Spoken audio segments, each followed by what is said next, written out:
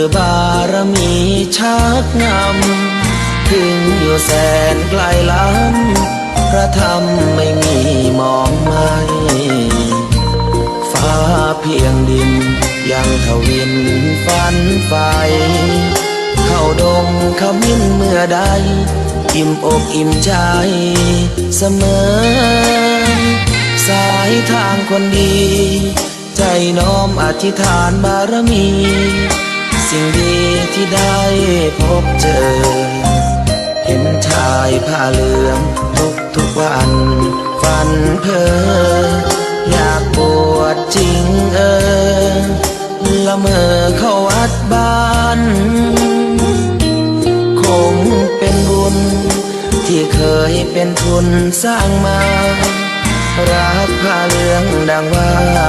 ปรารถนาหยุดมันอยากบวชทุกทีผ้าเหลืองผืนนี้ผูกพันอยู่ในใจทุกวันใฝ่ฝันถึงผ้าเหลืองกายวาจาใจสัญญาว่าไม่เสื่อมคลายหัวใจมุ่งหมายเนืองไม่มีอะไรมากันให้คุณคืนศรัทธาผ้าเหลืองบวชเป็นเรื่องใหญ่เราวันรอคอยเข้าโบสถ์ได้บวชเสียทีเป็นคนสุขเต็มที่ตามรอยความดีพระพุทธเจ้าไม่ลืมบุญคุณพ่อแม่การุณเลี้ยงเราผ้าเหลืองห่มกายคลายเศร้าพ่อเราแม่เราศรัทธาสุขใจจริงๆเป็นชายแต่หัวใจสิงพูดจริงทำจริงทุกคราทุกคืนทุกวันผ้าเหลืองพันผูกกายาโอ้น้อวาสนาพระธรรมนำพาชีวิต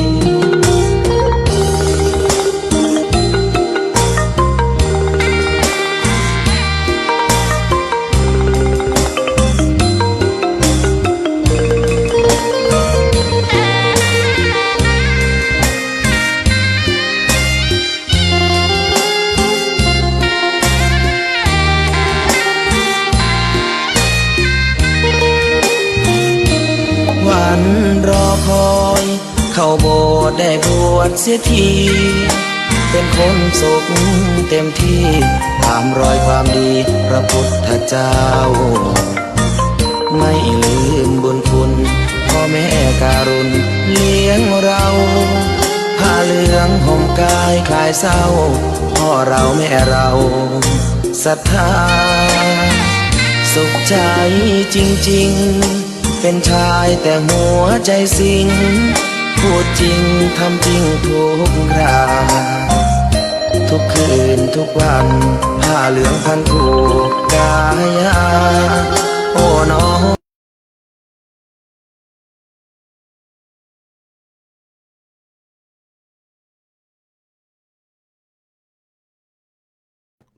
ขอถวายความนอบน้อมแด่พระรัตนตรัยกราบถวายความเคารพพระมหาเถระพระเถรานุเถระเจ้าคณะพระสังฆาธิการกราบขอโอกาสพระครูวิสิตกิจจาธรที่ปรึกษาเจ้าคณะตำบลอูทองเจ้าอาวาสวัดท่าพระยาจักรขอนมัสการเพื่อนสหธรรมิกและสวัสดีน้องสามเณรเจริญพรโยมพ่อโยมแม่โยมปู่โยมย่าโยมตาโยมยายโยมลุงโยมป้าโยมน้าโยมอาญาติโยมอุบาสกอุบาสิกาผู้ฟังผู้ชมทุกท่านขณะนี้ท่านกำลังรับชมและรับฟังและรับชมรายการธรรมะสำเนียงเสียงเนอดำเนินรายการสดโดยอาตมาภาพพระสรายุทธสิริสาโร พระลูกวัดวัดท่าประหยัดจักรผู้อำนวยการสถานีวิทยุกระจายเสียงเพื่อการเผยแผ่พระพุทธศาสนาคลื่นสาธุเรดิโอ FM 101 เมกะเฮิรตซ์ออกอากาศส่งกระจายเสียงประเภทบริการสาธารณะจากวัดท่าประหยัดจักรหรือว่าวัดช่องลมบ้านท่าพระหมู่ที่12ตำบลอู่ทองอำเภออู่ทอง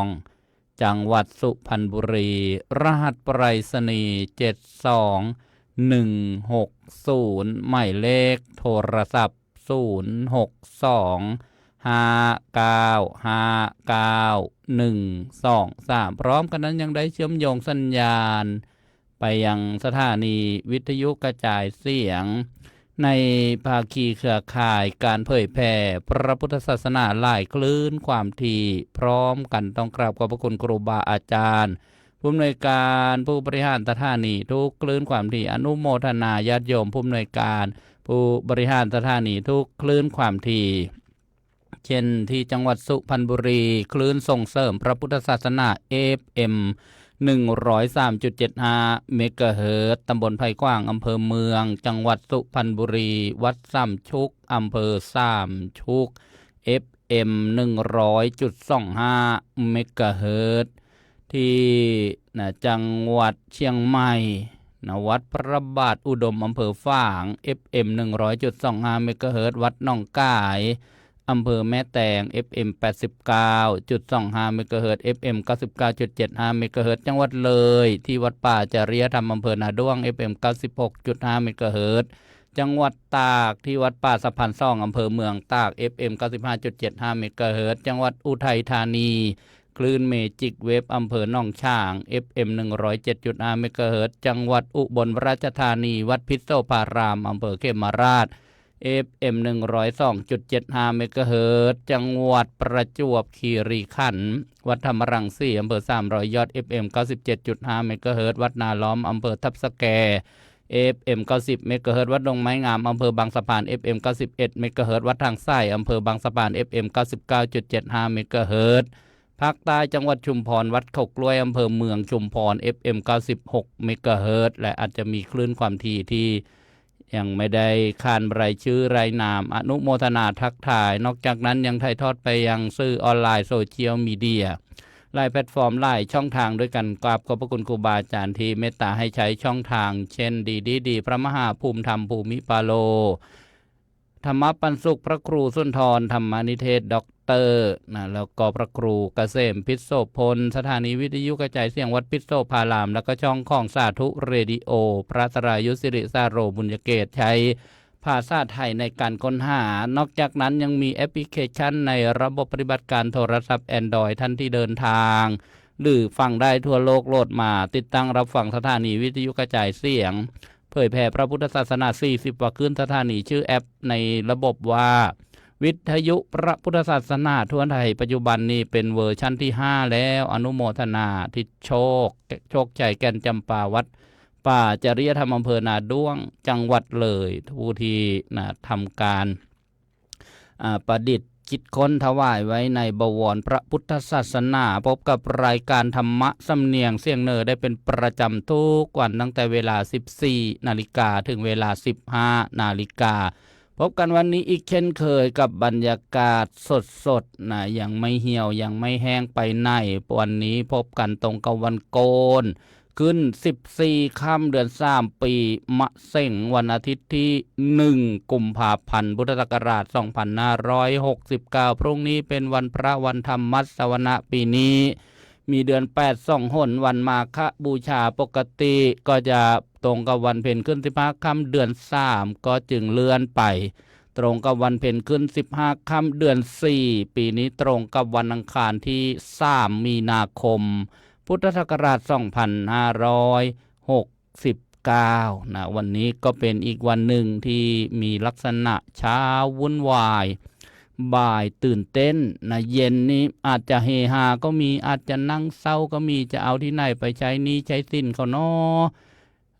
ประเทศไทยนี่ตัวเลขมันแพงกระดาษมันแพงนะญาติโยมเปรียบเหมือนชีวิตคนเกิดมาก็วุ่นวาย นะคนจะเกิดนี่วุ่นวายไหมวุ่นวายสมัยก่อนนี้ต้องไปหาหมอตำแยนะการเกิดนี้เป็นเรื่องที่เจียนอยู่เจียนไปนะของผู้เป็นแม่เป็นมารดานะเหมือนเข้าสู่ศึกสนามรบไม่รู้ว่าจะได้กลับมาหรือเปล่าเหมือนทหารนะเข้าสู่สนามรบอย่างนั้นนี่เรียกว่าเช้าวุ่นวายบ่ายตื่นเต้นโอ้ยเด็กหนุ่มเด็กวัยรุ่นตื่นเต้นไม่หมดจะไปทำงานก็ดีจะไปจีบสาวก็ดีจะไปข้อเมียก็ดีตื่นเต้นนะเย็นนี่เศร้าและโอ้ยชีวิตคนมาถึงนะวัยชะแร่แก่ชราเนี่ยเศร้าจะต้องจากไปของที่ห้ามาได้มากมายกองพะเนินเทินทึกกินก็ไม่ไหวใช้ก็ไม่หมดเราจะทำยังไงน้อไอ้คนนั้นก็จ้องจะแย่งกันไอ้คนนี้ก็จ้องจะแย่งกันนี่สำหรับคนมีคนไม่มีก็เสียดายชีวิตมาถึงปัดชิมมาไหวแล้วจะก่อร่างสร้างฐานะอะไรก็ไม่ไหวหกล้มหกลุกนะไปทำการทำงานยักแย่ยักยันเห็นก็น่าสมเพชเวทนาอีกไม่นานก็จะต้องอำลาผาจากเสียดายเวลาที่ผ่านมาที่ใช้ไปไม่เกิดประโยชน์นี่ก็ประกินกะก่อนเขาสู่รายการทักทายท่านผู้ฟังทางออนไลน์ที่สามารถเห็นข้อความนะพิมพ์ข้อมูลนมัสการผู้ดำเนินรายการมาได้ทักทายนะเป็นเบื้องต้นจะได้รู้ว่าเป็นรอบนะที่เข้ามารอบแรกนะรอบแรกที่บอกว่ายังสดอยู่นะยังไม่แห้งยังไม่เหี่ยวไปไหนเอาจากล่างขึ้นบนมาที่ล่างสุดทักทายก่อนโยมประกายสิทธิ์ประกายจิตศิราศักดิ์มาจากบ้านแดงโยมน้อยมนฤดีมาลุนนี่จากอิสราเอลนู้นเลยนะต่างประเทศโยมครูเต่าสาวิตรีไส้ทองอูทองโยมวัฒนากันเจียกโยมนวรัตน์คุณนรงค์โยมนิ่งน้องปันปันโยมแม่สำลีเล่าเมืองกลางอำเภอนาตาลจังหวัดอุบลราชธานีใช้ชื่อปาร์ตี้โฟน 5G นี่จากอำเภอบางสะพานน้อยประจวบคีรีขันธ์บอกว่าเคยฟังจากวัดทางซ้ายคืนทางซ้ายธรรมก็อนุโมทนาโยมดาโมอนุโมทนาจากต่างประเทศโยมจะเลี้ยงเชื่อคำโยมการดาเพื่อสมบัติลุงปิ้นอาพรอำเภอวังสะพุงจังหวัดเลยชาติชายก่อนส่งแก้วบางสะพานประจวบคีรีขันธ์แม่ชีบุญเรืองทองพิกุลวัดป่าจริยธรรมอำเภอนาดวงจังหวัดเลยโยมนวลซี่แบโลยามเช้าที่ประเทศอังกฤษ 5-6 องศาอนุโมทนาสาธุที่มาทักทายช่วยกันกดถูกใจกดไลค์กดแชร์นะโยมนวลซี่บอกว่าเช้าวันนี้โยมตื่นมาปูเสื้อปูเสื้อด้วยนะรอฟังรอชมรายการโชคดีทันได้ฟังเพลงเพราะตาสว่างแล้วเจ้าค่ะอนุโมทนา ต้องบอกอรุณสวัสดิ์ที่ประเทศอังกฤษแล้วก็ราตรีสวัสดิ์อเมริกาสายันสวัสดิ์ที่ญี่ปุ่นหรือว่าเจแปน5 โมงเย็นทักทายเป็นอีกบรรยากาศหนึ่งนะครับครูบาอาจารย์ที่จัดรายการดำเนินรายการในยุคนี้สมัยนี้มีหลายแพลตฟอร์มก็คือหลายรูปแบบในการถ่ายทอดเบื้องต้นก็ปกิณกะสาระบางไม่สาระบางทักทายทักกันนะให้รู้เป็นเพื่อนกันเป็นเพื่อนในวัฏสงสารโยมวิไลสุนทรวารีทิพย์นี่กาญจนบุรีหรือว่ากาญจนบุรีโยมกนกวันอินทานน้องคายโยมรังพันธิภากระพานุพัฒน์อยู่ล่างวัดช่องลมนี่อยู่ไกลเสาวิทยุมากที่สุดเลยมั้งเนี่ยนี่อยู่บางสะพานน้อยโยมครูพรทิพย์เอี่ยวเล็กทองบุญชูจากทางพัทลุงหรือสตูลอยู่ภาคใต้ของประเทศไทยโยมจะรวยชมซี่อูทองนู่นิดฮัลแลมนี่นะจากอังกฤษถ้า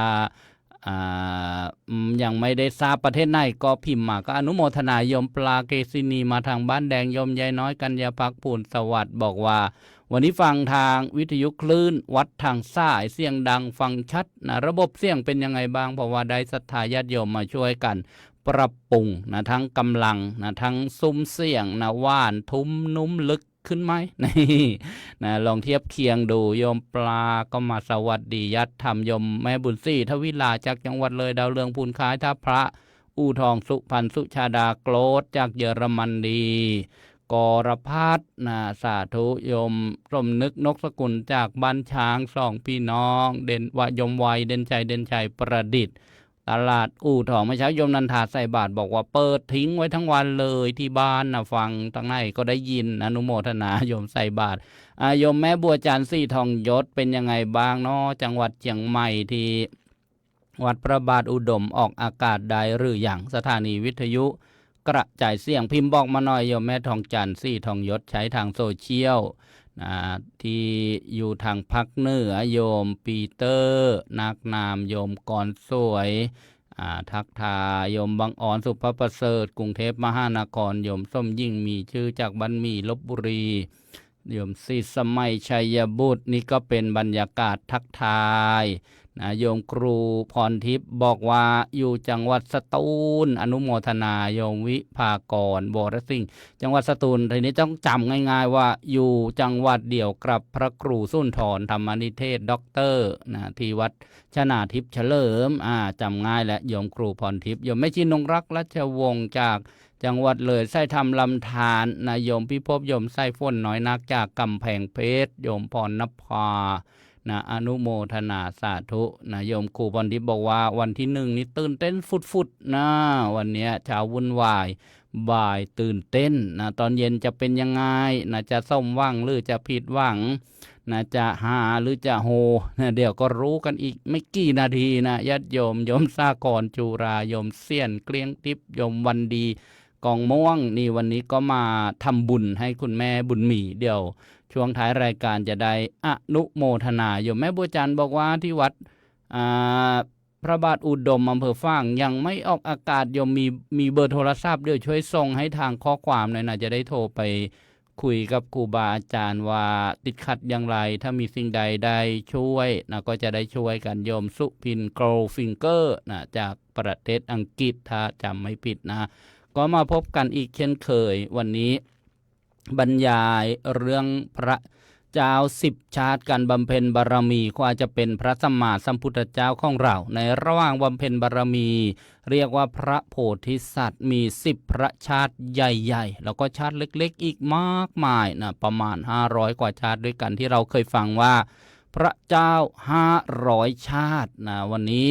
ก็ยังอยู่ในพระชาติที่4ลำดับจาก10พระชาติพระเจ้าเนมิราชชาดกหรือว่าพระเนมิราชชาดกบำเพ็ญอธิษฐานบารมีคำว่าอธิษฐานนี่ก็คือว่าตั้งจิตตั้งใจแน่วแน่ที่จะทำการสิ่งใดแล้วก็ต้องฝ่าฟันอุปสรรคขวากน้ำต่างๆนั้นให้สำเร็จลุล่วงไปได้ก็คือตั้งใจตั้งใจเนี่ยเรียกว่าอธิษฐานบางก็มีหลักธรรมเช่นอธิษฐานธรรมตั้งจิตตั้งใจในเรื่องชาดกเรื่องนี้คือพระเจ้าเนมิราชท่านก็อธิษฐานก็คือตั้งใจว่าถ้าเกศาผมงอกเมื่อไหร่เนี่ยก็จะออกผนวดหรือว่าออกบวชแล้วก็ได้ฟังมาถึงเมื่อวานท่านกำลังไปชมเทวโลกสวรรค์ได้เห็นวิมานส่วนมากก็เป็นแก้วผลึกของเราเทวดาแก้วมีหลายประการด้วยกันทีนี้ท่านก็ส่งใส่ใครรู้ว่าเราเทวดาที่ได้สำเร็จในทิพยสมบัติทิพยวิมานมีวิมานแก้วต่างๆด้วยบุญยกรรมอะไรก็ถ้าแด่ท่านมาตาลีเทพสารถีท่านมาตาลีเทพสารถีก็รู้ความเป็นมาเป็นไปของเหล่าเทพเหล่านั้นก็ได้ตอบส่วนมากก็จะเป็นการให้ทานมีตั้งหลายอย่างเมื่อวานก็ได้นำมาบรรยายเกี่ยวกับทานวัตถุสิ่งของที่ควรแก่การถวายทาน10อย่างด้วยกันมีข้าวน้ำผ้าอย่างนี้เป็นต้นแล้วก็ยังมีการรักษาอุโบสถศีลไปด้วยแล้วก็สำรวมจึงได้มาบันเทิงรื่นเริงอยู่ในเทวโลกสวรรค์วันนี้ก็ยังอยู่กันในบรรยากาศชื่นชมเทวโลกสวรรค์ที่ได้นำมาบรรยายนี้ก็มีมาจากอัตถกถาพระไตรปิฎกบางก็จะมาตำหนิติเตียนเอาสวรรค์มาล่อเอานรกมาคูมาทำให้ผู้ฟังนี้ทำบุญแล้วก็ปรารถนาที่จะได้ไปเกิดในเทวโลกสวรรค์ยังติดอยู่ในวัฏสงสารยังไม่เป็นโลกุตตรธรรมยังไม่ไปสู่ มรรคผลพระนิพพานอะไรอย่างนั้นแต่ก็มีลำดับนะเช่นพระพุทธเจ้านะตรัสสอนอนุปุพพีกถา5เนี่ย5อย่างในหลักธรรมซึ่งมากนะที่พระพุทธเจ้าสอนกับฆราวาสญาติโยมเกี่ยวกับเรื่องการให้ทานการรักษาศีลการได้เกิดในเทวโลกสวรรค์การมัวเมาหมกมุ่นอยู่ในกามแล้วก็อานิสงส์นะของการออกจากกาม5 ข้อ 5 ประการนี้แหละก็อย่าคิดว่านะเป็นเรื่องที่ไม่มีประโยชน์ก็คงจะไม่ถูกต้องนะถ้าจะมาตำหนิติเตียนแบบนี้แบบนั้นนะเนี่ยก็เป็นพื้นฐานแห่งการดำเนินชีวิตให้มีความสุขนะเพราะว่าจะให้เข็นนะทุกคนทุกท่านไปมรรคผลพระนิพพานด้วยเท่ากันทั้งหมดเนี่ยก็คงไม่ได้เพราะว่านะอุปมาเหมือนบัวใช่ไหมยังมี4เหล่านะบางคัมภีร์ก็บอกว่า3เหล่าก็คือคนเราเนี่ยมีความแตกต่างกันนะอินทรีย์บารมีนะสัตตินทรีย์ปัญญินทรีย์วิริยินทรีย์สมาธินทรีย์นะเห็นไหมเนี่ยคำว่าอินทรีย์เนี่ยแปลว่าความเป็นใหญ่แตกต่างกันเพราะฉะนั้นเนี่ยพื้นฐานที่จะได้เกิดมาหรือว่าจะมีความสุขในปัจจุบันในการให้ทานในการรักษาศีลเรียกว่าเอาประโยชน์ในปัจจุบันนะทิฏฐธรรมิกัตถะประโยชน์นะเนี่ยทำในปัจจุบันได้ในปัจจุบันเนี่ยก็มีประโยชน์มากมายนะหรือน่าจะเป็นประโยชน์ในภพใหม่ชาติหน้านะเรียกว่าสัมปรายิกัตถะประโยชน์หรือเป็นประโยชน์อย่างยิ่งนะก็คือเพื่อหลุดพ้นจากวัฏฏะสงสารเรียกว่านะมีนะหลายแบบนะให้เลือกเอาให้เหมาะสมนะตามกำลังนะที่เราเคยฟังว่าตามบุญตามวาสนานะบอกแล้วแต่วาสนานะสุดแท้แต่วาสนาใช่ไหมสุดแท้แต่วาสนาก็คือนะวาสนานี้ก็เป็นความเคยชินอย่างไรจะมีนะกำลังความแข็งแรงอย่างไรในอินทรีย์เนี่ยเพราะฉะนั้นเนี่ยการได้ฟังเรื่องคนทำดีนะได้ไปเสวยความสุขบนสวรรค์ก็จะได้มีแนวที่จะเทียบเคียงไว้ว่าโอ้นี่ผลของการทำความดีนะดีทั้งในปัจจุบันนะดีทั้งพบใหม่ชาติหน้านะเป็นที่เบาอกเบาใจเป็นที่หวังได้นะจะไม่ไปตกระกรรมลำบากนะถ้านะเนี่ยถ้าชาติหน้ามีจริงเราก็สบายใจถ้าไม่มีล่ะก็ไม่เป็นไรนะชาตินี้เราก็สบายใจในการให้ทานในการรักษาศีลนะในการเจริญภาวนาเจริญปัญญาทำให้ใจเนี่ยผ่องใสนะใจเนี่ยไม่เศร้าหมองเราก็หวังได้ว่าเราเนี่ยจะเป็นคนที่มี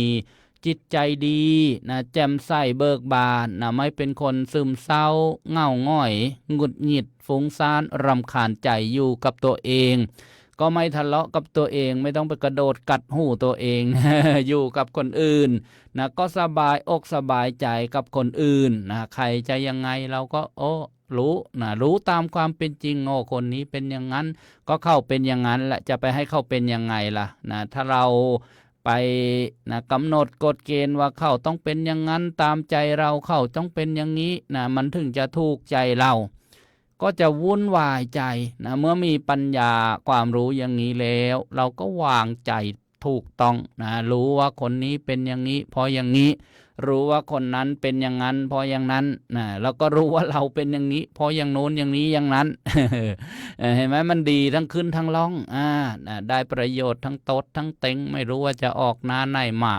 นะเราได้ประโยชน์ทั้งหมดอันนั้นนะเห็นไหมญาติโยมไม่รู้จะออกหน้าไหนเราก็ได้ประโยชน์อันนี้เรื่องบุญกุศลไม่ใช่นะเรื่องการพนันนะขั้นต่อขั้นแตนขั้นพึ่งอะไรนะเดี๋ยวจะขั้นแตก กลับมาฟังเรื่องพระเจ้าเนมิราชกันต่อดีกว่าญาติโยมวันนี้ก็ตอนที่11มาแล้วนะกระดึบนะหมายถึงค่อยเป็นค่อยไปค่อยฟังกันไปนะย้อนลอยกลับมาก่อนนะว่ากำลังบรรยายเรื่องพระเจ้านิมิราชท่องเที่ยวชื่นชมเทวโลกสวรรค์เมื่อวานชมวิมานแก้วผลึกโอ้ยสูงใหญ่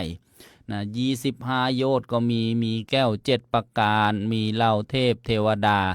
แล้วก็เมื่อชม วิมานแก้วผลึกแล้วเนี่ยนะก็จะมีหลายวิมานด้วยกันมีเทวดานะหลายท่านด้วยกันวันนี้ก็มาฟังว่าต่อจากนั้นมาตาลีเทพสารถีเนี่ยก็ขับรถผ่านะพระเจ้านี่มีลาดไปชมนะวิมานแก้วมณีนะแล้วก็ในนั้นเนี่ยนะมีลักษณะภูมิภาคที่ราบเรียบวิมานแก้วมณีเนี่ยเราก็ต้องนึกถึงว่าเป็นแก้วสุกใสนะระยิบระยับนะสมบูรณ์ไปด้วยส่วนสูงเปล่งรัศมีดุจมณีบรรพตนะกึกก้องไว้ด้วยการฟ้อนรำขับร้องประโคมเนี่ยอยู่เทวโลกสวรรค์นะก็จะมีเสียงเหล่านี้กระทึกคึกโคมแต่ถ้าไปฟังเรื่องพรหมโลกนี่เงียบนะพระพรหมนี่อยู่กันเงียบนะอยู่วิมานละองค์ท่านนี่ท่านหลุดท่านผลไปจากสิ่งเหล่านี้นะกรรมคุณต่างๆเนี่ยนะความแตกต่างกันของเทวดานะแล้วก็พรหมโลกเนี่ยนะได้กล่าวว่านะกึกก้องไปด้วยการฟ้อนรำขับร้องแล้วก็ประโคมเกื้อนก้นไปด้วยเทพบุตรเป็นอันมากนะนี่เป็นบรรยากาศนะเทวโลกสวรรค์วิมานของเทวดาพระเจ้าเนมิราชทอดพระเนตรเห็นแล้วก็ตัดถามถึงกุศลกรรมของเราเทพบุตรนะที่มาเกิดในวิมานเนี่ยมาตาลีเทพสารถีนะก็ได้ทูลบอกนะว่าวิมานนั้นนะมีลักษณะที่บุญญานุภาพนะตกแต่งแล้วคืออะไรละบุญญานุภาพนะอานุภาพของบุญนั่นเองญาติโยมที่เคยทำตอนเป็นมนุษย์เนี่ยนี่เรียกว่าบุญญานุภาพนะเราเคยฟังพุทธานุภาพอานุภาพขององค์พระสัมมาสัมพุทธเจ้าธรรมานุภาพอานุภาพของพระธรรมสังขานุภาพอานุภาพของพระสงฆ์แล้วก็ยังมีนะเทวตานุภาพอนุภาพของเทวดาวันนี้มาฟังคำที่มีคำกล่าวว่าบุญญานุภาพนะอานุภาพนะของบุญนะนี่เรียกว่าทำอะไรแล้วจึงได้มาเป็นสวรรค์เป็นวิมานนะที่มีลักษณะสวยงามเนี่ยก็เพราะบุญญานุภาพตกแต่งนะบุญตกแต่งให้เป็นอย่างนั้นสวยงามอย่างนี้แต่ถ้าบาปถ้าสร้างขึ้นมาแล้วล่ะมันก็ไปสร้างคุมนรกสร้างเครื่องธนาการนะหรือว่าเครื่องไม้เครื่องมือที่จะลงโทษลงทันนะซุ่มทุมเปลวไฟหอกเล่นเหล้านะโซโตมอนต่างๆต้นนิ้วกระทะทองแดงอย่างนั้นนะสุนัขปากเล็กอีกาปากเล็กนั่นด้วยนะพ้นของบาปนะคงไม่เรียกว่า บาปนุภาพนะญาติโยมแต่วันนี้เราฟังว่าบุญญานุภาพเนี่ยประดับตกแต่งให้เกิดวิมานแก้วนะแก้วมณีนะที่น่ารื่นรมนะประกอบไปด้วยของที่น่ารื่นรมในสวรรค์ในวิมานเขาบอกว่าจัดสรรไว้เป็นส่วนๆเปล่งแสงสว่างนะแสงสว่างที่มาจากแก้วออกจากฝ้าแก้วไพฑูรย์นะไม่ต้องเสียค่ากระแสไฟฟ้านะไม่ต้องไปคิดแก้ปัญหาว่าจะหาอะไรมาที่จะทำให้ค่ากระแสไฟฟ้าเนี่ยมันถูกปานประหนึ่งว่ามีไหมไฟฟรีๆเนี่ยนะเช่นทำสถานีวิทยุกระจายเสียงเนี่ยบางท่านก็มาคุยกันอยากจะได้พลังงานที่แบบไม่อยากจ่ายค่าไฟว่าอย่างนั้นเถอะบางก็ไปหาวิธีการโซล่าเซลล์มันจะช่วยประหยัดนะถ้ามีแบตเตอรี่เนี่ยกลางคืนเราก็เก็บใส่แบตเตอรี่ไว้นะเหมือนชาร์จแบตในโทรศัพท์ใช่ไหมนะเหมือนชาร์จแบตในโทรศัพท์นะจะได้ไม่ต้องซื้อกระแสไฟฟ้าจากการไฟฟ้านะก็เลยบอกเอาอย่างนี้สิถ้าอย่างนั้นนะกระแสไฟเนี่ยกลางคืนเนี่ยมันกินเยอะนะถ้าเราเก็บใส่แบตเตอรี่ไอ้ลูกเล็กๆเนี่ยมันไม่พอหรอกนะแบตมันต้องเป็นแบตเท่ากับรถยนต์ที่เขาขับไปมาได้400กิโลเมตรนะเอาอย่างนี้ไหมล่ะซื้อรถไฟฟ้ามาคันหนึ่งก็แล้วกันกลางวันเนี่ยเราก็เอาขี่ไปไหนมาไหนนะที่สถานีของเราก็ใช้แผงโซลาร์เซลล์นะเพราะว่ากลางวันมีแสงใช่ไหมนะก็ใช้ไฟเราจะได้ไม่ต้องซื้อไฟไงนะแล้วกลางวันเราก็เอารถไฟฟ้านะขับไปธุระไปการงานต่างๆ แล้วเวลาเรากลับบ้านกลางคืนนะก็เอารถไฟฟ้านั่นแหละนะมาเสียบเข้าเครื่องส่งวิทยุ เราก็จะประหยัดนะ คิดกันไปคิดกันมาอันนี้เรื่องพลังงานไฟฟ้านะแสงสว่างต่างๆที่บอกว่าบนเทวโลกสวรรค์เนี่ยเขามีแก้วนะแก้วมณีต่างๆที่ให้แสงสว่างเขาไม่ต้องจ่าย ค่ากระแสไฟฟ้าเนี่ยด้วยอะไรล่ะได้ด้วยบุญญานุภาพนะบุญเนี่ยตกแต่งให้มีแสงนะเปล่งออกมานี่จากนะแก้วนะจากแก้วมณีเป็นที่ลื่นลมมากโอ้นะแล้วก็มีเสียงที่บอกว่าเป็นเสียงทิพย์นะเสียงทิพย์มีลักษณะเครื่องดนตรีนะมีเสียงเปิงมางเสียงตะโพนมีการฟ้อนรำขับร้องนะแล้วก็ประโคมดนตรีเปล่งเสียงออกมาหน้าฝั่งไพเราะเพราะพริ้งอันนี้ท่านบรรยายไว้นะถามว่าพระอาจารย์เคยไปฟังมาหรือเปล่ายังละนะหรือเคยแต่จำไม่ได้แล้วนะมันนะมันซับซ้อนในวัฏสงสารนะแต่ท่านบอกว่าเนี่ยเสียงก็ไพเราะเป็นที่ลื่นลมใจนี่นะไม่ไม่มีความรู้สึกว่าจะเสียงอื่นจะเพาะไปฝ่าเสียงนี้อีกแล้วนะถ้าใครได้ไปได้ยินได้ฟังเหมือนนะพระเจ้าเนมิราชที่กำลังได้ยินได้ฟังได้ชมเนี่ยนะความปลื้มใจก็ปรากฏแก่พระองค์พอได้เห็นได้ยินนะแล้วก็ถ้าเป็นลักษณะได้กลิ่นโดยก็คงจะเป็นกลิ่นที่หอมละมุนละไมนะก็เลยถามสารถีนะว่าเทพบุตรเรานี้ก็ทำกรรมดีอะไรไว้นะจึงได้มาถึงสวรรค์ที่มีความบันเทิงอยู่ในวิมานนี่มาตรีเทพสารถีก็ทูลพยากรณ์นะตามดำรัสตัดถามของพระเจ้าเนมิราชว่าวิบากกรรมของสัตว์เนี่ยเป็นผู้ที่มีการทำบุญทั้งหลายนะหลายอย่างนะแล้วก็ทำบุญแด่พระราชาที่ตอบกับพระราชาที่ยังไม่ทราบนะให้ทราบว่าเทพบุตรเหล่านี้เมื่ออยู่ในโลกมนุษย์นี่นะเป็นอุบาสกผู้มีศีลญาติโยมคำว่าอุบาสกอุปาสกะอุบาสิกาอุปาสิกาเนี่ยอุปาสกานี่นะก็คือผู้ที่นั่งใกล้นะพระรัตนตรัยผู้ชายเรียกว่าอุบาสกผู้ที่นั่งใกล้พระรัตนตรัยผู้หญิงเรียกว่าอุบาสิกานั่งไกลนี่ไม่ถึงว่ามานั่งชิดกันนะจ้องตากันบ้องแบวทุกวันหรือเปล่าไม่ใช่อย่างนั้นไกลด้วยการประพฤติปฏิบัตินะในทานในศีลในภาวนานี่เรียกว่านั่งไกลนะถ้านั่งไกลล่ะนั่งไกลพูดก็ไม่ได้ยินนะมองก็อาจจะเห็นไม่ชัดนะเห็นเป็นอีกคนหนึ่งโดยเฉพาะนะถ้าเกิดไปนั่งไกลหลวงปู่หลวงตานะตาท่านอาจจะมองไม่ถนัดถนีพูดก็เสียงเบาๆเดี๋ยวอาจจะสื่อสารกันผิดพลาดได้นะสอนเรื่องบุญนะผู้ฟังอาจจะไปฟังเป็นบาปสอนเรื่องบาปนะผู้ฟังก็อาจจะไปฟังเป็นบุญการฆ่าสัตว์ก็ดีการลักทรัพย์ก็ดีการประพฤติผิดในกามก็ดีการพูดโกหกการพูดเท็จการพูดคำหยาบการพูดส่อเสียดก็ดีการดื่มสุราเครื่องดองของมึนเมายาเสพติดก็ดีสิ่งเหล่านี้ล้วนไม่ควรทำโยมได้ยินดีหมดเลย ผู้นั่งไก่เนี่ยเดี๋ยวจะฟังไม่ถนัดนะเห็นไม่ชัดเดี๋ยวเอาไปปฏิบัติไม่ถูกเพราะฉะนั้นนะมาใกล้ๆสินะเพราะว่าสมัยก่อนนี่เราต้องนึกว่าไม่มีเครื่องขยายไฟฟ้าไม่มีเครื่องนะส่งกระจายเสียงสถานีวิทยุนะก็ต้องนั่งใกล้นะบางก็มาอุปถัมภ์อุปถากรับใช้ใกล้ชิดนะอุบาสกผู้ชายแล้วก็นะอุบาสิกาผู้หญิงแล้วก็ต้องมีศีลด้วยนะเห็นไหมนะนอกจากการให้ทานแล้วก็ต้องมีศีลเทพบุตรเหล่านี้ได้ก่อสร้างวัดนะสร้างอารามที่รื่นรมนะสร้างสวนดอกไม้ในวัดเนี่ยฟังไว้นะอุบาสกนะท่านสร้างอารามบ่อน้ำสระน้ำสร้างสะพานนะไม่ใช่อุบาสกบางแห่งบางที่นะเอาม้าไปทิ้งวัดเอาแมวไปปล่อยวัดเอาไก่ไปปล่อยวัดเอาหมูไปปล่อยวัดเอาซ่านหักแตกไปทิ้งที่วัดนะบางที่เอาขยะนะไปทิ้งก็มีนะเห็นไหมนะไม่สร้างแล้วยังมาทำลายอีกนะไม่ทำให้ลื่นลมแล้วมาทำให้โซ่หม่มอีกนี่เราก็ต้องคิดกันนะเพราะว่าอะไรเพราะว่าวัดเนี่ยเป็นสถานที่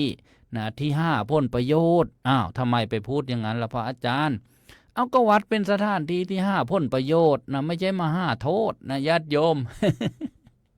5ผลประโยชน์จากการให้ทาน5ผลประโยชน์จากการรักษาศีล5ผลประโยชน์จากการเจริญภาวนาเป็นเหมือนคุ้มทรัพย์ถ้าปัจจุบันนี้ก็น่าจะเป็นบ่อน้ำมันดิบอะไรอย่างนั้นเป็นเมืองทองคำอะไรเงี้ยที่ใครปรารถนาความสุขความเจริญก็มาเอาประโยชน์จากวัดด้วยการให้ทานด้วยการรักษาศีลด้วยการเจริญภาวนานี่เรียกว่าวัดเป็นที่5ผลประโยชน์ประโยชน์ในปัจจุบันประโยชน์ในพบใหม่ชาติหน้าแล้วก็ประโยชน์อย่างยิ่งเห็นไหมประโยชน์3แบบในปัจจุบันก็มีประโยชน์ได้ฟังเทศฟังธรรมให้ทานทำบุญฝึกจิตฝึกใจประโยชน์มากมายแล้วก็ไล่วัดไล่อารามเพราะฉะนั้นถ้าเราไม่ได้ทำให้ลื่นลมเนี่ยอย่าทำให้โซ่หม่มด้วยขยะสิ่งของแล้วก็ด้วยบาปทางปากพูดถึงวัดก็พูดในทางที่ไม่ดีพูดถึงพระก็พูดในทางที่ไม่ดีพูดถึงศาสนาก็พูดในสิ่งที่ไม่ดีนี่เราทำปากให้เกิดบาปเกิดโทษนรกก็ปรากฏนั่นแหละ1 กรรมก็1เครื่องมือลงโทษคิดไปอย่างนั้นก็ได้แต่ถ้าเรานำใส่ใจจริงซื่อสัตย์บริสุทธิ์จิตเลื่อมใสใจศรัทธาพูดเรื่องพระก็พูดเรื่องบุญเรื่องกุศลเรื่องดีเรื่องงามพูดเรื่องวัดก็พูดเรื่องดีเรื่องงามพูดเรื่องกิจการพระศาสนาก็พูดเรื่องดีเรื่องงามปานประหนึ่งว่าสิ่งที่น่ารื่นหล่มก็บังเกิดบนเทวโลกสวรรค์ครั้งละชิ้น2 ชิ้นแก้วบ้างเสียงทิพย์บ้างตะโพนบ้างฟ้อนลำบ้างก็อุปมาอย่างนี้ก็ดีเหมือนกันญาติโยมเราจะได้กลัวกรรมถ้ารักตัวกลัวกรรมอย่าทำชั่วจะมองมัวมนไม่ไปเมืองผีจงเลือกทำแต่กรรมที่ดีๆทุกชีวีจะมีสุขพ้นทุกภัยนะแม่ญาติโยมมากมายกล่าวถึงว่าเราเทพบุตรเนี่ยท่านเป็นอุบาสกผู้มีศีลได้ก่อสร้างอารามขุดน้ำบ่อก่อศาลาสร้างสะพานได้ปฏิบัติพระอรหันต์ผู้เยือกเย็นโดยเคารพได้ถวายจีวรบิณฑบาตขิลานปัจจัยเสนาสนะในท่านผู้ซื่อตรงด้วยใจเลื่อมใสเห็นไหมด้วยใจเลื่อมใสไม่ใช่ให้สักแต่ว่าให้สักแต่ว่าเป็นพิธีแต่ขาดสติขาดความเลื่อมใสบุญก็น้อยลงไปแล้วก็ได้รักษาอุโบสถศีลด้วยเดินตามรอยพระอรหันต์ขัดเกลากิเลสกินน้อยนอนน้อยปฏิบัติมากนะแม่ญาติโยมแล้วก็อุโบสถศีลนี้ประกอบด้วยองค์8ในวันดิที่14 15 ค่ำบ้าง8 ค่ำบ้างเนี่ยโดยเฉพาะวันพรุ่งนี้ก็เป็นวันพระวันธรรมมัสวนะอุโบสถนี้ก็มีแบบปาติหาริยปักษ์หรือปาติหาริยอุโบสถก็มีนิกันธอุโบสถก็มีแล้วก็สำรวมศีลแล้วก็จำแนก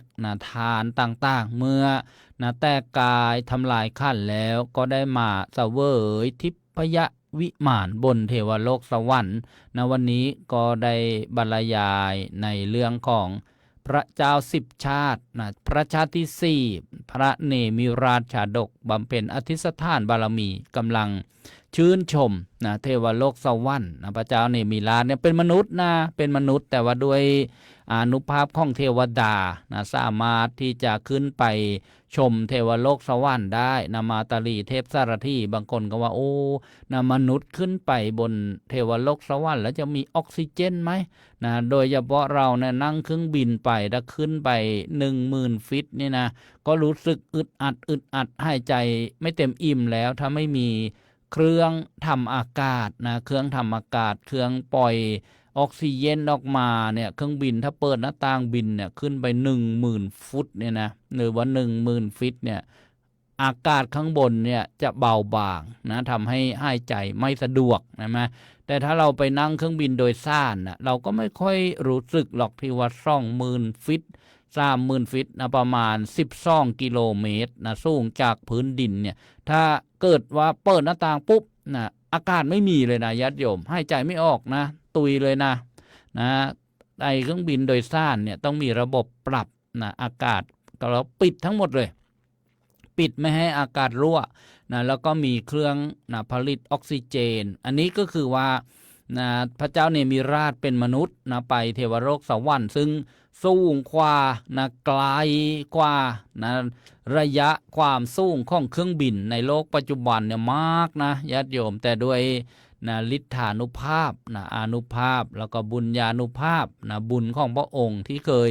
บำเพ็ญมานะทำให้เกิดนะสิ่งที่อัศจรรย์นะที่ได้กล่าวมาได้นะก็เป็นปกิณณกะนะวันนี้ดูเวลาแล้วก็มาถึงช่วงท้ายของรายการเนี่ยเดี๋ยวจะเปิดโอกาสให้โทรศัพท์เข้าร่วมรายการโยมก็เตรียมมุ่นโทรศัพท์กันนะฟังวิทยุกระจายเสียงเนี่ยนอกจากจะโทรศัพท์ถามก็ใช้คำให้ถูกต้องนะแล้วก็ปิดเสียงวิทยุก่อนนะเมื่อสนทนาทางโทรศัพท์ให้ฟังจากโทรศัพท์นะว่าจะถามหัวข้อธรรมะเรื่องอะไรถ้าคุยกับพระก็ต้องกราบนมัสการครูบาอาจารย์รูปนั้นๆพระอาจารย์พระครูพระอาจารย์อย่างนี้เป็นต้นนะแล้วก็แนะนำนะให้มีสมุดปากกาจดหัวข้อธรรมะที่สงสัยไว้ก่อนก็ได้นะหรือนะสิ่งที่เป็นสาระสำคัญในการฟังนะเรากลัวจะลืมนะหรือเบอร์โทรติดต่อนะเหตุการณ์ต่างๆนะความสำคัญต่างๆเนี่ยเบอร์โทรต่างๆก็จดไว้นะบันทึกไว้นะเพื่อจะได้สะดวกนะในการติดต่อนะข้างวิทยุเนี่ยก็ต้องมีกระดาษมีประกานะนี่ก็แนะนำนะเสริมไปนะเดี๋ยวจะเปิดโอกาสแล้วนะจะเปิดโอกาสให้โทรศัพท์นะวันนี้อนุโมทนาบุญวันก่อนมีญาติโยมมาร่วมทำบุญกันนะแต่ก็ยังไม่หมดหรอกเพราะว่าส่วนหนึ่งก็ทำออนไลน์มานะแล้วก็ส่งข้อมูลนะส่งข้อความมานะแล้วก็ส่งหลักฐานมาอย่างกับเมื่อวันก่อนนี่คุณครูสมศักดิ์คุณครูแชลมนะช้างเรือนงามร่วมบุญเผยแผ่พระพุทธศาสนาจากอำเภอสองพี่น้องจังหวัดสุพรรณบุรี 1,000 บาทอนุโมทนาสาธุการมาณโอกาสนี้นะแล้วก็นะทุกท่านเลยมีโยมณรงค์ศักดิ์ส้นค่ำนี่ถวายปัจจัยนะรวมเผยแผ่พระพุทธศาสนานะมา500 บาทอนุโมทนาสาธุการนะแล้วก็นะอีกหลายๆท่านถ้าตกหล่นก็ขออภัยด้วยอนุโมทนาโยมคุณยายบุญส่งนะพุ่มพันวงนี่เรียกอาตมาว่าเป็นพระล้านชายโยมนี้อายุ95 ปีแล้วนะอยู่ทางวัดเขากลางวันเนี่ยจะโทรก็ไม่สะดวกนะก็เลยพิมพ์ข้อความมาตอนมีเวลาว่างนะก็ขออนุโมทนานะโยมยายนะโยมปู่โยมย่าโยมตาโยมยายโยมลุงโยมป้าโยมนาโยมอาญาติโยมอุบาสกอุบาสิกาผู้ฟังผู้ชมทุกท่านแล้วก็วันก่อนไปงานที่วัดกลางอำเภอบางปะมาญาติโยมที่มาจากทางอำเภอบางซ้ายจังหวัดพระนครศรีอยุธยานะก็ร่วมบุญนะกันมานะโยมประเสริฐนะบัวขี้นะจากอำเภอบางซ้ายจังหวัดพระนครศรีอยุธยาทำบุญสถานีวิทยุ 1,000 บาทถวายค่าน้ำมันรถ 1,000 บาทอนุโมทนาเมื่อวานโยมทูลใจพึ่งพงนะร่วมบุญมา200 บาทบรรทปะใส่บาททุกวันร้านพิชิตค้าข้าวร้านปทุมมาศค้าข้าวตลาดอู่ทองใส่บาททำบุญทุกวันนะรวมถวายปัจจัยบำรุงสถานีวิทยุ500 บาทแล้วก็ถวายปัจจัย4อาตมาภาพ500 บาทอนุโมทนาวันนี้เมื่อเช้าโยมแม่บุญมีกองม่วงไม่ได้เดินทางมาแต่ให้ลูกๆล้านๆนะได้มาร่วมกันทำบุญมาจากบ้านน่องบอนตำบลจระเข้ซ้ำพันนะถวายพระมหาบุญช่วยปัญญาวชิโรรายการธรรมะขายทุกปัจจัย500 บาทแล้วก็ลูกหลานมีโยมขวัญแก้วนวาสุชาติโยมวันดีกองม่วงโยมจักรพงศ์ตีทรัพย์นะแล้วก็ครอบครัวเนี่ยเป็นลูกๆหลานๆของโยมแม่บุญมีกองม่วงนะถวายปัจจัย 400 บาทอนุโมทนาสาธุวันก่อนคณะจากบ้านตลาดเขตโยมรุ่งนภาแต่งงามผู้นำบุญนะได้รวบรวมกันมาทุกเดือนเลยคณะนี้ประกอบไปด้วยโยมรัชนีสิวะพรชัยปัจจัย300 บาทโยมกันชิสาชัยจรัสฤทธิ์และครอบครัว320 บาทโยมกรทิพย์อนันต์เศรษฐการ200 บาทโยมสามารถอุมาลีใจยังโยมสามารถโยมอุมาลีหรือว่าอุบาลีนะนามสกุลใจยั่งยืน100 บาทโยมป้าแต้วสำราญโยมป้าแต้วโยมสำราญภูลสวัสดิ์100 บาทโยมวันเพ็ญรักรุ่ง100 บาทน้องว่านมรรักตั้งงามปัจจัย200 บาทอนุโมทนาสาธุนะแล้วก็ทุกท่านเลยนะที่ได้ร่วมบุญมานะคนละเล็กคนละน้อยนะก็มาเป็น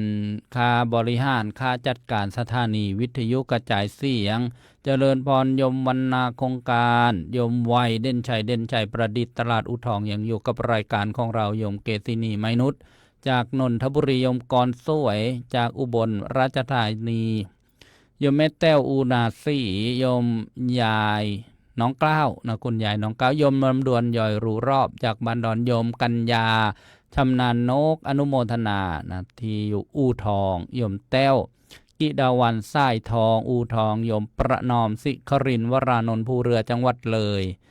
นะโยมปีเตอร์นะบอกว่าค่าสัตว์ก็ดี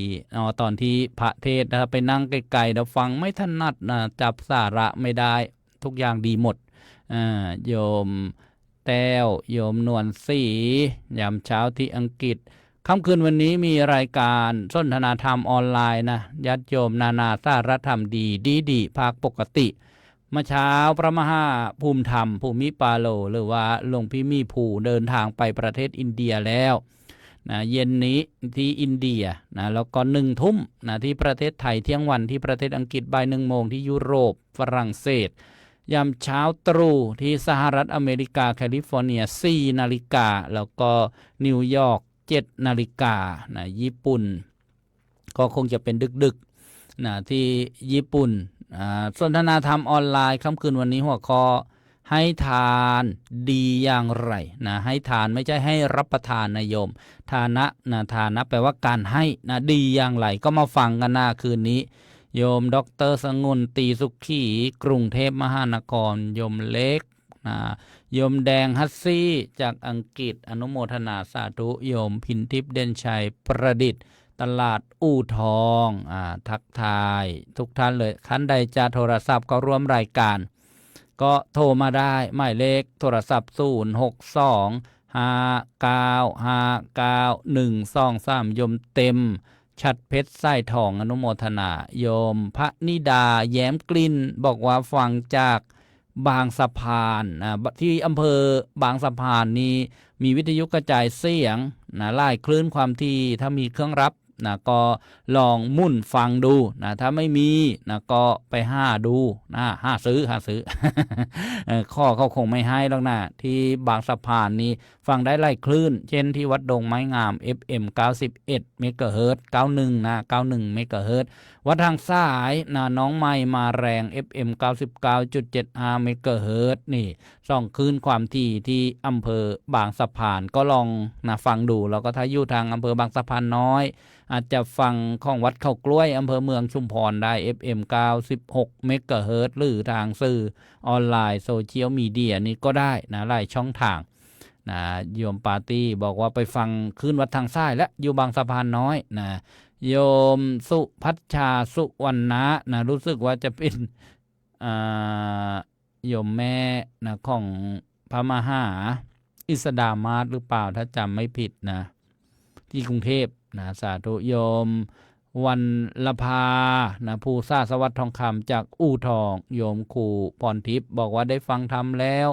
ใจเป็นสุขอนุโมทนาสาธุธรรมานุภาพอานุภาพของพระธรรมโยมสุกัญญาชัยบาลโยมคมชานมาลาจากนครนายกเตเลสเด็กบางลี่2 พี่น้องอนุโมทนาโยมเกษมซ้ำงามอู่ทองโยมสมบูรณ์จีนอนง โยมแม่บัวจันทร์ทักทายมาแล้วบอกว่านะเบอร์โทรก็ไม่มีที่สถานีที่วัดพระบาทอุดมอำเภอฝางโยมละออนู่ทองอูทองโยมสุพินโกฟิงเกอร์ทักทายท่านที่เข้ามารับชมรับฟังช่วยกันกดถูกใจนะกดไลค์กดแชร์เปิดสัญญาณแล้วนะเดี๋ยวดูก่อนว่าล็อกสัญญาณไว้หรือเปล่าวันนี้แลนะเงียบหรือว่ากำลังมุ่นไปลุ้นอะไรกันอยู่ก็ไม่รู้นะเลขที่ออกนะโปรดฟังอีกครั้งแอด วันนี้ฐานซิสเตอร์รู้สึกว่าจะไปฟังที่เดียวกันหมดเลยหรือเปล่าหรือท่านใดมีธุระอะไรก็โทรมาท้ายรายการ06259592123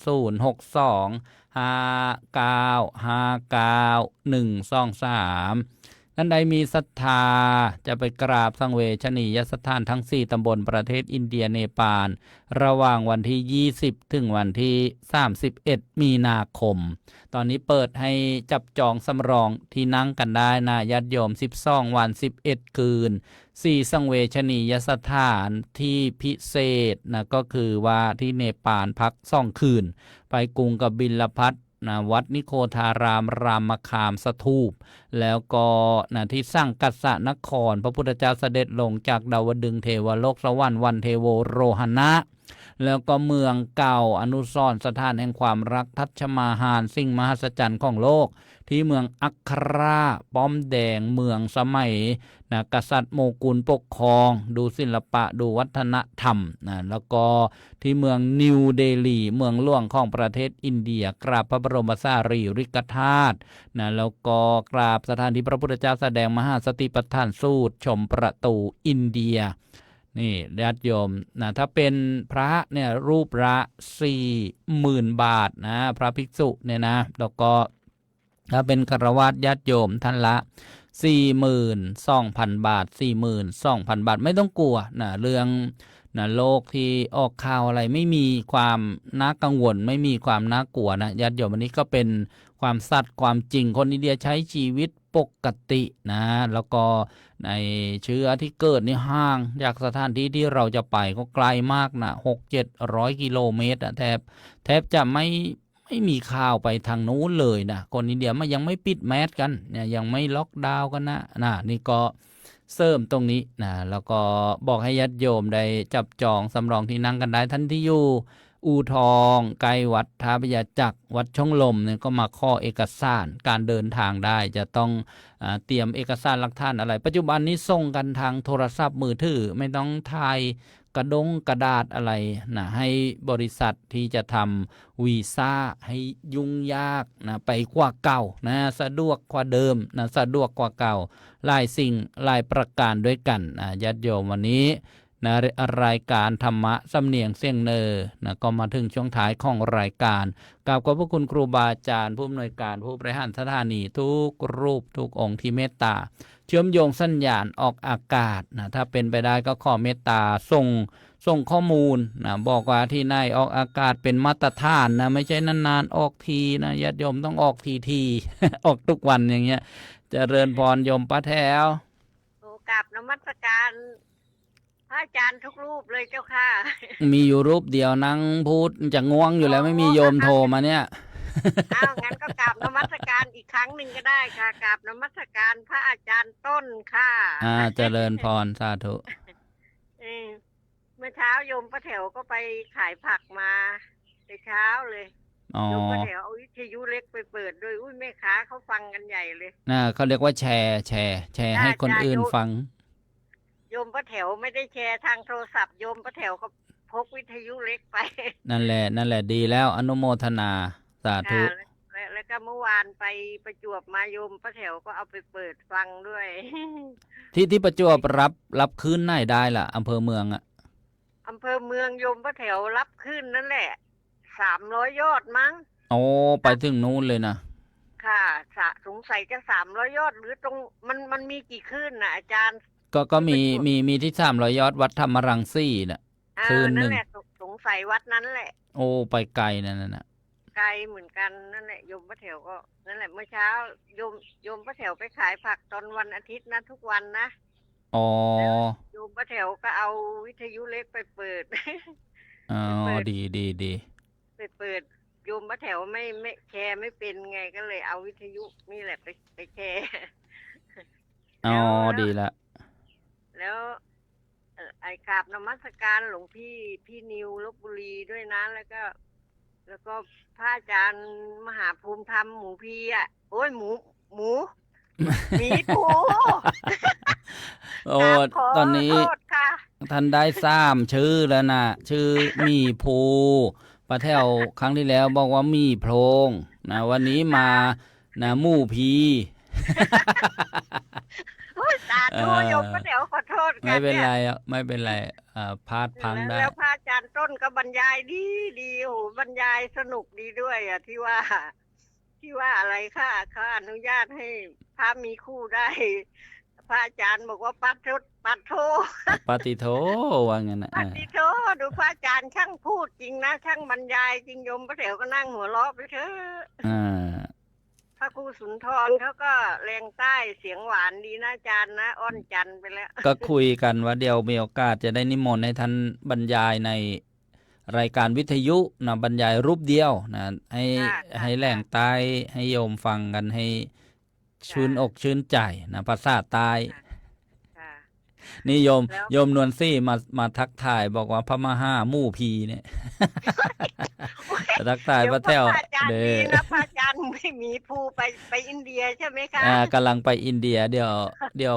เนี่ยอีกไม่กี่นาทีนะก็เครื่องลงแล้วตอนนี้ท่านอยู่บนเครื่องบินกำลังจะลงแล้วนี่ โอ้อา จะลง จารย์เครื่องบินออกจากไทยเราไปถึงอินเดียกี่ชั่วโมงคะน่ะ 3 ชั่วโมงครึ่งออกประมาณ10 โมงครึ่งเมื่อเช้าอะนะ ก็ไม่ไกลนะอาจารย์นะ ไกลที่3,000-4,000 กิโล เดี๋ยวโยมป้าแถวถูกหวยโยมป้าแถวคงได้มีโอกาสไปแล้วค่ะ ต้องเอาค่ายพักยอดกระปุกไว้ดีกว่านะห้วยเนี่ยมันจะ ขายผักยอดกระปุก มันจะห่างไกลไปเรื่อย อาจารย์อย่าดูถูกผักโยมป้าแถวนะพอวางปุ๊บหมดเลยนะ มันเป็นผักที่เสกไปแล้วไง ค่ะเป็นผักปลอดสารพิษแล้วค่ะผักปลอดสารพิษ ป้าแววป้าแถวปลูกไว้กินแล้วมันกินไม่ทันเลยก็ต้องขาย ตอนนี้พระมหามีภูเข้าเครื่องลงที่อินเดียนะเที่ยง40 นาที แต่ว่าอินเดียช้ากว่าประเทศไทยชั่วโมงครึ่งนะก็ต้องเป็น โอ้ บ่าย2 โมงกว่าถึงอันเนี้ยก็เนี่ยเครื่องลงแล้วตอนนี้เครื่องลงแล้วกำลังจะออกจากสนามบินแล้ว ก็ไวนะอาจา ท่าน รย์ ไปปฏิบัติธรรมใต้ต้นพระศรีมหาโพธิ์เดือนกว่าๆแล้วก็จะไปสมทบกับคณะที่อาตมาไปวันที่20นะวันที่21ก็จะรวมกันท่านก็จะไปร่วมคณะกันที่อาตมาไปครูบาอาจารย์ก็ไปไล่รูปด้วยกัน อืมโยมป้าแถวเข้าใจแล้วว่าเอ๊ะทำไมพระท่านชอบไปขนาดโยมป้าแถวฟังประวัติของพระเจ้าอโศกแล้วก็พระอาจารย์ทุกรูปที่ว่าไอ้สำเร็จพระพุทธศาสนานะโยมป้าแถวยังขนลุกเลยลึงดักกับไปเลยยังชื่นชม แต่ทีนี้โยมป้าแถวเอาตามบ้านเราดีกว่า เอาเป็นกำลังใจให้พระอาจารย์ทุกรูปดีกว่า แล้วก็พระอาจารย์ทุกรูปแล้วมาบรรยายให้ฟังก็พอแล้ว อนุโมทนาสาธุ ค่ะโยมป้าแถวเมื่อวานนี้มีคนโทรมาว่าประจวบมีอะไรดีมั่งมีของดีเยอะแยะเลยค่ะโยมป้าแถวบอกเลยนะโยมแดงFC มีอะไรถึงค่ะถึงแล้วเนี่ยพระอาจารย์ปฏิทัศน์นี่ก็ฉายายิ้มเสมอวัดศรีเอี่ยมนี่ก็พูดเพราะนะอาจารย์นะ ท่านแต่งกรคำกรได้เพราะค่ะโอ้โหพูดได้กินใจมากเลย ไม่แพ้พระอาจารย์ต้นเลยค่ะ ดีค่ะ อนุโมทนานะสาธุ ค่ะเจริญพร ค่ะ อันนี้เป็นเสียงผู้ฟังจากอำเภอทับสแกจังหวัดประจวบคีรีขันธ์นะถ้าใครไปภาคใต้อำเภอทับสแกจุดจำง่ายๆก็คือหงส์ตัวใหญ่ๆที่วัดห้วยลึก ถ้าขึ้นจากใต้ขึ้นมาตามถนนเพชรเกษมเนี่ยนะก็ส่องโค้งก็จะถึงวัดนาล้อมนะเป็นที่ตั้งสถานีวิทยุนะเจริญพรโยมบุญเรือน ได้ยินเสียงน้องแววแล้วอดไปได้ต้องโทรมั้ง โมทนาสาธุ ก กราบนมัสการเจ้าค่ะพระอาจารย์ สาธุ เมื่อวานโยมเห็นใครหลวงพี่อะไรวะโยมอาตมาจะศึกแล้วนะอยู่มานานแล้วจะศึกวันที่30 กุมภาพันธ์นี่แหละโอ้โหอะไรหลวงพี่ อ๋อก็ไม่มีในปีปฏิทินนะสิ สาธุขอให้ท่านได้ศึกวันที่30 กุมภาพันธ์นี้ อืมศึกษาเล่าเรียนไปก่อน ค่ะโอ้โหกลับมาตรการนะว่าหลวงพี่นิวด้วยแล้วก็อาจารย์หลวงพี่หมีปูด้วย ตอนนี้ท่านถึงอินเดียแล้วดินแดนพุทธภูมิ สาธุคืนนี้1 ทุ่มทางโซเชียลมีเดีย วิทยุกระจายเสียง1 ทุ่มครึ่งนะหลังจบถ่ายทอดข่าวนะ ค่ะเดี๋ยวจะดูทางอันนี้ก่อนทางออนไลน์นะดูโซเชียล1 ทุ่มครึ่งนั่นแหละ คุณสมหญิงเขาจะ ส่ง แชร์มาให้ดู ลิงก์ ตอนที่ แชร์มาให้ ก็ ดีโมทนา ขอบคุณมากค่ะคุณสมหญิง อนุโมทนาสาธุ โมนาสาวครูด้วยกันค่ะขอได้บุญร่วมกันเกิดชาติหน้าได้มาพบเจอเป็นพี่เป็นน้องกันนะคะ สาธุสาธุ กับนมัสการพระค่ะ เจริญพร อันนี้ก็เป็นผู้ฟังจากอำเภอบางสะพานจังหวัดประจวบคีรีขันธ์อู่ทองนี่เงียบเลยนะ ไม่โทรกันนะ อนุโมทนาโยมทุกคนเลยทักทายกันมาโยมเกษินีไมนุษย์สวัสดีป้าบุญเรือนป้าแถวโยมนงวรรณคีรีจากอุดรธานีโยมนวลศรีบอกว่าพักป้าแถวนี้วางปุ๊บหายปั๊บโยมเกษินีบอกป้าแถวตั้งชื่อให้พระอาจารย์มีผูอีกแล้วมาเป็นพระอาจารย์มู่พีพระมหามู่พีก็ยอกกันนะญาติโยมสุกัญญาผิวกูโยมนวลศรีสวัสดีป้าแถวโยมกอบกุลบัณฑิตจากพัทลุงจังหวัดลือสตูลภาคใต้ภาคใต้แล้วก็รู้สึกว่าจะมีข้อสงสัยข้อสงสัยว่าเกี่ยวกับเรื่องปีการสอนธรรมะขององค์พระสัมมาสัมพุทธเจ้าอยากจะรู้ก็มีคำถามว่าทำไมถึงเล่าข้านกันว่าธรรมที่เกิดจากพระไตรปิฎกเนี่ยที่มีมานานแล้วเนี่ยนะ 2,500 กว่าปีก็อยากจะรู้ว่าทำไมเนี่ยไม่มีคนนับปีณปัจจุบันเดี๋ยวโยมป้าแถวโทรมาอีกรอบหนึ่งเจริญพรรอบ2นมัสการรอบ2ค่ะโอ้โหโยมป้าแถวคุยกับอาจารย์โอ้โหต้มข้าวหมาไว้เตาแก๊สไหม้หมดเลยอาจารย์ดีไฟไม่ไหม้บ้าน ดีนะมันจะได้กินข้าวหอม ไหมกินไหม โอ้โหไหม้หมดเลยดีนะโอ้โห เดี๋ยวรอบซ่องอะไรจะไหมอีกหรือเปล่าเนี่ยไปดูให้ดีนะค่ะแค่นี้ก่อนค่ะอาจารย์เจริญพรโทรมาบอกว่าข้าวมาไหม คุยเพลินข้าวมาที่ต้มไว้ไหมเลยวันนี้กินข้าวหอมไปกันละกันกลับมาฟังคำถามท่านที่มีความสงสัยใครอยากจะฟังคำอธิบายฟังโจทย์อีกครั้งหนึ่งว่าทำไมถึงเล่าข้านกันว่าธรรมที่เกิดจากพระไตรปิฎกไม่มีมาแล้ว 2,500 กว่าปีจึงอยากจะรู้ว่าทำไมไม่มีคนนับปีณปัจจุบันเลยตัวท่านนี้นะ46 ปีละรุ่นพ่อรุ่นปู่อีกแต่เวลาได้ยินได้ฟังจากการพระแสดงธรรมก็ว่า 2,500 ปีตลอดเลยนะแล้วก็เริ่มนับแต่ปีไหนยังไม่ขึ้น 2,600 ปีบ้างเลยหรือแล้วมันมีกี่ปีที่แน่นอนแล้วรุ่นลูกรุ่นหล้านจะจบแต่คำพูด 2,500 กว่าปีทำไมไม่เอาปีปัจจุบันมาเล่าข้าน โยงก็บอกข้ออภัยในความสงสัยที่มารุ่นนี้แล้วนับปีจริงๆไม่ได้จับต้นชนปลายเกี่ยวกับปีทางพระพุทธศาสนาไม่ถูกก็เลยอยากจะถามว่าเป็นมาอย่างไรนี่นะอนุโมทนาดีนะโยมถามอะไรที่ตอบได้ก็จะตอบถ้าตอบไม่ได้ก็ตอบตอบว่าตอบไม่ได้ ตอบว่าไม่รู้ต้องไปดูก่อนจะไม่ตอบมั่วอย่างนั้นนะแล้วมาฟังกันเกี่ยวกับการนับปีพระพุทธศาสนาที่โยมได้บอกว่าพระไตรปิฎกมีมาตั้งแต่ปีไหนอะไรยังไงนั่นนะถ้านับ จากวันที่พระพุทธเจ้าของเราประสูตินะเราจะนับยังไงล่ะเช่นเราได้ฟังพุทธศักราช 2569 เนี่ยนะนับจากพระพุทธเจ้าปรินิพพานแล้วนะวันที่พระพุทธเจ้าปรินิพพานครบ1 ปีนะก็นับว่าพศ1นะนี่นะแบบประเทศไทยนะ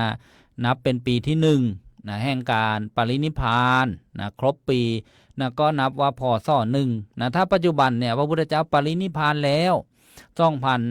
2569 ปีแล้วเราก็ต้องรู้สิว่าพระพุทธเจ้าปรินิพพานตอนพระชนมายุกี่ปีหรือว่ากี่พรรษานะก็ตอนพระชนมายุ80 ปีนะก็แสดงว่าถ้าเราจะนับตั้งแต่พระพุทธเจ้าประสูตินะเป็นเจ้าชายสิทธัตถะพระโพธิสัตว์นะเราก็ต้องนับปีพศเอาปีพศ2569ตั้งแล้วก็บวกด้วย80ก็จะได้นับแต่พระพุทธเจ้าประสูตินะ2,649 ปีนะทีนี้พอพระพุทธเจ้าประสูติแล้วพระพุทธเจ้าออกผนวดออกบวชนะตอนพระชนมายุ29 ปีทำความเพียรแสวงหาความการตรัสรู้อยู่6 ปีแล้วก็ได้ตรัสรู้ตอนเป็นพระสัมมาสัมพุทธเจ้าพระชนมายุ35 ปีนี่นะ35 ปีเนี่ยนะ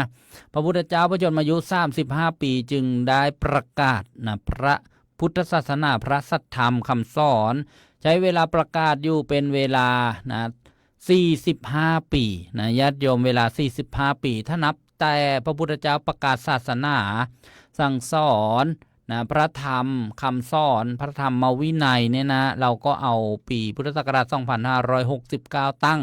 บวกด้วย45นะนับแต่พระพุทธเจ้าแสดงธรรมจักรปวัตตนสูตรมาจนถึงปีปัจจุบันแห่งการเผยแผ่พระพุทธศาสนาที่ได้สืบมาจนถึงพวกเราทุกวันนี้นะ2,614 ปีนี่ญาติโยม2,614 ปีในที่นี้นะพระไตรปิฎกนะที่จารึกเป็นตัวอักษรเนี่ยนะญาติโยมพระไตรปิฎกนะรุ่นแรกๆที่พระท่านทรงจำเนี่ยท่านจำด้วยปากเปล่านะจำด้วยปากเปล่าจนมาถึงประมาณพศ500จำง่ายๆนะ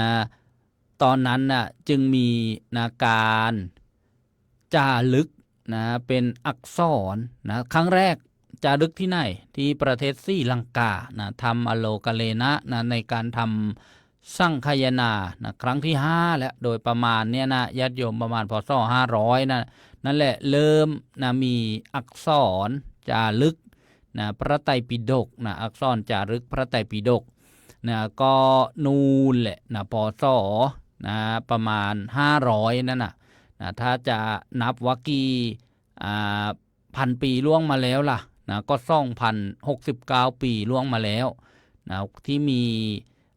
การจารึกอักษรนะลงในนะพระไตรปิฎกนะทีนี้โยมก็ถามว่าทำไมพระท่านนะไม่บอกปีปัจจุบันถ้าเราฟังเทศแบบเป็นรูปแบบเนี่ยจะมีการบอกศักราชก่อนนะว่าปีนี้เป็นปีที่เท่าไหร่แห่งการปรินิพพานขององค์สมเด็จพระสัมมาสัมพุทธเจ้านะที่พระท่านจะขึ้นนะก่อนที่จะตั้งนะโมว่าสุภมัสดุพระพุทธศาสนายุการจำเดิมแต่ปรินิพพานขององค์สมเด็จพระสัมมาสัมพุทธเจ้านะปัจจุบันนี้นะวันอะไรเดือนอะไรปีอะไรนะพระพุทธเจ้าเสด็จดับขันปรินิพพานแล้วนะเป็นเวลากี่ปีท่านก็จะสรุปให้ฟังนะแต่ว่าปัจจุบันเนี่ยท่านก็พูดนะโดยความเข้าใจว่า 2,500 กว่าปีล่วงมาแล้ว2,500 กว่าปีล่วงมาแล้วก็คือเรายังอยู่ในช่วงอายุของมนุษย์เนี่ยก็ไม่เกิน100 ปีใช่ไหมเราก็พูดให้จำง่ายๆนะจำง่ายก็ถ้าไปพูดนาทีละ 2,614 ปี 2,600 นะ10 ปีอย่างเนี้ยก็จะละเอียดนะจะจำยากเข้าไปนะก็มีนะตามที่ได้ตอบญาติโยมไปนะถ้าไม่เข้าใจอะไรก็พิมพ์มานะได้อีกสงสัยถ้ารู้นะก็บอกว่ารู้ถ้าไม่รู้นะก็บอกว่าไม่รู้นะแต่ไม่รู้ก็ต้องไป ค้นขวานะไปหานะไปเสาะแสวงหามาอนุโมทนาญาติโยมทุกท่านโยมนีวัลยาโยมบุญมากนะแบกบุญบอกว่ารับชมรับฟังอยู่จากอำเภอนาด้วงจังหวัดเลยนะทุกท่านเลยวันนี้อนุโมทนาครูบาอาจารย์กับขอบบุญขอบคุณนะครูบาอาจารย์แล้วก็เจริญพรอนุโมทนาญาติโยมนะผู้บริหารสถานีเจ้าหน้าที่เทคนิคประจำสถานีตลอดถึงญาติโยมผู้ให้การอุปถัมภ์การเผยแผ่พระพุทธศาสนานะทุกท่านก็ความสุขความเจริญจงบังเกิดมีแก่ทุกท่านยิ่งขึ้นไปสำหรับวันนี้ก็จะเริญพร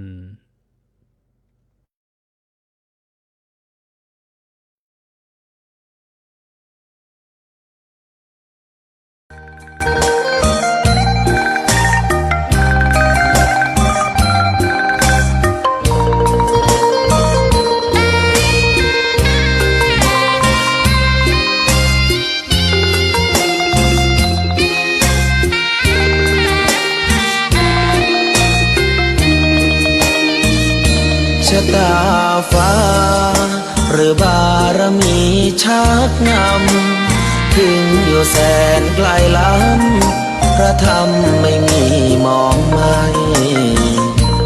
ฟ้าเพียงดินยังทวินฝันไฟเข้าดงขมิ้นเมื่อใดอิ่มอกอิ่มใจเสมอสายทางคนดีใจน้อมอธิษฐานบารมีสิ่งดีที่ได้พบเจอเห็นชายผ้าเหลืองทุกวันฝันเพ้ออยากบวชจริงละเมอเข้าวัดบ้านคงเป็นบุญที่เคยเป็นทุนสร้างมารักผ้าเหลืองดังว่าปรารถนายึดมันอยากบวชทุกทีผ้าเหลืองผืนนี้ผูกพันอยู่ในใจทุกวันใฝ่ฝันถึงผ้าเหลืองกายวาจาใจสัญญาว่าไม่เสื่อมคลายหัวใจมุ่งหมายเนืองไม่มีอะไรมากันให้คุณคืนศรัทธาผ้าเหลืองบวชเป็นเรื่องใหญ่เราวันรอคอยเข้าโบสถ์ได้บวชเสียทีเป็นคนสุขเต็มที่ตามรอยความดีพระพุทธเจ้าไม่ลืมบุญคุณพ่อแม่การุณเลี้ยงเราผ้าเหลืองห่มกายคลายเศร้าพ่อเราแม่เราศรัทธาสุขใจจริงๆเป็นชายแต่หัวใจสิงพูดจริงทำจริงทุกคราทุกคืนทุกวันผ้าเหลืองพันผูกกายาโอ้น้อวาสนาพระธรรมนำพาชีวิต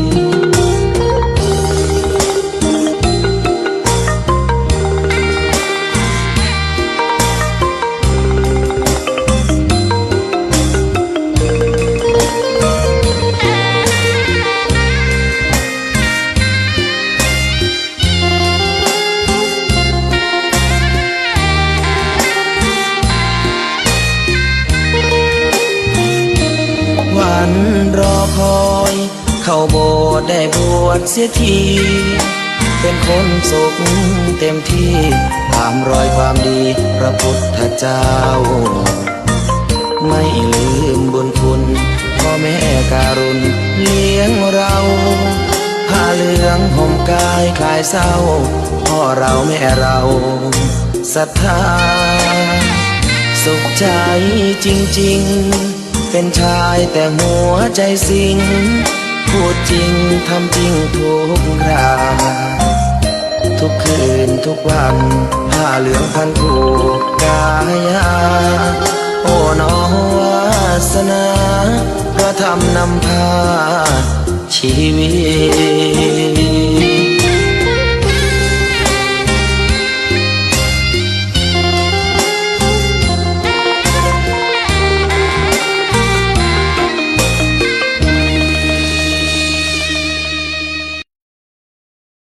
ระดับหลวงพ่อเจ้าคณะอำเภอเนี่ย ต้องลุกทุ่งอะไรกันเนี้ยรับประคีนโอ้น้ำเก่าเอาไปใส่ต้มใหม่ก็ได้เนี่ยไปต้องขออนุโมทนากับสถานีวิทยุทั้ง5แห่งที่สนับสนุนการกระจายเสียงถ่ายทอดงานปฏิบัติธรรมครั้งนี้1วัดป่าจะสถานีวิทยุนะพระพุทธศาสนาแห่งประเทศไทยวัดป่าจะอริยธรรมนาด้วงจังหวัดเลยนะเหมือนของหลวงพ่ออำเภอเมื่อสักครู่นี้แหละ2สถานีวิทยุกระจายเสียงสถานีวิทยุพุทธศาสนาแห่งชาติวัดป่าสะพาน2เมืองตากวังประจบ3สถานีวิทยุพระพุทธศาสนาแห่งชาติวัดท่าพระยาจักรอำเภออู่ทองจังหวัดสุพรรณบุรีซึ่งผู้อำนวยการท่านก็มานั่งอยู่ในห้องรับรองแล้วนะซึ่งจะขึ้นให้ธรรมะคู่กับหลวงพ่อเจ้าอาวาสวัดป่าสะพาน2เจ้าของท้องที่4สถานีวิทยุกระจายเสียงพระพุทธศาสนาแห่งชาติวัดทางสายอำเภอบางสะพานจังหวัดประจวบคีรีขันธ์ก็เป็นลูกศิษย์ของหลวงพ่อวัดพิษโสภารามนะเป็นอาตมาก็เป็นหนึ่งในลูกศิษย์นะกับหลวงพ่อสบายนะที่จบไปก่อนหน้านี้นะ5สถานีวิทยุกระจายเสียงพระพุทธศาสนาแห่งชาติวัดนาล้อมอำเภอทับสะเกจังหวัดประจวบคีรีขันธ์อีก1สถานีต้องขอบคุณก็ต้องขออนุโมทนาเป็นอย่างยิ่ง ที่ช่วยถ่ายทอดเสียงธรรมเนี่ยตั้งแต่ภาคอีสานภาคไปถึงภาคใต้นะภาคเหนือกลางอีสานใต้ครบเลยต้องอันนี้ไม่ใช่แล้วนะใช้อาสนะลืมจัดอันนี้น้ำปานะสมนึกเทศคู่นะน้ำปานะต้องมาคู่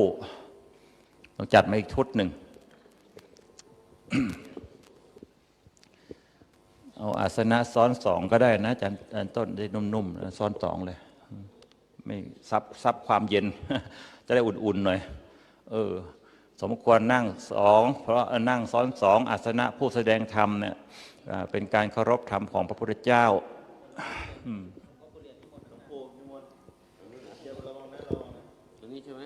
ต้องแยบมันกลางๆหน่อยเนื้อโฟกัสกล้องได้กลางเดี๋ยวจะชาพาหน่อยระวังจะเดี๋ยวเบาๆ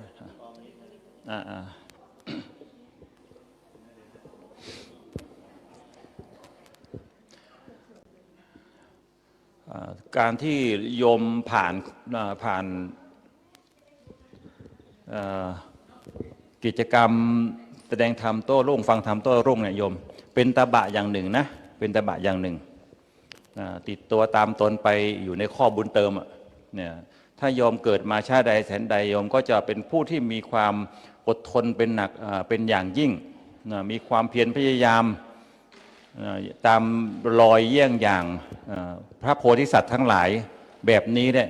นึกถึงพระพุทธเจ้าเราเขาไว้โยมนึกถึงพระสัมมาสัมพุทธเจ้ามองพระพักตร์ของพระองค์โยมเมื่อวานอาตมาสวดเนี่ยนั่งอยู่ใกล้ก็มองนึกถึงพระองค์หลุดพ้นไปโดยดีแล้วเหลือแต่พวกเราแต่พระองค์ถ่ายทอดทิ้งแนวทางวิธีทางไว้ให้ครบแบบเลยบอกว่าซึ่งเป็นหนทางที่ปลอดโปร่งเรายอมลำบากตอนแรกโยมสักวันหนึ่งเราต้องถึงที่สุด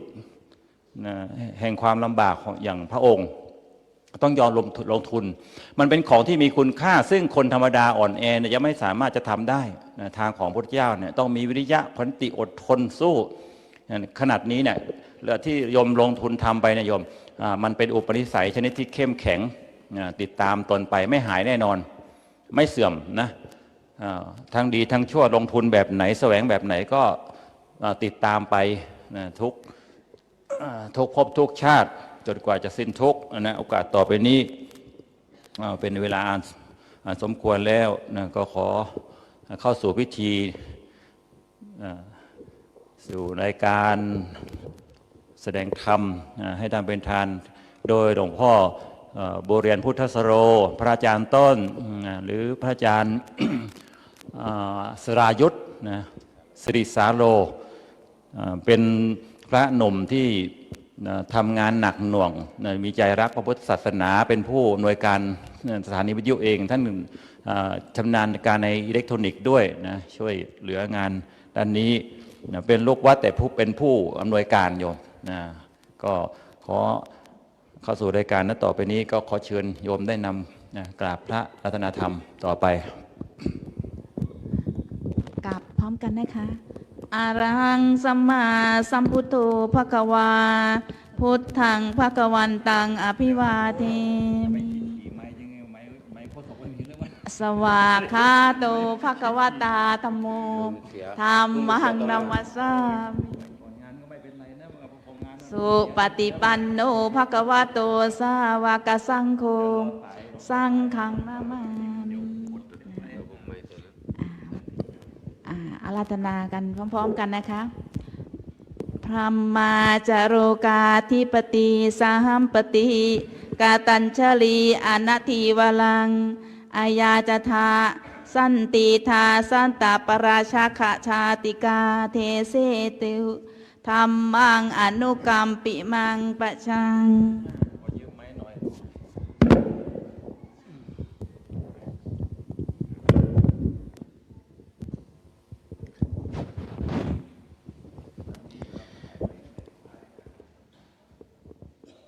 นะโมตัสสะ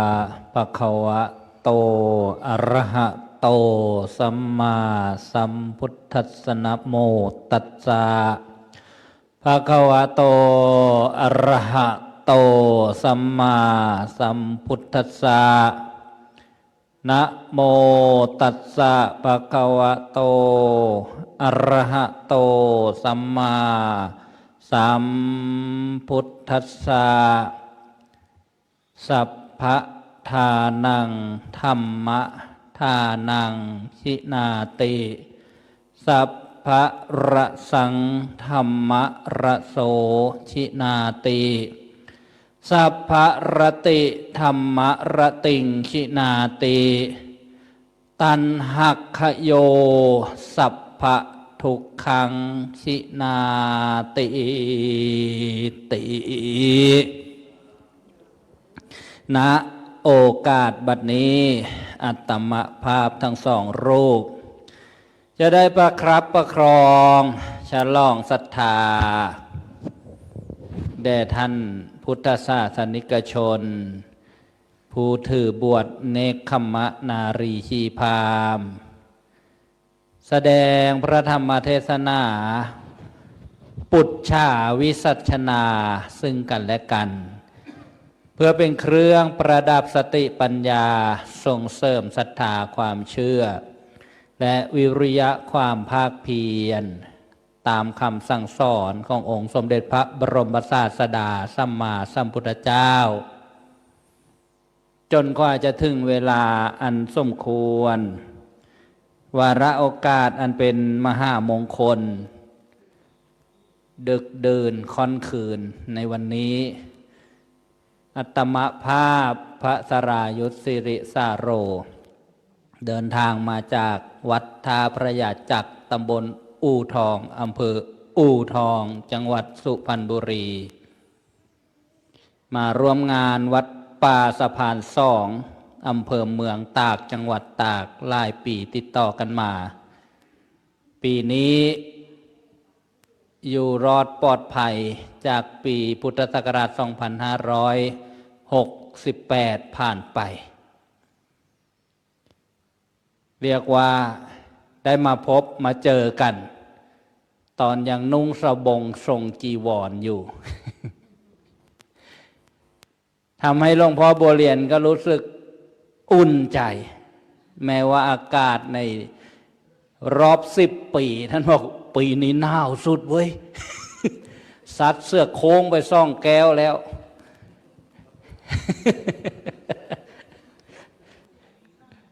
ก็จะได้สมมุติซึ่งกันและกัน ฟังวิทยาท่านะท่านเนี่ยผู้ที่นั่งอยู่ทางขวาของอาตมาภาพท่านบอกว่าท่านมีวิทยาท่านะไม่ถึงความรู้ความสามารถปท่อ5ทสบนี่วิทยาท่านะของหลวงพ่อบัวเรียนหรือว่าพระอธิการบัวเรียนพุทธสโรเจ้าอาวาสวัดป่าสะพาน2ตัวอาตมาภาพนี่ปริญญากรีนักธรรมชั้นเอกเพื่อเหมาะสมแก่วาระโอกาสก็จะได้ถวายโอกาสแด่หลวงพ่อบัวเรียนได้เริ่มเทศนาปุจฉาวิสัชนาด้วยความเคารพครับ นะโมตัสสะภะคะวะโตอะระหะโตสัมมาสัมพุทธัสสะนะโมตัสสะภะคะวะโตอะระหะโตสัมมาสัมพุทธัสสะนะโมตัสสะภะคะวะโตอะระหะโตสัมมาสัมพุทธัสสะขอนอบน้อมแด่องค์สมเด็จพระสัมมาสัมพุทธเจ้าซึ่งเป็นครูของเทวดาและมนุษย์ทั้งหลายขอนอบน้อมแด่พระธรรมอันเป็นเครื่องกำจัดทุกข์เป็นเครื่องกำจัดภัยเป็นเครื่องกำจัดโศกของผู้ประพฤติปฏิบัติตามให้หายไปสิ้นไปขอนอบน้อมแด่พระสงฆ์ผู้ประพฤติปฏิบัติชอบตามรอยพระบาทแห่งพระศาสดาก็ขอโอกาสแด่พระเถรานุเถระทุกๆรูปเจริญพรท่านนักปฏิบัติธรรมผู้ใจห้าวหาญทุกคนสาธุดังๆนึงได้หลับแล้วไง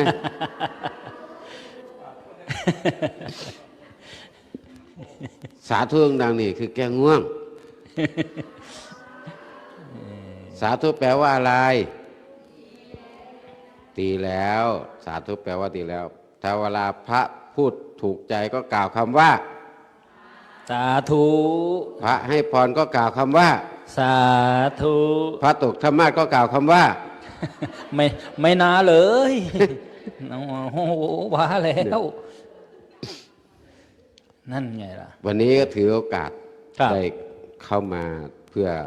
นำเสนอสาระธรรมต่างๆให้เป็นประโยชน์กับบรรดาญาติโยมท่านสาธุชนทุกท่านครับดีใจที่พระอาจารย์ต้นไม่โดนสีกากอบสอยไปซะก่อนนั่นไงนะเสื้อโครงก็ชั่นมาแล้วเลือดแต่เสื้อปากแดงไม่รู้จะรอดหรือเปล่าเพราะนั้นครับเมื่อมีโอกาสได้เจอกัน เพื่อเป็นการเขาว่าธรรมฉากัจฉาเอตมังคลมุตตมังเพื่อเป็นมงคล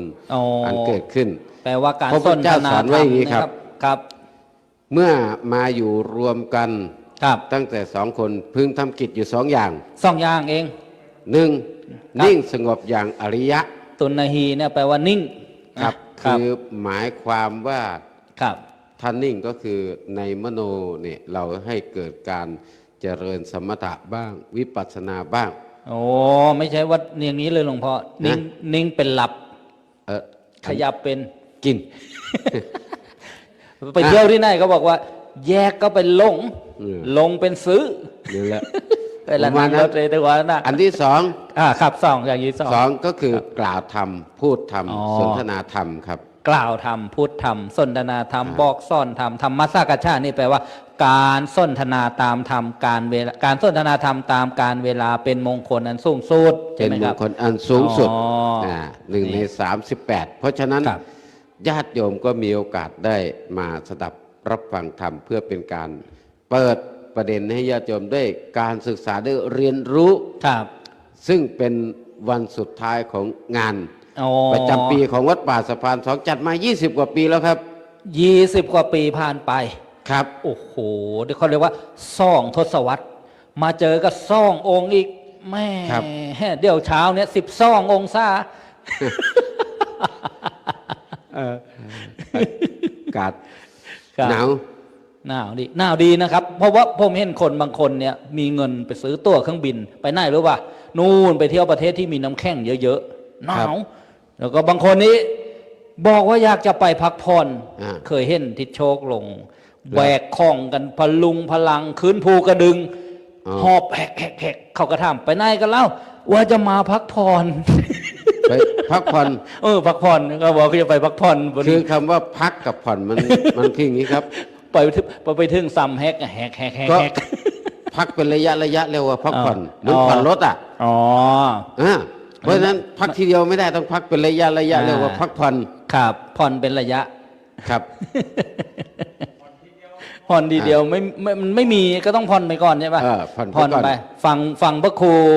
จริยสารธรรมเมื่อสักทีก็มีเรื่องกรรมด้วยนะอะไรผ่อนกฎแห่งกรรมอะไรนู่นน่ะเยอะแยะไปหมดเลยเอาเจอกันแล้วก็ต้องนิ่ง ครับนิ่ง งั้นเงียบ นิ่งหมายความว่า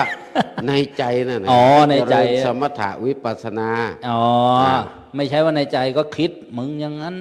หันอย่างนี้อะไรอย่างเงี้ยไม่ใช่ใช่ไหม ไม่ใช่ครับ โอ้อริยะนี่ต้องนิ่งใช่ไหม นิ่ง โอ้ได้ ส่ว ยิ น น พระอริยเจ้า ครับ น่ะอย่างเช่นพระอรหันต์พ ครั ระ บ โมคคัลลานะพระสารีบุตรพระมหากัสสปะ ท่านไม่ต้องเจริญวิปัสสนา พอท่านบรรลุแล้ว เพราะ ท่าน ท่านเจริญวิปัสสนาคือขาดกิเลส ครับ เพราะว่าพวกพระมหาเถระเหล่านั้น ท่านไม่มีกิเลสให้ขัด อ๋อท่าน แต่ท่านเข้านิ่งก็คือท่านเจริญฌานเข้าฌานออกฌานเข้าพระสมาบัติออกพระสมาบัติอะไรเงี้ย แสดงว่าขัดกิเลสนี่ดี ดีครับ ถ้าขัดคอล่ะ ขัดคอแดงครับ เอาถ้าขัดคอนี่แดงเลย ครับชะตาขาดครับ โอ้ขัดกิเลสดี เพราะฉะนั้นวันนี้เราก็เลยได้มีโอกาสได้ ครับ มาเปิดประเด็นเพื่อจะให้ญาติโยมได้ศึกษาหลักธรรมคำสอนของพระสัมมาสัมพุทธเจ้า ถ้าคำสอนของพระอาจารย์ต้นก็ไม่น่าฟังนะ ใช่แล้วนี่20 ปีนี่ยังไม่บรรลุกันก็ต้องมาฟังกันอย่างเงี้ย ครับ ผมเคยเทศน์คนบรรลุไปหลายคนแล้วนะ อ้าวเขาเป็นอาการยังไงล่ะลอยขึ้นไปเลยไหม เปล่าเขาบรรลุโทสะครับ อ๋อ เมื่อไหร่จะเลิกพูดทันทีนึง บรรลุแปลว่าถึง ถึง เอาพระอะไรมาเทศด่าข้าทั้งเรื่องเลย เนี่ย มีที่วัดหนึ่งครับ ครับ เป็นเรื่องจริง เป็นเรื่องจริงด้วย ครับ เรื่องจริงพันจอหรือเปล่า พอดีพระเทศน์ ครับ พระท่านก็เทศน์ไป อ่า ท่านว่าการฆ่าสัตว์เนี่ยมันไม่ดี ไม่ดี เป็นบาป อ่า การลักทรัพย์มันก็ไม่ดี ครับ เป็นบาป เป็นบาปอีก การประพฤติผิดในกามก็ไม่ดี ไม่ดีเพราะเป็นความชั่ว อืมการโกหกตอแหลมันเรื่องไม่ดี ครับ ไม่ควรทำ อ่า การดื่มสุรายาเสพติดก็ไม่ดี ไม่ดีเลย โยมผู้หญิงคนหนึ่งก็ฟังอยู่พระเทศน์ อ่า ด่ากูอีกแล้ว นั่น อะไรเผ่านี้ตั้งแต่เริ่มต้นมาด่ากูตลอด ด่ากูทั้งเรื่องเลย นี่ เทศน์ชั่วโมงหนึ่งก็ด่าชั่วโมงหนึ่ง อ๋อ แกฟังพยายามติดตามฟังว่า วันต่อมาจะด่ากูไหม อ่า วันต่อมาก็ฟัง อ๋อ 3 วัน 4 วันแกเหลืออดครับ ครับ หลวงตานี้ด่ากูตลอด วันนี้มึงไม่ได้ด่ากูแน่ ทำไง คว้า ทำไง ได้มีดครับ เอามีด โอ้โห ยาวๆเล่มหนึ่งไปถามถึงกุฏิเลย หลวง นั่น ตาท่านกำลังคลองจีวรจะขึ้นมาเทศน์อีก อ่า เขาเสียบไปที่หน้าอกเลยครับ โอ้โห หลวงตาก็ทำหน้าที่มรณภาพ มีหน้าที่มรณภาพด้วย มีหน้าที่มรณภาพ พอโดนเสียบด้วยอาวุธแล้ว ครับ โอ้โห ข่าวออกมา อ่ะ ว่าพระปั้มแม่ชีแทงดับขาที่ โอ้โห นี่เรียกว่าบรรลุโทสะแล้ว ครับบรรลุโทสะ โทสะนี่มันร้ายนะ โทสะนี่ร้ายกาจนะ โอ้โหพาไปนรก เพราะนั้น ครับ ถ้าเราฟังเทศน์ ครับ โดยตั้งใจจับผิดครับ ถ้าเข้าวัดนะ เข้าวัดถ้าตั้งใจจะผิด จะ ครับ เจอแต่เรื่องผิด โอ้ เหมือนพระอาจารย์ต้นเดินเข้าวัด ครับ อยากจะรู้ว่าตรงนี้มีตรงไหนเหม็นมั่งก็เปิดแต่ส้วมดมแล้วก็โอ้ยทำไมวัดนี้เหม็นจังเลย ไม่ต้องเอาวัดนี้วัดไหนแล้ววัดนี้แหละป่า เออ สะพานซ่องเนี่ย มันเหม็นทุกวัดเลยใช่ไหม เมื่อกี้กราบพระ เหรอ นึกถึงพระพุทธองค์ตรัสว่าภิกษุทั้งหลาย พวกเธอพ้นแล้วจากบ่วงทั้งที่เป็นทิพย์และเป็นมนุษย์ ครับ พระพุทธองค์ก็พ้นแล้วใช่ปะ ครับ จากบ่วงจากข่ายที่เป็นทิพย์และมนุษย์มาเจอตะข่ายนี้ครับ พระพุทธเจ้าพ้นแล้วนี่นะนี่กันอะไรนะครับเนี่ย กันนกพิราบครับ กันนกวิราบออก ครับ นกพิราบมันดื้อปกติกฎกติกาในวัดผมมีกฎกติกาข้อหนึ่ง ข้อหนึ่งผมจำได้ว่า เชื่อฟังเจ้าอาวาส ผมบอกนกพิราบมันไม่ยอมเชื่อฟัง มันดื้อ พระนี่ไล่ไป5ฉี่ไล่ไป6ครับ แต่นกพิราบไล่ก็ไม่ไป นั่น เจ้านกดื้อครับ แล้วข้อสำคัญด้วยมัน ครั ไม่ บ เคารพด้วยนะ ไม่ มัน เคารพ ไป ด้วย เกาะบนเศียรพระประธาน น่ะ ถ้าเกาะไหลอาจารย์ต้น ผมไม่ว่าสักหน่อยหนึ่งเลยนะ แล้วเกาะไม่เกาะเปล่าด้วยนะ ถ่ายออกมาอีก นี่ ก็เลย ว่า เป็น มัน ที่ไม่พอใจว่าเราต้องหาวิธีป้องกัน ครับ เพราะว่าพระประธานคือพระพุทธปฏิมากร อ๋อ หมายคือว่าถึงเป็นปูนนะครับ ครับ พระพุทธรูปเราเป็นปูนที่เหลืองๆไม่ใช่ทองคำนะครับ ไม่ใช่ทองค ครับ ำสีทอง เอาสีมาทา ครับ สีทอง เพื่อให้ดูงามในด้านสีแล้วเขาเรียกว่าภาษาอภิธรรมนะครับว่า รูปารมณ์แปลว่าสีต่างๆ รูปารมณ์ครับ รูปารมณ์ แล้วก็ทำให้ ครับ เราได้มาหล่อหลอมพระประธานไว้ในศาลาเนี่ยเพื่อเป็นที่สักการะบูชา ครับ เราต้องให้ความเคารพ ครับ ใครมาลบหลู่ดูหมิ่นไม่ได้เด็ดขาด เพราะฉะ แม้ นั้น แต่นกพิราบ สมควร นะคนนั้นก็เลยไล่มันไม่ไปก็เลยหาวิธีป้องกันมัน อ๋อ นึกว่าจะคั่วเกลือซะแล้ว ครับ หนาวๆอย่างนี้ด้วยโอ้โหบรรยากาศดี อุ่นไฟด้วย ไม่ดีอย่างนั้นไม่ดี เพราะฉะนั้นเข้าวัดอย่าจับผิดนะ ถ้าจับผิดก็ ค จะ รับ เจอสิ่งที่ผิด อ๋อ เพราะว่าในวัดมีทั้งของเหม็นและก็ของหอม ของเหม็นแมลงวันชอบตอม ของหอมมนุษย์ชอบดม ครับ ถ้าไปหาดูของเหม็นบอกโอ้ทำไมมันเหม็น บางทีในวัดนี่ ครับ โยมเข้ามาวัดครับพระอาจารย์ มาวัดเจอของอะไรบ้าง บางทีเขาก็เอาแมวมาปล่อย เอาแมวมาปล่อย นะหมาแมวผอมๆหมาขี้เลื่อนมาปล่อยวัด ไอ้ตัวนี้มัน5 ปีก็ยังปล่อยอยู่ทุกปีใช่ไหมครับ ปล่อยทุกปีครับ โยมเข้ามาถึงก็เวลากราบพระใช่ไหม อ้าวค หมา รับ ก็มาขวาง อ๋อก ราบปุ๊บเงยขึ้นมา หมาก็นั่งขวาง อ๋อ พอกราบรอบสองอีหมาไล่ตัวนี้ออกไปกราบลงไปอีกเงยขึ้นมาอีกก็ตัวใหม่ไม่อีก กราบ3 ครั้งเงยขึ้นมาก็เจอแต่หมา อ้าวทีนี้ทำไงต่อ แล้วก็โยมพูดโอ้ยทำไมหมาเยอะจังกราบที่ไรถูกแต่หมา อ่า ผมก็ไม่รู้ว่าพระก็มีในโยมนะ เออ ไม่ใช่ถูกหมาอย่างเดียว นะ แต่หมานี่มันไม่ได้เข้าโรงเรียน นะ มันก็เลยสันดานเป็นอย่างนั้น อ๋อแสดงว่าอะไรที่เข้าโรงเรียนดีหมด ดีครับ เอ้าแล้ว นั เด็ ย ก น ที่ไปตีกันเล่า ฮะ เด็กนักเรียนนี่มันตีกันนะ ครูไม่สอน จริงเหรอไปโทษค เขา รู ไม่ อีก ได้ แล้ว สอนให้ตีกันหรอก อ๋อ แต่ว่าเด็กนักเรียนมันเก่งไง เพราะว่ากิเลสนี่ไม่ต้องไปฝึกฝนอบรม แต่มันจะมีความชำนาญขนาดหมาไม่ได้เข้าโรงเรียนมันยังโกรธเป็นเลย แยกเคี้ยวยิงฟันเป็นกัดกันก็ได้ ครับ ไม่รู้ว่าใครเป็นใครละ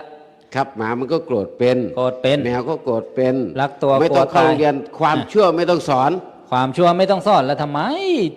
ค ข รับ ยันทำขยันรู้จักเป็นกันจริง ในโรงเรียนครูก็ไม่สอน ๆน่ะ แต่เด็กก็เก่ง เก่ง เรื่อง ใน ทะเลาะกันตีกันเนี่ย เก่งใน ธมดา เรื่องชั่วๆใช่ไหม ครับ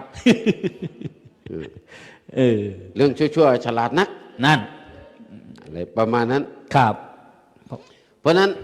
แต่สิ่งที่ต้องสอนก็คือเนี่ยมาทวนกระแสของกิเลสเห็นไหม สิ่งที่ต้อง คน สอนนะ เยอะแยะครับ ที่มานี่คัดยอดสุดยอดมาก สุดยอดเลยระดับหัวกะทิทั้งนั้น ครับ หัวกะทิคือผมงอกหมดแล้ว โอ้ยยิ่งแก่ยิ่งมันเลยทีเดียวแหละ ครับ วันนี้จะเรียกว่า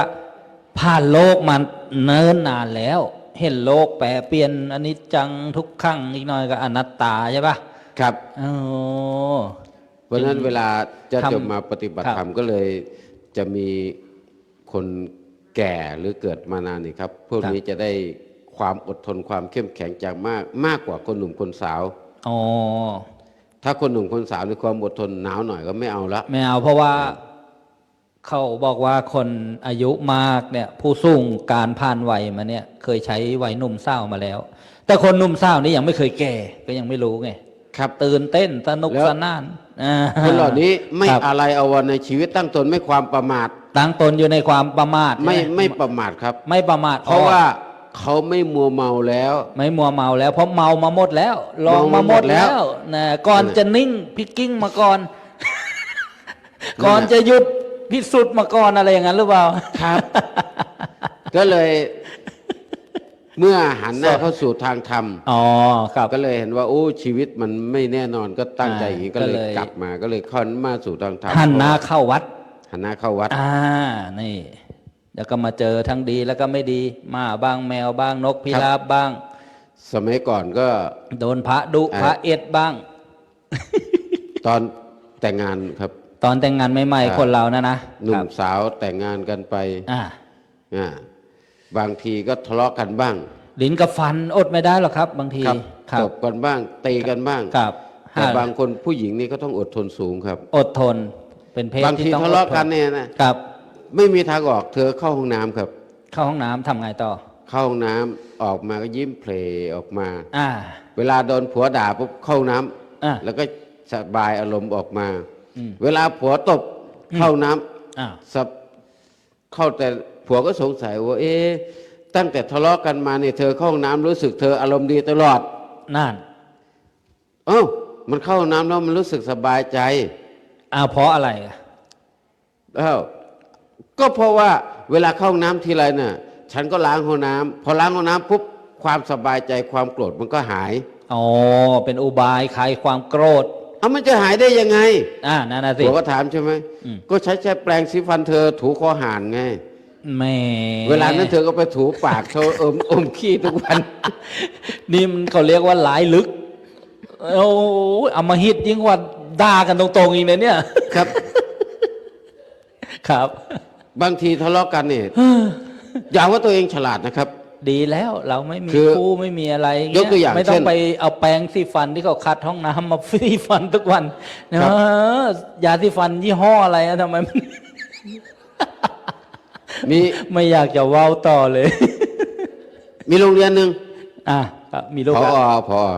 ครับโรงเรียนหนึ่ง ผอ มีโรงเรียนหนึ่งพ ผอ อนี่เขา เขา พอนี่เขาแปลว่าผู้อุกอัง ผู้อุกอัง มันมีปัญหาเยอะบริหารสถานีวิทยุกระจายเสียง20กว่าปีผ่านมาเนี่ยปีนี้นะญาติโยมได้ใบอนุญาตตัวจริงละ5 ปีโอ้โหรอกันมา20 ปีทำกันมาได้นะอยู่รอดปลอดภัยส่งกระจายคืนบอกข่าวเล่าทำต่างๆโอ้ประโยชน์เลื่อนจากขนาดนับครับกลับมาที่พอต่อ พอโรงเรียนแห่งหนึ่งแกได้เป็นผอใหม่ ครับ ๆแกเลยวางนโยบายว่าจะฝึกระเบียบครู อ๋อ ผ่านโรง นะต้องพัฒนาหัวหน้า เพราะ ผู้ ว่าน ำก่ ต่ อ อน ไปนี้นะ อ่า เวลาผอมาเนี่ย อืม ครูต้องยืนตั้งแถวทำความเคารพก่อน โอ้ผู้สำคัญมาแล้วต้องให้เกียรติหน่อยครับ แล้วก็ อืม ครูตั้งแถวทำความเคารพพะโลไปชงกาแฟมา อ่ะ ไปชงกาแฟมาเขาชงกาแฟมา เสร็จแล้วครูตั้งแถวทำความเคารพ ครับ ครูคนนี้ เดี๋ยวกลางวันไปเอาข้าวมันไก่มาให้นะ อ่า คุณตอนนั้นไปเอาเลี้ยงมาให้พอ อ๋อ ดูแลพอด้วย โอ้โห สั่งครูทุกวันทุกวัน ครับ ครูทั้งหลายก็เกลียด เขาไม่กลัวหรอกครับ เอา แต่เขาเกลียด แต่ต้องทำตาม แต่ต้องทำตาม พอมี เพราะมีผล ำนาจ ต่อการดำเนินชีวิต มีผลปลายปีจะได้ครึ่งขั้น1 ขั้นหรือขั้นครึ่งห นั่ รื น อ แหละ 2 ขั้นอะไรอย่างเงี้ยอ๋อ วันหนึ่ง ครับ พอได้ไปปฏิบัติธรรมครับ โอ้ไปเขา นั่ง ปฏิบัติธรรม ภาวนา ชื่อเดี๋ยววัดอะไรป่าสะพานซ่องหรือ วั เป ด ล่า ป่าสะพานซ่อน นั่นโฆษณาสน้อยวัดป่าสะพานซ่องตำบลวังประจบอำเภอเมืองตาก ไปนั่งปฏิบัติธรรมครับ ครับนั่งแล้วรับเปล่า ดูลมหายใจ อ๋อ เข้า ดูลมให้ใจไม่ได้นั่งดูคน คือ อื่นเลย คุณธรรมนี่ครับ อ่าน อ่า ตำราว่าเมตตากรุณามุทิตาอุเบกขาไม่เกิดขึ้น อ่า แต่ถ้ามานั่งดูลมหายใจ ครับ ธรรมะส่วนใดก็ตามมันจะค่อยก่อตัวขึ้นเมื่อจิตสงบ อ๋อ บางคนนั่งภาวนาเจริญวิปัสสนาที่วัดป่าสะพานสอง ครับ แต่ก่อนเคยเกลียดกับแม่ก็ดีกับแม่ อ่ารั รักแม่ เกิดสติเกิดปัญ ทะ ญา เลาะเกิดสติ อืม พอออกก็ได้รู้สึกว่า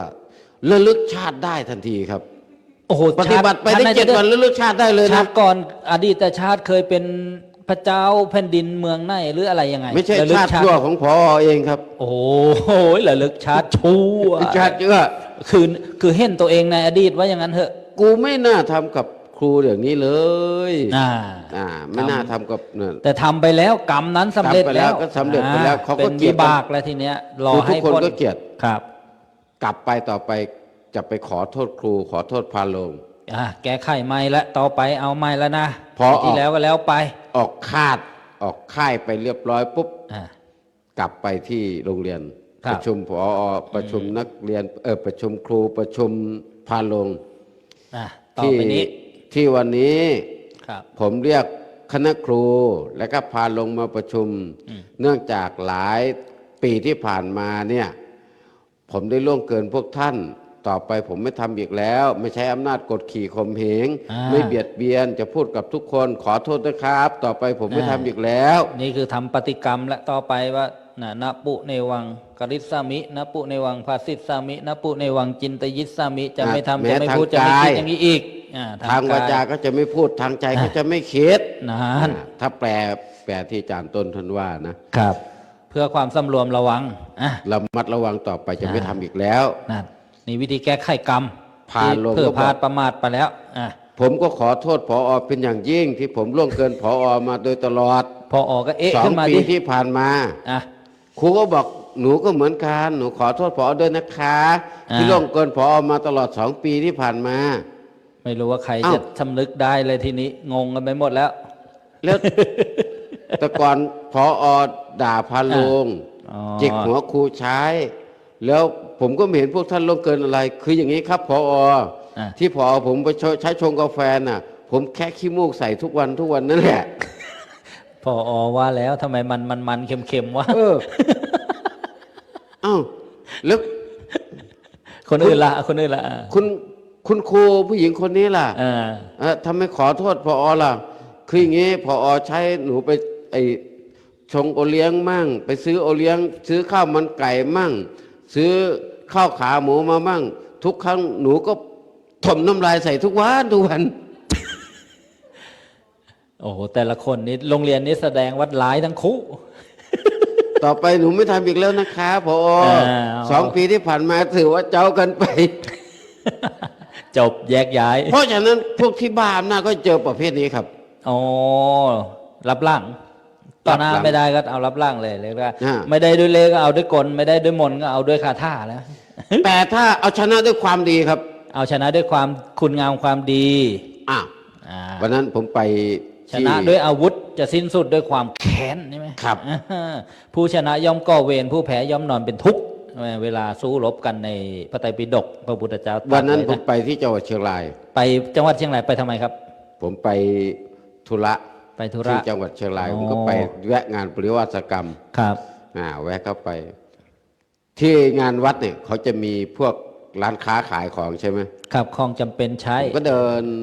ไปมีเนนอยู่2 เนน มีเนนอยู่2 ผมจะต้องไปพักอยู่ที่วัดนั้นหลายวัน ครับ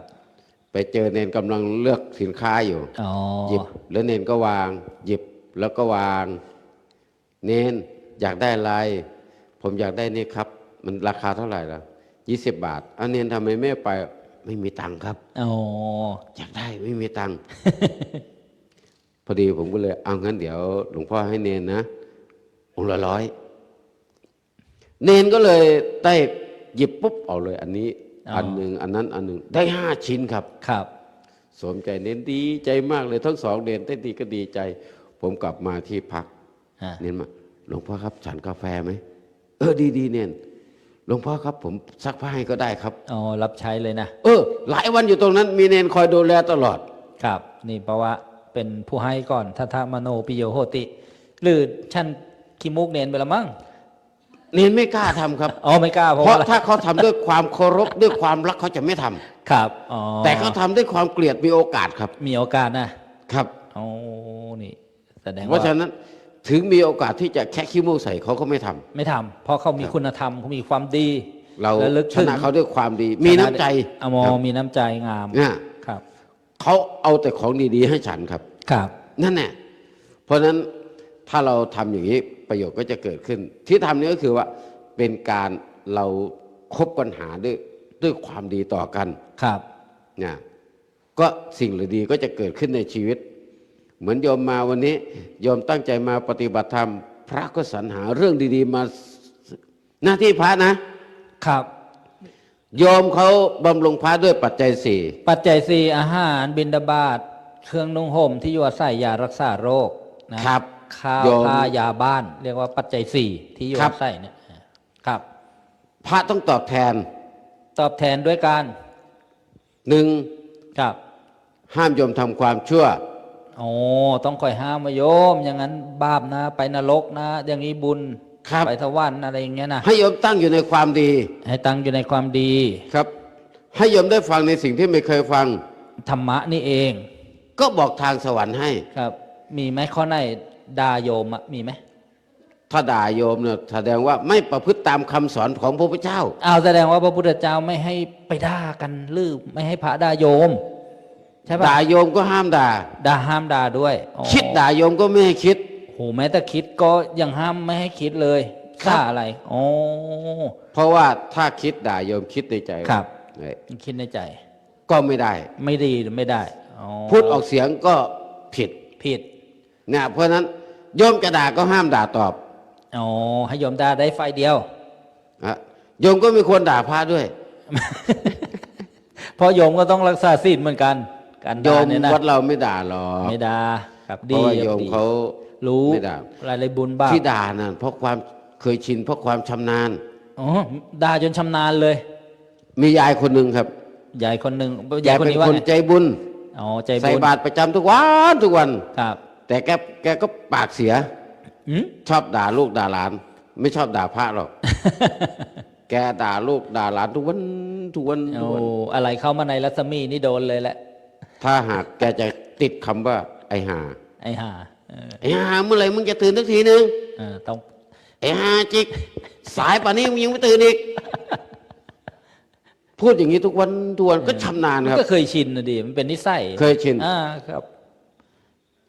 เวลาแต่แกก็ใจบุญนะ ใจบุญท อ่า ำใส่บาตรทุกเช้า พระ อ่า เป็นห่วงเนนว่าบิณฑบาตไม่พออยู่เพราะฉัน ครับ ไอ้เด้ย ดูพาด้วยนะ เล่นแต่เกมนะมึงอ่ะ จ้า อ่าหลานก็นั่งเล่นเกม ออ ครับ จ้า ครับ บอกแล้วจ้า อ่ามันก็เอาเลยทีนี้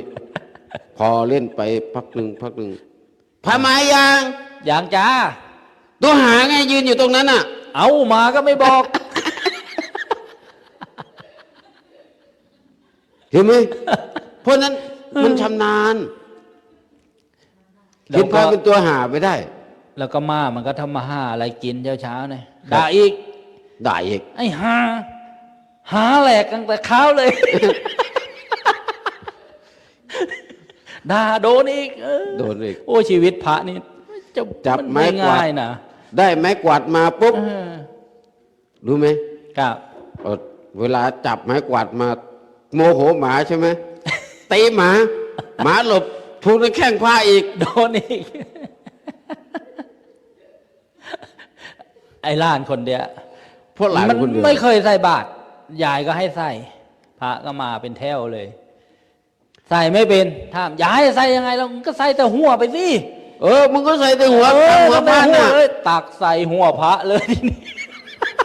จ่ายตกใจ อย่า เลย โอ้ขอโทษดีหล้านมันไม่รู้อะไรก็เอาไอ้ไม้ควาดอันเดิมมาควา เอาไม้ ด กวาดนั่นไม้กวาดหัวพระ พอกันเลยยายหล้านกูดิมันอยู่วัดไหนวะเนี่ย เออ ไม่บอกไม่ซ่อน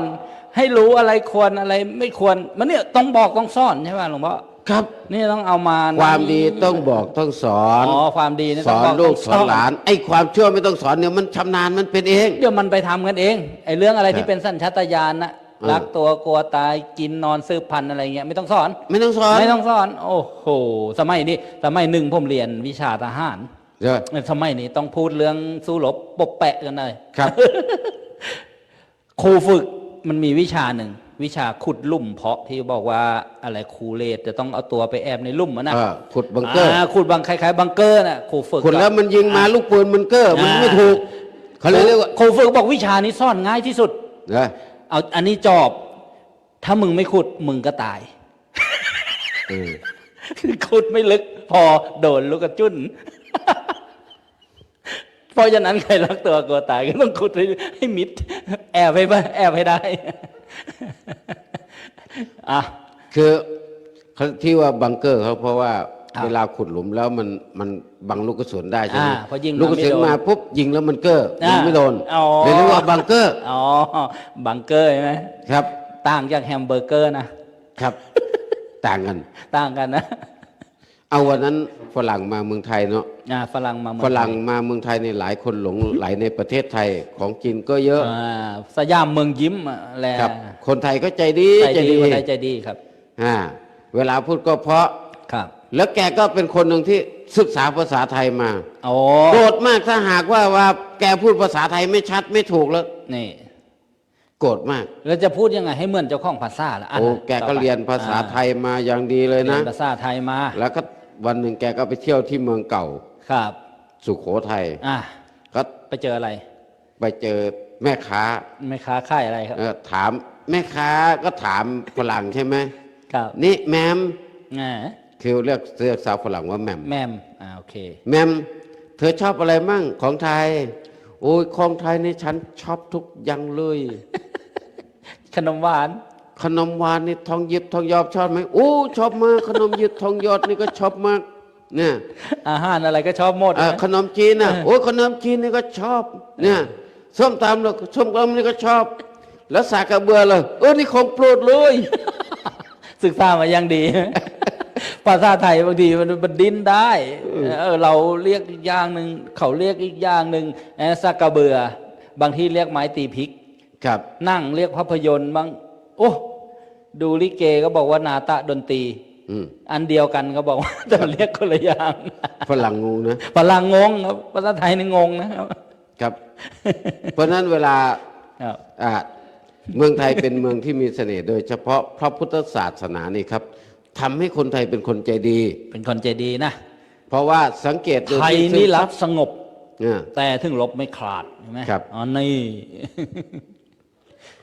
เชียร์ทุกวันแล้ววันนี้ไปย่อนไข่กี่ลูก โอ้คนไทยเนี่ย เห็นเขาวิบัติเป็นไง เอาเขา ไม่ได้ว่าใครนะ เขารักสงบเขารักสงบ รักสงบมันมาลุกลานอริราชศัตรูไม่ได้ พวกกันนี้ไม่ควรอยู่คู่กัน เพราะนั้น ไม่ เวลา จะทำห คน ที่ ไทยเนี่ยครับ ครับ ได้รับอิทธิพลจากพระพุทธศาสนา อย่างเช่นภาษาที่เราใช้ก็เป็นภาษาจากพระพุทธศาสนาเป็นส่วนมาก เช่นคำภาษาบาลีอย่างเงี้ยใช่ไหมครับ คำว่าเมตตา เมตตา คำว่าปัญญา ครับ หรืออีกคำอีก108,000 ประการภาษาบาลีเลยนะครับ แทบจะทั้งนั้นเลย ครับ เนี่ย ได้อิทธิพลมาจากพระพุทธศาสนา ครับ อ๋อ บางทีโยมก็ฟังเขาไม่เข้าใจ อ๋อ เพราะฉะนั้นก็ต้องบอกว่าอันนี้ ต้อง หมาย ก็ ถึ บอง ก อะไร สอน อันนี้แปลว่าอะไร ก็การบอกการเรียนนี่แหละอ่า กิน ครับ พระละว่าฉัน อ่า กินแล้วพระว่าฉัน นั่นน่ะ ประเคนก็คือยกให้ ครับ ยื่นให้ อืม ต้องมีทักษะการสอน อย่าไปสอนมั่ว อย่าสอนมัวๆแล้วมันเป็นคน ๆ เสีย โอ้ย ยังไง หล ล่ะ วงตาไปสอนเนนสอนไม่เป็น ไม่มีทักษะการสอนไม่ได้ศึกษาศิลปะในการสอนมา บวชมามีอายุมากมันก็เป็นอย่างนี้ บวช แห เมื่ ละ ออายุมาก ท่องอะไรก็จำยากแต่ลืมง่ายง่าย เออแต่ที่ไม่ลืมก็คือเขาด่าแล้วจำไม่ลืมเลย อ๋อแล้วใครแล้วก็อีกอย่างก็คือใครยืมเงินไปไม่ วันนั้นหลวงตาก็ไปสอนเด็กวัด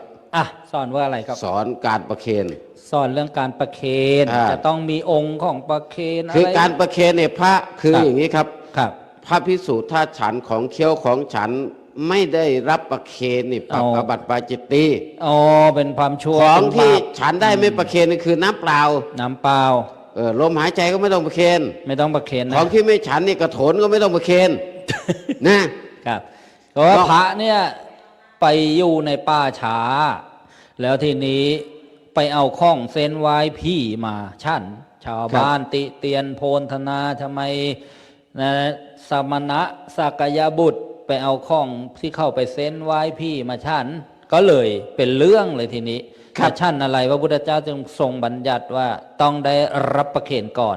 ต่อไปว่าไงครับ คราวนี้หลวงตาสอนเนี่ย สอนเด็ก วันนั้น อ่า ไปบิณฑบาต ครับ ได้แตงโมมา เขา ได้ ผ่า แตงโม ซีก มา หนึ่งมาหิ้วใส่ถุงมาแดงแดง ก็เด็กวัดก็มาใหม่ อ๋อ เพิ่งเข้ามาได้คืนเดียว เดี๋ยวเด็กวัดเดี๋ยวนี้รู้สึกมันจะหายไปเกือบหมดแล้วนะครับ เนี่ยวัดป่าตะปานซ่องมีกี่คนเด็กวัด เอ่อ ไอ้แกไอ้จุกไอ้เปียอยู่ไหม มีคนเดียวครับ มีคนเดียว เออ โอ้โหหายไปหมดแล้วคำว่าเด็กวัดเนี่ยนะ แต่ผีวัดมีหลายอยู่ อ่าเอาพี่มาคูอีก ไม่ได้ครู นกพิราบมันกลัวซะที่ไหนเรา ก็นกพิราบมันไม่ได้กลัวผี มันนอนบนเมนนะร้องเพลงเต้นระบำกันโอ้โห มันเป็นพวกเดียวกัน อ๋อเป็นพวกเดียวกันใช่ไหม เพราะแต่ก่อนเคยเป็นผี คราวนี้ อ้าวคราวนี้เด็กจะซ่อนลูกศิษย์ว่าไงอ่า วันนั้นหลวงตาก็ไปบิณฑบาต ได้แตงโม เด็กวัดก็ มา เดินตาม อ่า โยมก็ใส่แตงโมมา อ่า ครึ่งลูก ครึ่งลูก ก็ ด้วย หิ้วมาจนกระทั่งถึงวัด ถึงเวลาฉัน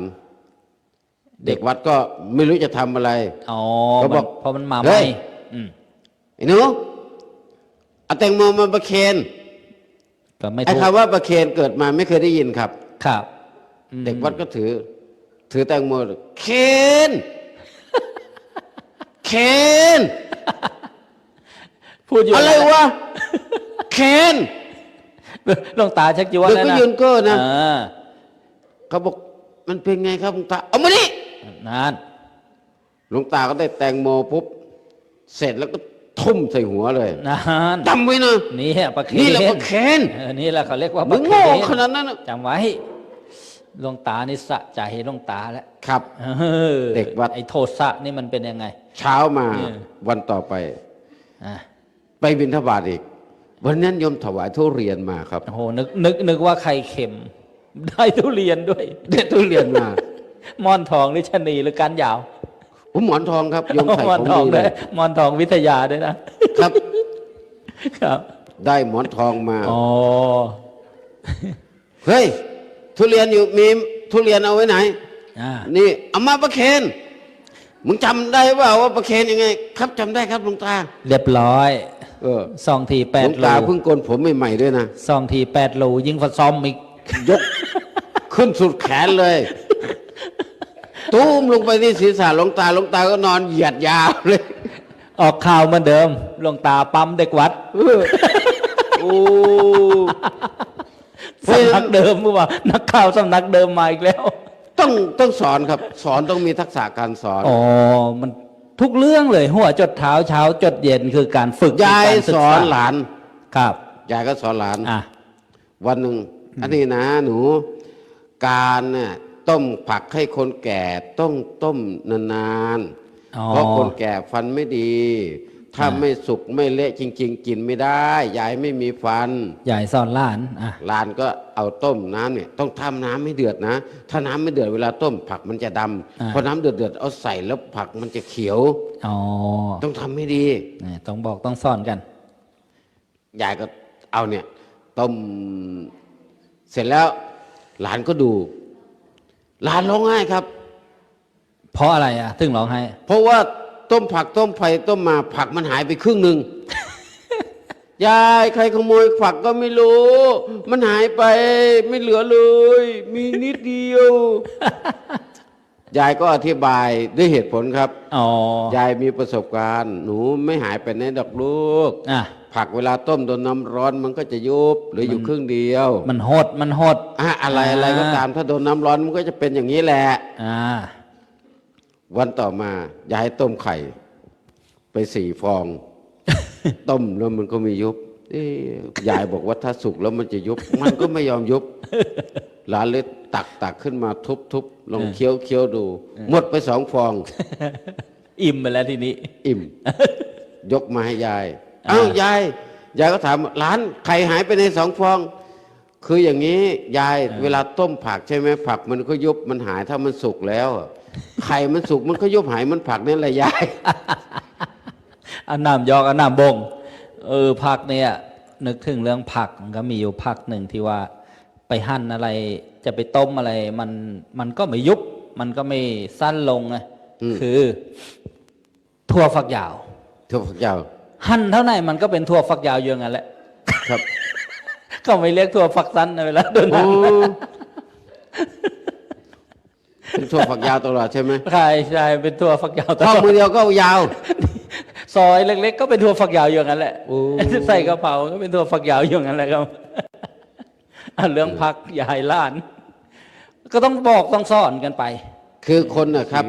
ชีวิต คนโด เนี่ย ยธรรมชาติของคนเนี่ย ครับ มันสามารถฝึกได้ยิ่งกว่าสัตว์อื่น ฝึกได้ อ๋อ ดีกว่าหมากว่าแมว ฝึกได้ดีกว่านกกว่ากา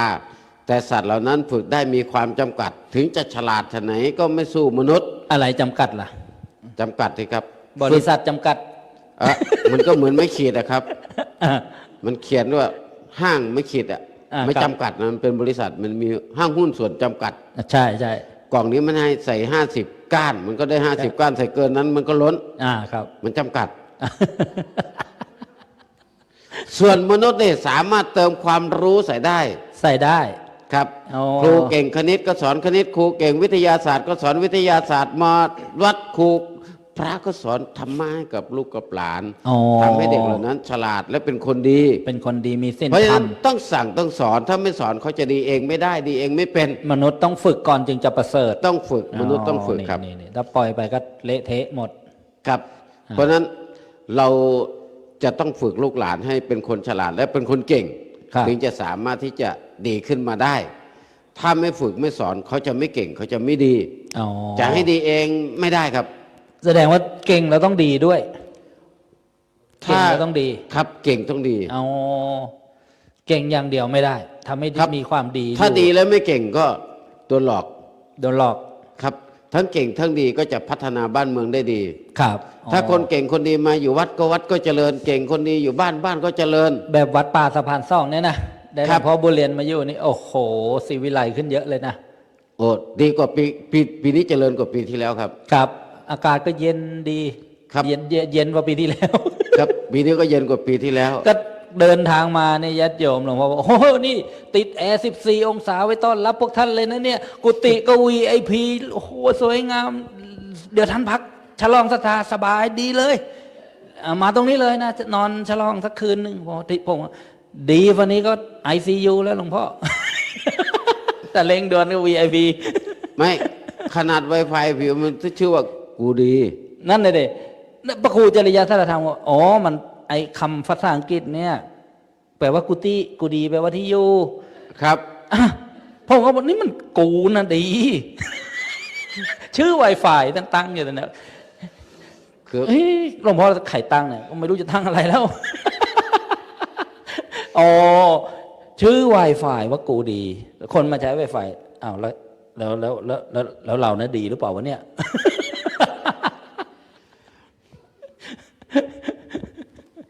เนี่ย อันนี้คือเก่งและดีทำให้บ้านเมืองเจริญทำให้วัดวาพระศาสนาเจริญอ๋อ ถ้าเก่งแล้วโกงอ่ะบ้านเมืองเสียหาย ครับ บ้านเมืองเสียหาย ครับ เพราะฉะนั้นถ้าเก่งแล้วก็ต้องดี อ่า ดีอย่างเดียวก็ไม่พอ ครับ ทุกคนบางทีก็ต้องมีสติปีปัญญา มีความดีงามแบบคุณยายเนี่ยร่างกายก็เสื่อมไปตามกาลเวลา อ๋อ เอาแหวนเพชรมาใส่เอาตุ้มหูมาห้อยก็ไม่งามเหมือนเดิม ร่างกายนี่มันก็แปลกใช้ก็เสื่อมไม่ใช้ก็เสื่อม ใช่ไหมอยู่ ครับ อยู่ไป ยิ่งนอนนานยิ่งเสื่อมไวน อนนานงานน้อย ใช้บ่อยเงินหมด มีเงินหน้าสด เงินหมดก็หน้าแห้ง เหี่ยวแห้งๆกินง่ายตื่นยากพูดมากงานน้อยเขาว่างี้ ครับ แต่คุณยายเนี่ยใช้ศีลแต่งกายแต่งวาจา อ๋อศีลเนี่ยทำให้งามจนเท่าชะแลแก่ชราเลยนะครับ โอ้ เนี่ยยายอายุ80-90 ก็มีเนี่ยยาย งามด้วยศีล 90ก็มีเนี่ย ครับ เห็นไหม อ๋อ แต่งด้วยศีลแต่งด้วยธรรม ไม่ต้องเอาลิปสติก เครื่องประเทืองผิวอะไรมาแต่งก็งาม เพราะวาจางามกายงามใช่ไหม ครับ โอ้ แต่ถ้าเด็กนะครับ เขียนคิ้วเขียนปาก เขียนผิดเขียนถูกก็น่ารัก ก็เด็กอ่ะ เด็ก มัน อายุ2 ขวบ 3 ขวบมันเขียนคิ้วใช่ไหม ผ่านวันเด็กมาเมื่อวานนี่เองหลวงพ่อ นั่นแหละ นึกถึงฝ่ามลั่งบางบ่าวว่าเคยเป็นเด็กมาแล้ว ครับ เด็กมันเขียนคิ้วใช่ไหม ครับ เขียนปาก อ่า ดินสอมันพาดไปโดนแก้ม แก้มก็ดำข้าง อ่า หนึ่งแดงข้างหนึ่งข้างหนึ่ง อ่ามั มันเขียนลิปสติกไปโดนแก้มซ้าย อ่า แก้มขวาโดนดินสอดำ ครับ น่ารักครับ น่ารักว่าเด็กอะมันไร้เดียงสาก็บอกเป็นไร้เดียงสามันยังไม่รู้อะไรเป็นอะไร ครับ วัย น่ารัก ไร้เดียงสา แต่เราไปเรียนแบบยายคนหนึ่งครับ อ่ะ ไปเรียนแบบ ไปเรียนแบบเด็ก อายุมากแล้ว อ๋อ เออแต่งงานกันมาก็30 ปี40 ปี ครับ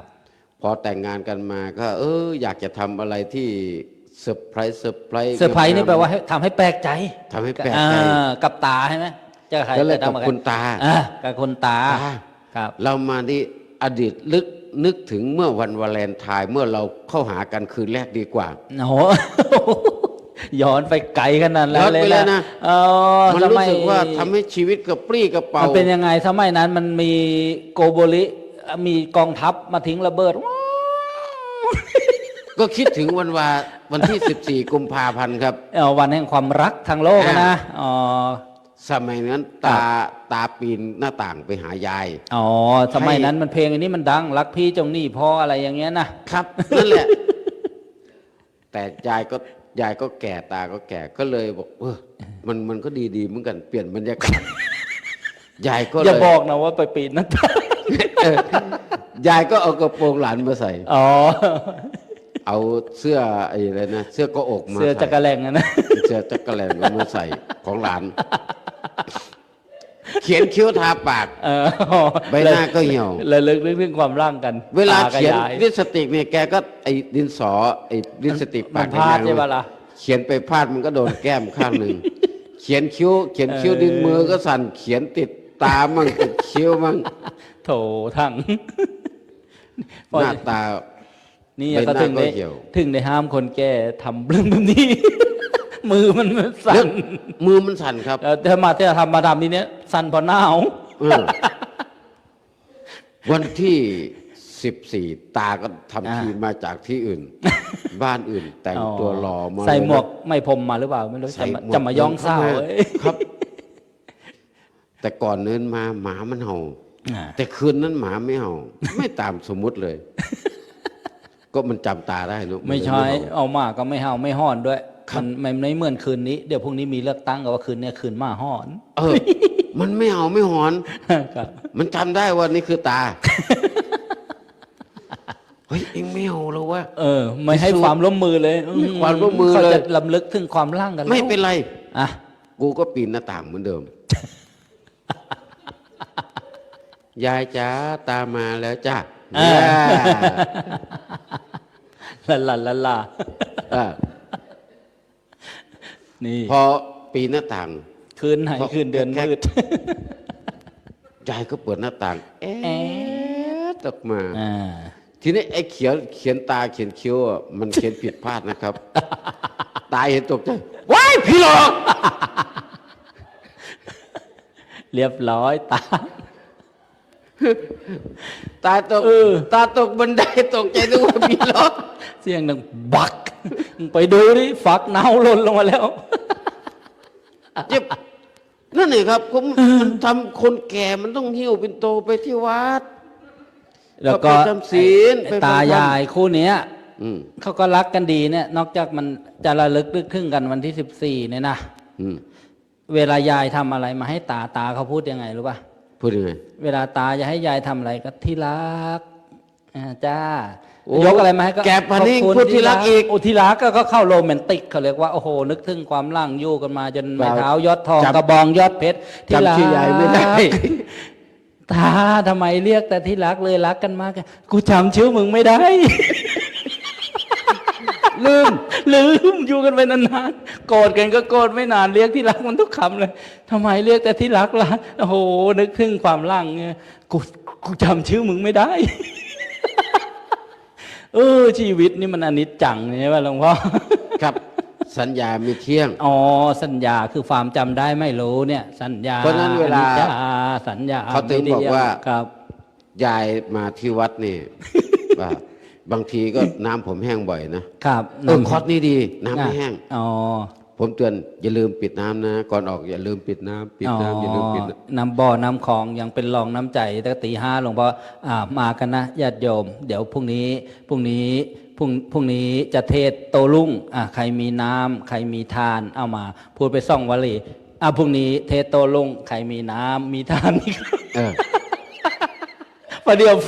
ไฟเครื่องดับปุ๊บเฮ้ยเดี๋ยวอาตมาไปดูก่อนอะไรดับ ลุกในห้องส่ง คือ อาตมานั่งดูอยู่ งานผมมันเสียหลายอย่าง ครับ พอก่อนงานนี่ไฟดับหลายหนเอาเดี๋ยวดับ โอ้ไฟดับ วัดเมื่อวานนี้ดับ2 รอบ ครับ ทั้งเช้าทั้ง ก็ บ่าย เป็นบรรยากาศ แล้วไม้ก่อนไม้ผมเช็คทุกตัวไม้ผม4 ตัวผมเตรียมไว้ อืม พอถึงวันงานทุกวันนี้เสียงดีดีลองใช้งานใช้มาแล้ว ไม่มาเสียตอนวันสุด นี่มันก็สุดจะคัดเดาบางทีมันเอาแน่เอานอนไม่ค่อยได้เนาะใช่ป่ะ ครับ โอ้ยบางทีไฟดับอีกแล้ว ลิโตนเนาะ แต่เนี้ยเป็นเครื่องทดสอบอุปสรรคทดสอบอารมณ์โอ้โหมาวัดเนี่ยเห็นไหมเขาถึงได้บอกว่าชื่อว่าวัด มา ครับ วัดจิตวัดใจกัน วัดพระเนี่ยอย่างที่คุยกับหลวงพ่อว่า พระนี่เขาวัดกันที่ไหน ที่กุฏิสวยไหมใช่ป่ะวัดพระเนี่ย ถ้าหากว่ากุฏิสวยนั้นเป็นวัดศรัทธาญาติโยม อ๋อวัดศรั ว่า ท ญา ธา ติโยมเนี่ยมี ว่า ศรัทธาเลื่อมใสดีแค่ไหน อันนั้นต้องดูปัจจัยสี่ใช่ไหม ดู จะ ปัจ มี จัยสี่ จีว ศาลาร หลังงาม ผ้า โบสถ์ ไหมไหม อ่า กุฏิหลังงามไหมมีอาหารปราณีตไหม อ่ามี มียาครบชั้นพอแกอาพาธป่วยไข้ไหมอันนี้วัดข้างนอกใช่ไหม บางทีนี่ อ่ะ โยมนิมนต์พระไปแต่ไม่ดูแล ครับ พระก็อยู่ไม่ได้ อ๋อ แต่ถ้าโยมดูแลดีพระก็อยู่ อ๋อ มีวัดหนึ่งครับ วัดหนึ่งซึ่งโตใหญ่ อยู่ อ่า ใกล้ๆเชิงเวพานกูดี มีหลักฐาน นั่นแหละ โน่นแล้วไปพรพิโรม โยมนิมนต์พระ ต่อไป นิมนต์พระ นิมนต์นี่แปลว่าเชิญ เชิญ มา บางทีหมอ ตะแปะใส่บาตรนิมนต์พระไม่เป็น เดี๋ยวเดี๋ยวเดี๋ยว พระก็เดิน เป็นไง เฮ้ยหยุดก่อน เดี๋ยวก่อนเฮ้ยเฮ้ยเฮ้ยเฮ้ย หยุดพากันใครหรือนั่นแหละหยุด จะใส่บาตรใส่ไม่เป็น หรือ สมัยก่อน นั่นแหละ เออ หยุดก่อนหยุดก่อนพอดีใส่มาเอ้าเทลงไปหมดมา2 องค์ เดี๋ยวหรือไปแบ่งกันกินเนอะบอก แต่ไม่ได้ดูถูกอะไรเราก็เขาเรียกว่าเล่าข้ามขั้นมาฟังเทศน์ ครับ พระก็เทศน์จบอาแปะ อืม อาแปะฟังธรรมะเข้าใจเปล่าอ้วเข้าใจว่าลือนะบอกให้อ้วให้ลือ ว่าเลยเด้อ หมายถึงเรื่องการให้ทานนะครับ ว่าเข้าใจว่าอะไรแปะลือนะบอกให้อ้วนะเอาให้ลือ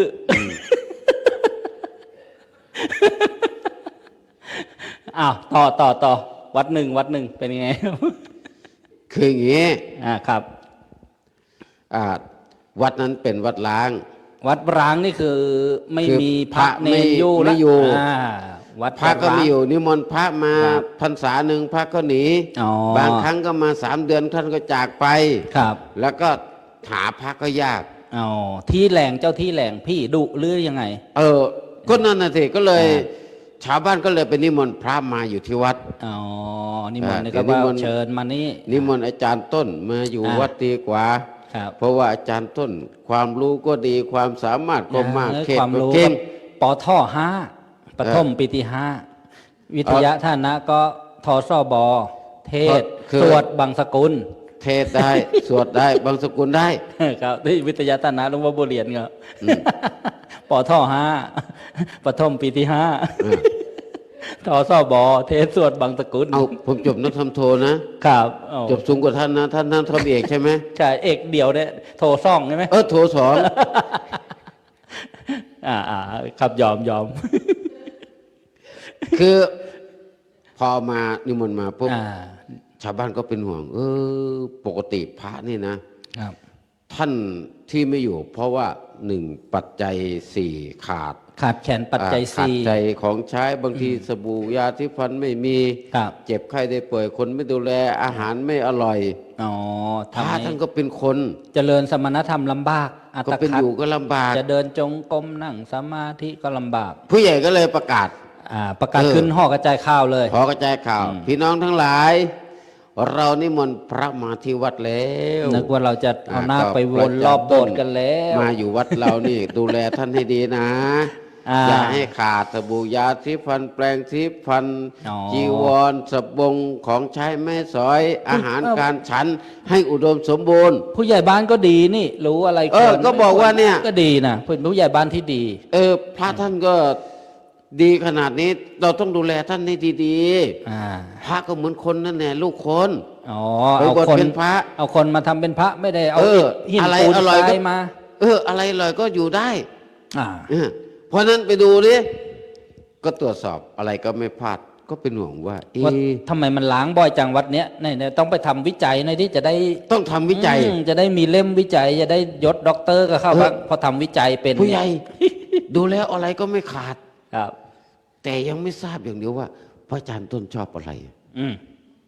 ชอบอะไรล่ะ ถ้างั้น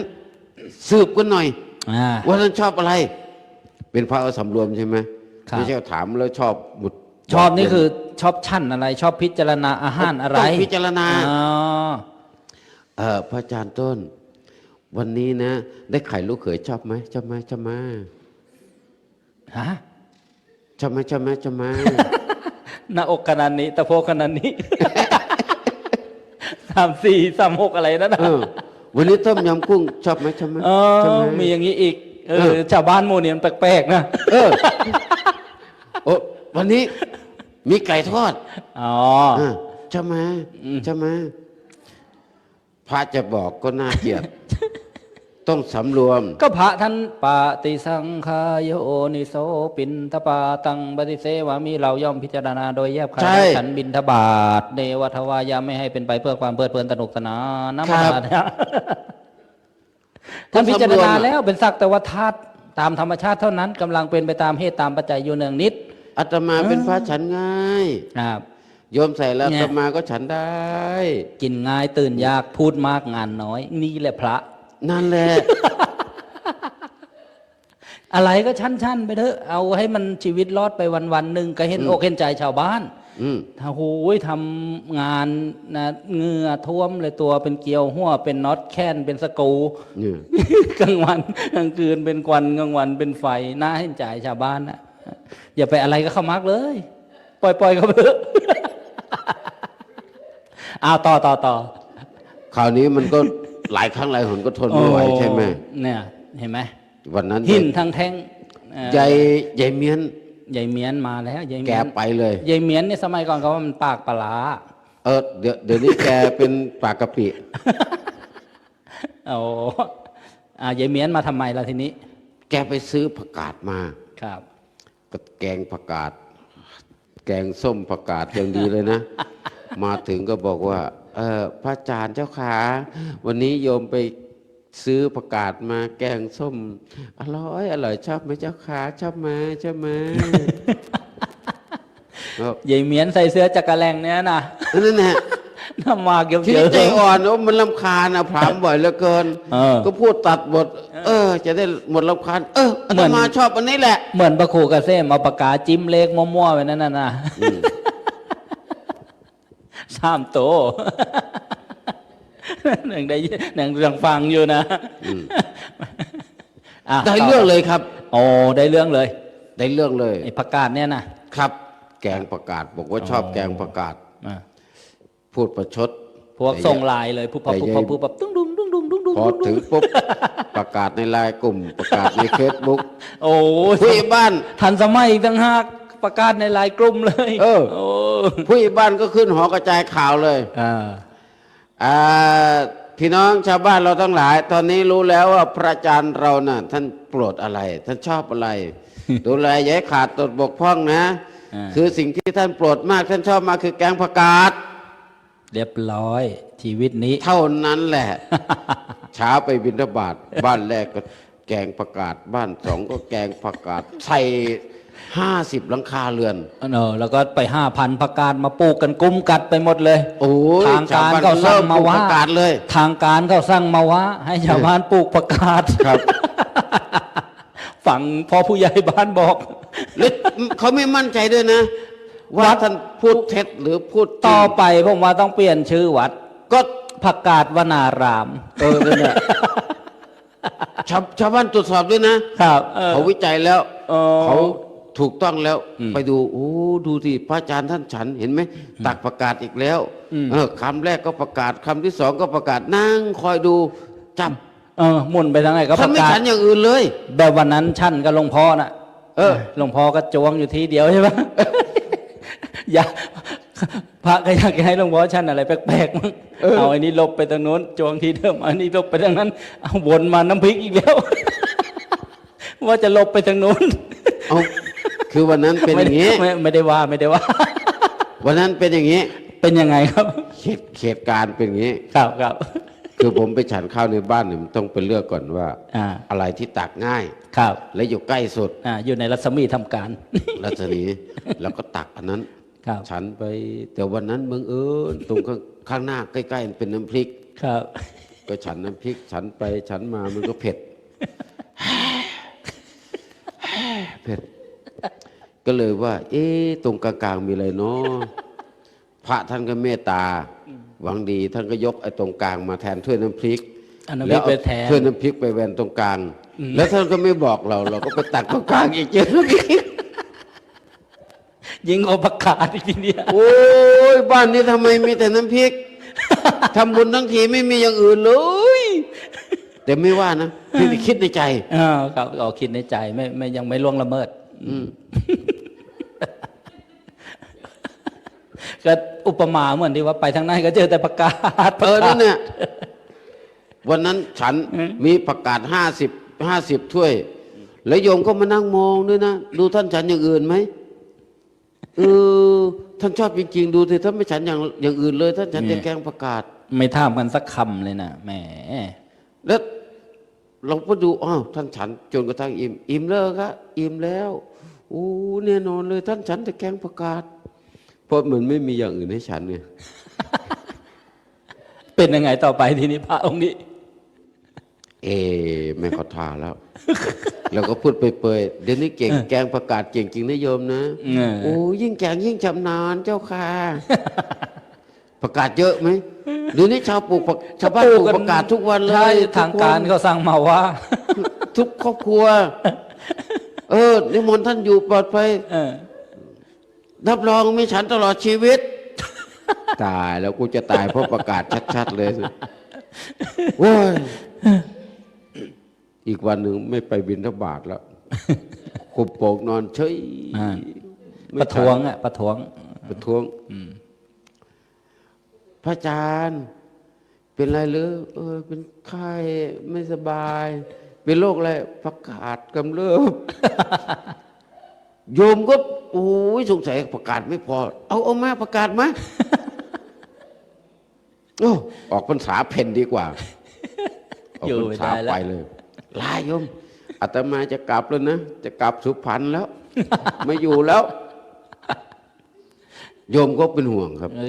กลับสุพรรณเนี่ยเขานึกถึงส่วนแตงแล้ว นั่นแน่ โยมเป็นห่วง ครับ โยมเขาเลยจัดรถ10 ล้อ3 คันเลยรถบัส2 คัน โอ้ รถบัสนี่โยมบรรทุกโยมไปส่ง ยังไม่นับหัวโตกองยาว ส่วนรถ10 ล้อ3 คันบรรทุกประกาศไป กลัวว่าทางนู้นจะไม่มีฉัน โอ้ยชาวบ้านนี่ก็ช่างดีเนาะ เป็นห่วงเป็นใย ผ่านไป3 เดือนเขียนจดหมายถามเลยนะกราบนมัสการพระอาจารย์ต้นลืมลายพระอาจารย์ดีดออกจาก ลายกลุ่มเขาแล้วเว้ยเนี่ยตามเจอ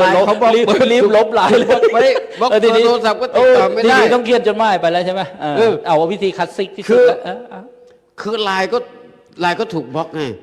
หายไปหมมด เดี๋ยวตามเจอ โทรศัพท์ก็ติดต่อไม่ได้ตึ๊ดถูกบล็อกอีกเบอร์ก็หายเบอร์ก็หายไลน์ก็ไม่อ่าน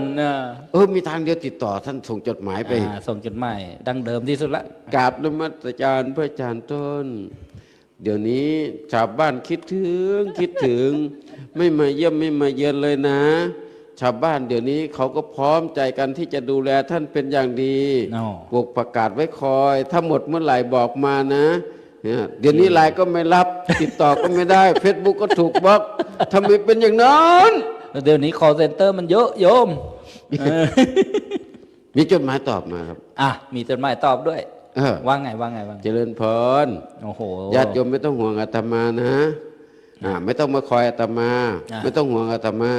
ถ้าประกาศไม่สูญพันธุ์อาตมาไม่กลับเด็ดขาด รู้ความจริงวันนี้เองหลังอยากได้ไป3 คันรถ10 ล้อไปแล้วนั่นแหละเอาแต่นี้ก็คือว่า จะดูแลพระก็ต้องให้เหมาะสมบางอย่างเนี่ย มันมากเกินไปเหมันลดน้ำมากเกินไปรากก็ คืออะไรก็ตามเลยครับ บำรุงมากเกินใช่ไหม ของอร่อยนะ ครับ ถ้ากินบ่อยๆมันก็กินไม่ลง อ๋อ มันมีโทษอย่างน้ำตาลก็เป็นสิ่งที่ดีมีประโยชน์ ถ้ากินมากก็เป็นโทษ อ๋อเป็นโรคภัยไข้เจ็บได้ ครับ นี่ ข้าวขาหมูก็มีประโยชน์ แต่ถ้ากินทุกวันมันก็มีโทษ อ๋อ เราควรกินหลากหลาย อันนู้นนิดอันนี้หน่อยโยมก็ใส่บาตรตามเดิมโยมกินแกงหน่อไม้ก็ใส่หน่อไม้โยมกินแกงดอกแคก็ใส่ดอกแคโยมกินแกงฟักก็ใส่ฟัก ก็โยม เมื่ ก็ อ จะ มา เอาพระเป็นสรณะไงมาเป็นที่พึ่งที่ระลึกว่าท่านชอบประกาศก็เลยปลูกกันทั้งบ้านเลย ครับ บาง โยม ที ก็กินด้วยแหละ ไม่ใช่ว่าโอ้ยแม่ฉันชอบข้าวขาหมูใส่ข้าวขาหมูทุกวันทุกวัน อ๋อ โดยพระเป็นไขมันใกล้ตายหมดแล้วนะเพราะ จริงๆที่ญาติที่ล่วงลับไปแล้วนะเขาไม่ได้เป็นข้าวข้าหมูหรือว่าของที่ผู้ล่วงลับชอบใช่ไหมมันเป็นบุญไปใช่ป่ะครับหลวงพ่อ คืออย่างนี้ครับ คือยังไงครับ อาหารเนี่ย อาหาร คือแต่ละภพแต่ละภูมิเนี่ย อ๋อ อย่างควายเนี่ยครับ มันก็ ควาย ไม่กินข้าวขาหมู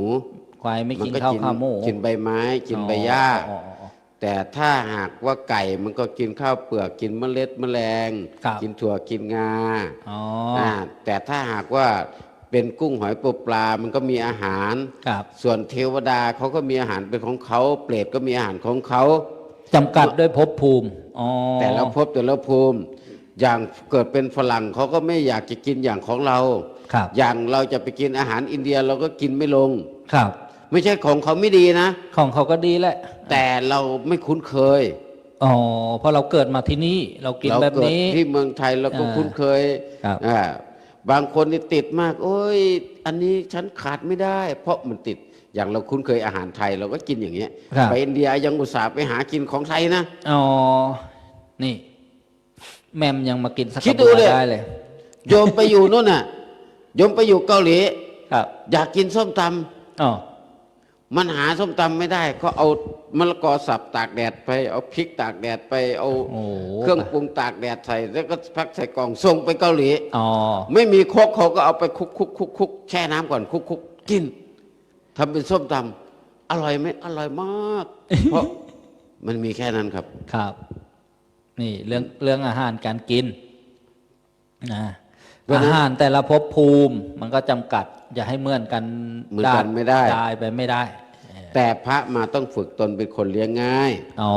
กิน เพราะว่า ง่ายไงกิน อาจารย์ ง่ ต้นเนี่ยอะไรอร่อยท่านก็ฉันได้ แต่อย่าบอกให้ใครรู้ว่าชอบอะไรเท่านั้นแหละ เออ เดี๋ยว ไม่ จะ ต้อง ไป บอก ซ้ำกรณีผักกาด นั่นแหละ โดยวัดจะล้างเอา นั่นแหละ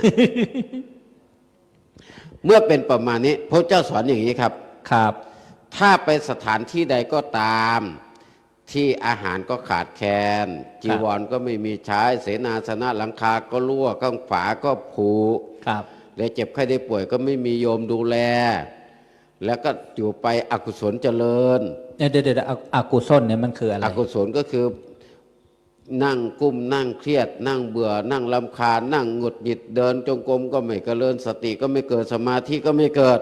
อ๋อไอ้ จิต เจ้า ใจก็เศร้าหมอง ไอ้คำว่าอกุศลเนี่ยมันก็คือกิเลสนั่นเอง กิเลส ความโลภ มันเจริญ ความโกร ขึ้ ธ น ความหลงอ๋อ นึกถึงหน้าโยมก็นึกถึงไม่ออกโอ้โยมทำไมใจดำขนาดนี้ไม่ดูแลรู้อย่างเงี้ยเขาพระเจ้าบอกว่าสถานที่นั่นน่ะไม่ต้องลารีบหนีไปเลย รีบเก็บบริขาร เก็บของ ไปเลยอ๋อ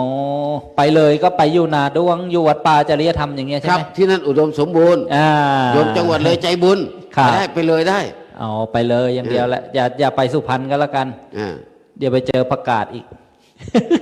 สุพรรณน้ำสมบูรณ์ไง ครับ เมืองอุดมสมบูรณ์ ครับ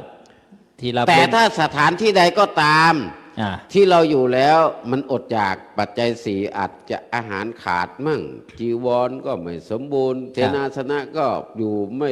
หลังคาก็รั่วข้างฝาก็ผุแต่พอ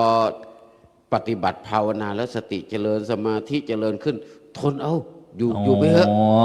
ทนหน่อย มีคำกรเขาบอกว่า ใครชอบใครชังช่างเทิด ใครเชิดใครชูช่างเข้า ก็ ใครด่าใครบ่นทนเอา ใจเราร่มเย็นเป็นพอ ครับ อ่า กุศลมันเจริญ สติทนเอา ครับ แต่ถ้าหากว่าถ้าสถานที่ใดก็ตามมีอุดมสมบูรณ์ กับข้าวก็อร่อย กุฏิก็ล้างงาม เอา ผ้าก็อบอุ่น เสร็จแล้วเวลานอนก็สบาย อ๋อ แต่จิตใจมีราคะโทสะโมหะเจริญขึ้น เจริญขึ้น อย่าไปอยู่เลย เพ ไป ราะฉะนั้น ไม่ได้หรอกเป็นห่วงผ้าห่ม เป็นห่วงที่นอน เป็นห่วงหมอน เป็นห่วงมุ้ง พระเจ้าบอกหนีไป อ่า หนีไป คือนี้ถ้าเป็นชีวิตพระอย่างที่ได้บอกอ่ะมันต้องวัดมาวัดก็ต้องวัดดูอย่างเงี้ยเนี่ยก็ ใช่ เป็นคำว่าวัดดูตัวเองดิ แต่ถ้า กุศลหรือกุศลมันเจริญนี่ต้อง แต่ วัด ถ้าสถานเพศอย่างนี้ครับ ครับ สถานที่หนึ่ง อ่า จีวรเขาก็ถวายมาเนื้ออย่างดี เขาเรียกปราณีต กับข้าว กับข้าวอาหาร ก็อุดมสมบูรณ์ไม่ขาดตกบกพร่องน้ำปนะก็มี เอาบริ สม บู บู ร ร ณ์ ณ์ทั้งเช้าทั้งเย็น ครับ เสร็จแล้วกุฏิก็งาม อืม ใช่ไหม กัน เวลาเจ็บ หน ไข้ได้ป่วย น โย ร้อ ม น ก็ ไ ดูแลดี นั่งสมาธิสติก็เจริญขึ้น เดินจงกรม อ๋อ จิตใจก็สงบ ครับ ราคะโทสะก็สงบระงับพระเจ้าบอกว่าอย่าไปไหนเลยทนอยู่จนกว่าจะตายนั่นแหละ ตรงนั้นอ่ะ เหมือนหลวงพ่อบัวเรียนหรือเปล่าใช้อุบายนี้หรือเปล่าเนี่ย โอ้ยบายอย่างนี้แหละเพราะชาวบ้านสะพานสองดูแลดี นะ เออ นั่น ให้ไปอยู่ที่อื่นไม่ไปแล้ว ไม่ไปแล้วที่นี่ คือที่สุดท้ายละ นั่นแหละ นี่ก็คือวัดจิตวัดใจดูว่าที่ได้กล่าวว่าพระเนี่ยเขาจะดูเขาจะวัดกันเขาวัดกันที่การละกิเลสใช่ไหมครับ ครับ ใครน้อยก ส ว่า รุป ใคร ง่ายก็คือว่า อ่ะ ที่จะสมบูรณ์หรือขาดแคลนก็ตาม แต่ถ้ากุศลเป็นที่ตั้งใช้ได้ครับ อ๋อ ไม่ได้เอาปัจจัยสี่เท่าไหร่ ครับ แต่ถ้าปัจจัยสี่สมบูรณ์แต่กุศลเจริญด้วย บอกพระเจ้าบอกจะหนีไปไหนอยู่ตรงนั้นน่ะ เนี่ยอยู่ตรงนั้นแหละเหมือนปัจจุบันเนี่ยอยู่ตรงวัดป่าสะพานซ่องอะมีเศร้าอยู่60 เมตร มีเครื่องอยู่500 วัตต์พูดเช้าพูดกลางวัน พูดเย็นพูดทั้งคืนเลยคืนนี้ อยู่ตรงนั้นแหละเขาเรียกว่า พูดจนหมดไส้หมดพุงก็พูดเรื่องเก่าด้วยแหละ กุศลมันเจริญใช่ไหม ครับ โอ้ โยมก็ถาม ประโยชน์ของ คุณ การ ยายเขาพูดจน ครับ ผมพูดซ้ำบ่อยโยม อ๋อ จำได้แม่น อ่า หลวงพ่อพูดเรื่องเก่าอีกแล้วนะครับ เอาอาตมาทดลองดูว่าโยมจำได้ไหม อ๋อ ที่แท้ไม่มีเรื่องจะพูด อ๋ออมภูมิก็เรียกว่า ไม่ต้องมาทดลองหรอกรู้นี่ เออ คืออยู่อย่างเงี้ยกิจกรรมอย่างเงี้ยงานปฏิบัติธรรมแบบเนี้ยทำให้กุศลเจริญใช่ไหม ครับ เพราะฉะนั้น อ๋อ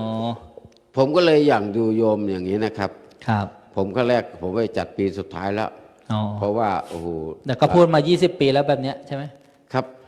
ผมก็พูดมาอย่างเงี้ยมันต้องคืออย่างนี้ต้องส่งแบบทดสอบครับ อ๋อแบบทดสอบทดลอง ถ้า ใคร คื จะ อว่า เอาด้วย หนึ่ง อ่า ชาวบ้านเขาเห็นด้วยไหม นั่นมันต้องมี ระหว่างชาวบ้านผู้ใหญ่บ้าน ผู้ช่วย ครับ ผู้ใหญ่บ้าน พวกชาวบ้านเขาดูแล ครับ เขาถ้าขาดเขาเราก็อยู่ไม่ได้ อ๋อ ถ้าเขาไม่ช่วยเราจะทำยังไงทำคนเดียวนี่ผมไปหุงข้าวผมหุงเป็นที่ไหนล่ะ ถ้าชาวบ้านไม่ช่วยเนี่ยก็ต้องหมวยมรณาวาย ครับ แวบเหมือนป่าแปรปิ้งก็ว่า ถ้าเกิดชาวบ้านช่วยดี แต่ ครับ ไม่มีใครมาแล้วจะจัดไปทำไมล่ะ อ่า เพราะฉะนั้น แล้วต้องมีชาววัดด้วยนะชาวบ้านอย่างเดียวก็ไม่ได้ต้องมีชาววัด ต้องช่วยกัน ต้องช่วยกัน เนี่ยถ้าเกิดชาวบ้านก็ช่วยญา ครั ติ บ โยมที่มาปฏิบัติเขาก็รู้สึกพอใจ พอใจ พอใจยินดีที่จะมาอดทนอดกันอย่างนี้ยนะครับ นึกถึงคำนี้คำก่อนท่านบอกว่า ว่าไง อ่าวัดจะดีมีหลักฐานเพราะบ้านช่วย บ้านจะสวยเพราะมีวัดดัดดิไซน์ บ้านกับวัด ผัดกันช่วย ก็อวยใจถ้าขัดกัน ก็บรรลัยทั้งสองทาง พระต้องนำทำดีเป็นที่ยิ่ง โยมต้องวิ่งตามด้วยช่วยศึกษา พระและโยมช่วยกันพัฒนา ศาสนาช่วยคนชาติพ้นภัย วัดจะร้างช่วยกันสร้างอย่าร้างวัด คนเศ เศ ษ ษ สั สั ต ต ว์ ว์ อย่า อย่าซ้ กรรมของเขา ำได้ช่วยเหลือ นับว่าเป็นทุนบุญของเรา เด็กยังยาว นะ ช่วยพยุงจูงเด็กไป นี่ นั่นแหละก็เลยก้าวหน้าเลย ครับเนี่ยความรุ่งเรืองของงานพระพุทธศาสนาเหลือเวลาในช่วงที่สองแล้วหลวงพ่อทีนี้งานเนี้ยชื่อว่างานอะไร ที่ว่าทำมา20 กว่าปีบรรลุไปเท่าไหร่ที่ผมจะทำวิจัย มีคนเป็นพระโสดาบันไปเท่าไหร่ได้ยินว่าบางคนนี่บรรลุแล้วก็ไปจากหลวงพ่อแหละว่ายอมรับพระปุถุชนไม่ได้อยู่ด้วยกันไม่ได้แล้วหลวงพ่อ คือ ลาแล้ว มีโยมบางคน ครับ เขาไปเข้ากรรมฐาน ครับ ออกกรรมฐานไปเข้ากรรมฐานออกกรรมฐาน เดี๋ยวคำว่าเข้ากรรมฐานนี่ก็เข้ากันยังไง ก็ออกกันยังไงครับ ก็คือเขาไปเจริญวิปัสสนานั่งภาวนา อ๋อ เราก็สอนเสร็จแล้วเขาก็บอกว่าตอนนี้นะโยมบรรลุโสดาบันแล้ว พยากรณ์ตัวเองเลย ครับ โอ้ เพราะว่าเขาบรรลุโสดาบันแล้ว ส่วนคนนั้นเป็นอนาคามีแล้ว โอ้ เขาเลยถามว่าหลวงพ่อปฏิบัติธรรมถึงไหนแล้ว เนี่ยกระซิบท่ามคุณธรรมหลวงพ่ออีก ได้บรรลุโสดาบันหรือสกิทาคามีเป็นอนาคามีหรือเป็นพระอรหันต์ ใช่ปิดประตูอบายภูมิทั้งสี่ได้หรือยัง ผมตอบไม่ลังเลเลยครับ ชัดเจนเลยนะ ว่ายังไงว่าไง ผมยังเป็นปุถุชน100%คนยังหน้าไปด้วยกิเลสเนี่ยคือปุถุชน ปุถุชนคนหนาด้วยกิเลสถ้าใครทำให้โกรธก็โกรธใครทำให้เกลียดก็เกลียดพยายามละแล้วอุตส่าห์ละไปแล้วพอหันหลังปุ๊บมันตามมาอีก กิเลสไม่ไปไหนเลยมันตามข้างหลังตลอดมันก็ตามตัว ว่าไงโยมคนนั้นว่าไง โซดาบันว่าไง โอ้โสดาบันงั้นโยมจะคุยกับท่านไม่ได้แล้ว เพราะว่า ภูมิธรรมไม่เท่ากันแล้ว เพราะว่าเขา ภูมิ ป ธรร ฏิ ม บัติดีกว่า อ๋อ เขาก็จากไป นั่น เพราะอริยบุคคลจะมาคุยกับปุถุชนอย่างผมนี่ต่อไปมันเขากลัวผมเป็นบาป อ๋อ ไม่ตามเขาเลยจากไปครับ คุณธรรมไม่เสมอกันแล้วก็เลย ไม่เสมอ จากไปสวีวีวีไปเลย เนี่ยนะ เพราะฉะนั้นคืออย่างนี้โดยธรรมดาพระอริยบุคคลนะ พระอริยบุคคลผู้ห่างไกลจากกิเลสเนี่ยลือดวงตาเห็นธรรมแล้วว่างั้นนะอ๋อ มีโยมผู้หญิงคนหนึ่ง ครับ พูดเรื่องพระอริยบุคคลให้ฟัง ครับ มีพระกลุ่มหนึ่งประมาณ60 รูป พระ60 ลูก ออกจากวัดพระเชตวัน โอ้ เรียน ที่ กรร เมื ม อง ฐานจากพระเจ้าแล้วนะ เมืองสาวัต คือ ถี วัดพระเชตวันเนี่ย ครับ พลุกพล่านไปด้วยพระพลุกพล่านไปด้วยโยม ครับ แต่มาเดินจงกรมมันก็โอ้โหโยมเดินเพ่นพ่าน ไม่เหมาะสมสำหรับเสนาสนะ ส่วนพระอรหันต์ท่านไม่เดือดร้อนเพราะท่านบรรลุธรรมหมดแล้วใช่ไหม อยู่ที่ไหนเป็นที่ลื่นลมหมดพระอรหันต์ ได้หมด อ่า แต่พุทธชนต้องเลือกสถานที่ อ๋อ ไปตรงที่โยมมีคนไม่พลุกพล่าน เสนาสนะอันสงัด อ๋อ ไปสู่ โคน เสนา โค บ้าน นนอก ไม้ปลาเปลียวเรือนว่างอ่า ครับ ไปนู่นที่กันดาร ครับ ไป ก็ไปเจอยายคนหนึ่งมาเห็นพระหนุ่มๆหน้าตาดีๆหลายองค์มา แม่อย่ามองมาทางผมดิผมพูดถึงพระหนุ่มๆหน้าตาดีอ่ะ ท่านก็ ยายแก่แล้ว ยายก็มองเห็นพระเห ยาย มือนลูก แก่ เหมือนหลาน ครับครับ ถามว่าพระคุณเจ้าไปไหน อ๋อ พระก็บอกว่ายายอาตมานี่แสวงหาเสนาสนะเพื่อจะบำเพ็ญสมณธรรม อ๋อย ายรวยอ่ะ ยาย ใจดี ร ด้ ว วย ย ยาย บุญด้วย รวยใจดีอ่า เอาละ ก็มีศรัทธาขึ้นมาแล้ว มีศรัทธาเลย อ่า ท่านไม่ต้องไปไหนเดยวโยมจะดูแล สร้างกระต๊อบให้คนละหลังคนละหลัง องค์ละหลังองค์ละหลังให้อยู่เลย อ๋อ ทำกระต๊อบไว้เลยหาที่ว่างให้ ครับ สร้างให้ โอ้ควรควายเพื่อบุญเพื่อกุศลเพื่อความเจริญ มีทรัพย์ด้วย เป็นอริย มี ทรัพ ศรั ย์ ทธาด้วย ทำทรัพย์ภายนอกให้เป็นทรัพย์ภายใน ก็อุปถัมภ์ด้วยข้าวด้วย ครั น้ บอ๋อปัจจัยสี่เต็มเลย ำตั้งหม้อน้ำสำหรับน้ำดื่มน้ำฉันทำกระต๊อบหลังเล็ก ๆ ให้องค์ละหลังองค์ละหลัง เอาหาลูกน้องหาคนงานมาช่วยทำเสร็จ ครับ มาเช้ามาหนึ่งยายก็มาที่วัดเอ้าพระเดินมาเห็นพระอยู่องค์เดียวไปไหนกันหมดเนี่ย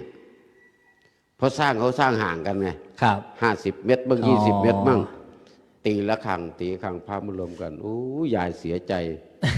เพราะว่าพระทำไมทะเลาะกันไม่คุยกันเลย ท่านทำไมมาอยู่ด้วยกันไม่มาทางเดียวกัน อ๋อ พวกท่านมีปัญหาอะไรกัน ครับ คืออย่างนี้โยมยาย อ่า พวกอาตมาปฏิบัติวิปัสสนากรรมฐาน ปฏิบัติสมณธรรม เจริญ ไม่มี ธรรม เวลามาคุยกันหรอก อ๋อ ไม่ได้โกรธไม่ได้เกลียดกัน แต่ไม่ได้คุยกันต่างคนเดินจงกรมบ้างนั่งภาวนาบ้าง เอาโยมเป็นหญิงปฏิบัติได้ไหมได้ อ่า คำสอนพระเจ้าผู้หญิงผู้ชายก็ทำได้งั้นสอนโยมหน่อยสิ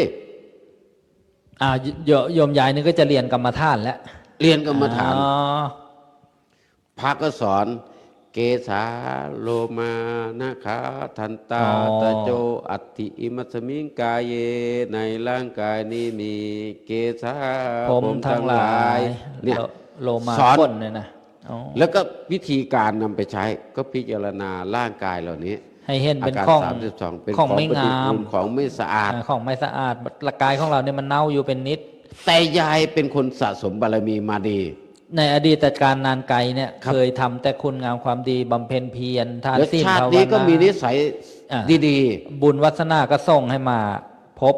พุทธศาสนา ๆ คืนนั้น ครับ ยาย คืนนั้น ปฏิบัติธรรมบรรลุเป็นอนาคามีบุคคล แต่ก็ แล้วได้ ต่าง อภิญญาด้วยนะ ต่างจากยายคนแรกที่นึกถึงตาว่าจะไป14 กุมภาอีกครั้งหนึ่ง นั่นแหละไม่เหมือนยายคนนั้น คนละต่างกันเยอะเลย ยายนี้ใจเมื่อบรรลุธรรมขึ้นมาเนี่ย อ๋อ ก็คิดถึงว่า พระเรามีธรรมขั้นไหนแล้ววะ เนี่ยเขาเรียกว่ามีอภิญญา รู้ว่าละจิ ก็ ตเออก ำหนดดูโอ้พระเราไม่มีใครบรรลุธรรมสักอย่างเลย ปุถุชนทั้งนั้นเลยนี่ ปุถุชนทั้งนั้น ขาดอะไรเนาะเดี๋ยวดูดิ ก็คิดแทนที่จะเกลียดพระ เอา โอ้ยไม่เป็นไม่เก่งเหมือนเราไม่คิดอย่างนั้นครับ นี่คืออริยะแล้วอะ อริยบุคคลก็บอกว่า ประหารกิเลสไปแล้ว ท่านมีอุปสรรคมีปัญหาอะไรเนาะท่านถึงไม่บรรลุธรรม นะ โอ้องค์นั้นท่านเป็นโรคไม่สบาย เพราะขาดยา อ๋อ จะต้องจัดหายามาท่านเป็นไข้ต้องขวนยา อีกองค์หนึ่งท่านอาหารแสลงท่านฉันไม่ได้ ไม่เหมาะสมกับสุขภาพองค์นั้นหลังคารั่ว องค์นั้นจีวรเก่าจีวรขาด ต่างจากหมู่บ้านประกาศกันละกันแหละยายคนเนี้ยเพราะ อ่า เขาบรรลุธรรมแล้ว พอบรรลุธรรมปุ๊บจัดหาเลย อ๋อปัจจัยสี่ ปัจจัยสี่ครบสมบูรณ์ พระเมื่อ ครับ องค์จีวรขาดได้จีวร องค์หลังคารั่วได้ซ่อม ก็เด็ก องค์ไหนที่อาหารที่เป็นพิษฉันไม่ได้ โยมก็จัดอาหารให้แต่เหมาะแต่ละรูปพอดีพอดี เขาเรียกเกิดความสบายเรียกว่าภาษาธรรมะเขาเรียกว่าสัปปายะ สัปปายะ อ๋อความสบาย พระก็เดินจงกร ครั ม บ นั่งภาวนาไป ครับอ๋อ ไม่นานบรรลุเป็นพระอรหันต์หมดทุกองค์เลย นั่นได้เป็นพระอริยบุคคล แล้วเป็นเนื้อนา ครับ บุญที่ดีด้วย ออกพรรษานะ ครับ พระทุกรูปก็เป็นห่วงยายคิดถึงยายใช่ไหม พระอรหันต์นี่ออกพรรษาไม่ไปหาซื้อกางเกงซึกกันใช่ไหม ไม่ท่านจะเข้าไปกราบพระพุทธเจ้า อ๋อระลึกถึงพระพุทธเจ้า คิดถึงพระเจ้า ครับ ก็เลยมาลายาย จะไปคนเดียวก็จะไปเลยไม่ได้ครับ ต้องมาบอกมากล่าว ต้อง อ บอก นุโมทนาบุญที่ได้ เยี่ยม อุปถัมภ์ ยาย ปัจจัยสี่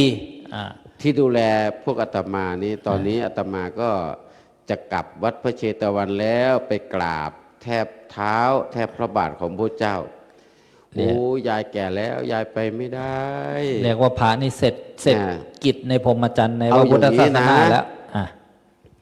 ฝากกราบแทบพระบาทของพระสัมมาสัมพุทธเจ้าด้วย อ๋อคุณยายฝาก ฝากด้วย กราบอ่า เนี่ยคือเวลากราบเนี่ยต้องกราบสองครั้งนะกราบสามกราบที่พระบาทนี่อันนี้กราบเอง อันนี้ยายฝากมากราบหลวงพี่เองนะ อ๋อเหมือนชาวทิเบต เวลาไปอินเดียก็เห็นว่าทำไมเขากราบตั้งแต่เช้าถึงเย็นเลย ที่ไหนได้เขาบอกว่าญาติฝากมากราบบอกว่ารวมเงินกันซื้อค่าตั๋วเครื่องบินให้มา วันนั้นผมไปเจอเฟซ กราบกันตั้งแต่เช้าเลย นั่นน่ะ กราบ ผมเขี่ยไปอ้าวพระองค์หนึ่งอยู่ที่พุทธคยา อ๋อ ผมก็เลยไปคอมเมนต์ อ๋อ ฝากกราบต้นโพด้วย9 ที อ่า ผมคอมเมนต์ไปอย่างนี้นะครับ ท่านอ่าน ครับ แล้วท่านก็ถ่ายคลิปเลยกรา อ๋ บ อ 1 2 3 4 5 6 7 8 9แล้วก็ส่งมาให้กราบให้แล้วนะ9 ที แต่เขาไม่เหมือนชาววัดป่าสะพานซ่องจะต้องอารมณ์บทเตรียมตัวกันเถิดนะ อันนั้นเขาเตรียมไปตั้งแต่ไกลแล้ว อ๋อ ไปถึงกราบได้เลยไม่ต้อง ตั้งจิตมาแต่ไกล เขาเตรียม ตั้ง เสร็ ใจ แล้ว มาแต่บ้านเลยใช่ไหมนะครับ อ๋อนี่เป็นบุญนะครับเป็นบุญนะ เพราะฉะนั้น ไปกราบพระพุทธเจ้ายายคนนี้ ไป ฝาก กราบ ไป พระเจ้า บ แล้วพระก็เล่าให้ฟังว่า ครับ โอ้ยไปที่นู่นน่ะ มีคุณยายใจบุญ อ๋อ ดูแลทำให้ตนเองนะปฏิบัติธรรมสะดวกสบาย ไม่มีอุปสรรคไม่เป็นโอ้ยายนี่เขารู้ใจนะ เราคิดโอ้ยวันนี้ไม่สบายอยากได้น้ำผึ้งมะนาว อ๋อ ก็มา วันนี้อยากได้ข้าวต้มก็มา คิดอะไรยายจัดให้หมดทุกอย่าง ก็ยายรู้ว่าละจิต ยาย เดี๋ยวเรา รู้ จะทดสอบผู้ปฏิบัติธรรมเราไหม รู้ เดี๋ยวกลับไปนั่งคิดกันพวกนี้จะชั่นอะไรดี จะดูว่ามีใครรู้ไหม ลองคิดดูดิ ลองคิดดูแม่ครัวจะรู้ใจไหม เขาจีเหมือนเดิม อ่ะ ต่อไปครับ หลวงตาครับ โอ้โห หลวงตาได้ยิน หลวงตาเนี่ยคือคนเคยมีครอบครัว แล้วก็ เคยมี มาบวชตอน ครอบครัว แก่ก็เลยเป็นหลวง มาบวช ตา เมื่อตอนแก่ ก็เลยเรียกเป็นหลวงตาอ่า พระเหล่านี้ก็พูดเกินไป กระโดกกระเดกเพราะว่าอบรมมาน้อยบางทีนิสัยจากคารวะมันติดมาพระห เขา ล เรี วย ง กว่า ตาเนี่ย ค นะ ราชคือพระบวชมานานถ้าศึกไป ถ้ายังบางทีฝึกไปนะไปแต่งงานแล้วเมียยกกับข้าวมาประเคนเขาเรียกว่าสมณวิสัยติดมา ติดตัวมามันเคย อ่า มันเคยครับ มันเคย เคย แต่หลวงตานี่คารวะติดมาเยอะ อ๋อนิสัยหยาบบ้างกระด้างบ้าง จะหันซ้ายเลียขวาเอะ ครับ อะโวยวายไม่สำรวมไม่เรียบร้อย ครับ เฮ้ยต้องทดลองซะหน่อย อยู่ตรงไหน นี่ท้าทาย ก็พระก็บอกเส้นทางให้ไปเลย เหล่าป่าที่นั่น เออ ที่นั่น ถ้า ยายนั้นอยู่หมู่บ้านนั้นเออ ถ้าเราไปเนี่ย ถ้ารู้ใจเราจริงเนี่ย เออ น่าจะตักน้ำมาหาคนตักน้ำมาให้อาบ มีน้ำผึ้งใส่มะนาวมาสักหน่อยนะอุ้ยชื่นใจเลย พญาเสื้อโคร่งร้อนๆสด เนี่ย พรวดเข้าไป พอ คิดอย่างนั้น คิด ผลปรากฏว่าเป็นจริงครับ ส่งจิตออกนอกไปแล้วเนี่ย อ้าวไปเจอของจริง พอ โอ้เช้าพรุ่งนี้น่าจะมีข้าวต้มนะ เพราะว่าเรา ข้าวยา เหนื่อย คูข้าวต้มมันเล็กข้าวยา ร้อนๆ คู นะอะไรเงี้ย มันหนาวไง12-13 องศาเนี่ย เช้ามาก็มีมาอีก เออ หลวงตาคิดอะไรได้หมดทุกอย่าง ครับคิด อยากจะรู้ว่า ผู้หญิงคนนี้หน้าตาเป็นยังไง อ่า วันพรุ่งนี้เช้าน่าจะถือของมาให้ อยาก ถือมาอีกครับ นาน ท่านปฏิบัติธรรมนี่ย้ายอายุตัวเนี้ยปฏิบัติธรรมบรรลุอะไรหรือบอกเป็นภริยบุคคลแล้วใช่ไหมยายไม่ตอบครับ ยายไม่ตอบเพราะว่า ยายก็บอกว่าโดยธรรมดาภริยบุคคลเนี่ยเขาก็จะเป็นมีคนที่มีจิตเมตตา มีกรุณา อ๋อมีคุณธรรมมีคุณธรรม มีคุณธรรม นั้นละแล้วสัก โดยธรรมดาก็จะเป็นประมาณนั้น แต่ทีนี้ว่า ก็คิดอะไรก็ได้หลวงตาก็นึกอาย ถ้าเกิดเรานิบคิวเรียนพี่เรียนแกก็รู้เลย วิสัยปุถุชนนะมันคิด ปุถุ ไป ชน 108,000 ประการใช่ไหม บางทีคิดพี่เรียนไป คิด ไม่ พิ ได้ เรนไม่ได้ มันห้ามยากเลย ก็เลย ใจ กลับ คน มาเลย กลับวัด กลับมา พระเชตวันเลยมา ลั บอก ม พระพุทธเจ้าเลยพระพุทธ เราให้ เจ้า พระเจ้าฟัง อ่ พระเจ้าบอกกลับไปที่เดิมอ่ะ ภิก ไล่ ษุ กลับอีก ภิกษุเธอจงไปอ่ะ นะ จงไปที่เดิมนั่นแหละ กลับไปอีก แต่ไม่ต้องไปดูว่าเขาคิดอะไร เราดูใจเราอย่าให้มันคิดไปข้างนอก อ๋อ ระวัง อ่า สำรวมใจครับ สำรวมใจ บรรลุเป็นบรรลุธรรม โอ้บรรลุ ได้อภิญญาเหมือนกัน นาน โอ้ยไปดูที่ว่ายายคนนี้แล้วลึกชาติได้อีกนะ อดีตชาติเคยเป็นใครอยู่ที่ไหนรู้อีก โอ้ย มีญาณ แต่ก่อน มี นี่ ปัญ ยา ญาย นี่ อย่างรู้ เคยเป็นภรรยาเรา อ๋อแต่ไม่คิดไม่ดีแล้วแหละ เพราะว่าเป็นพระอริยะแล้ว ใช่ ทั้งคู่อ๋อ แต่ครั้งก่อนนี่เป็นภรรยาเรา แล้วฆ่าเราด้วย นั่น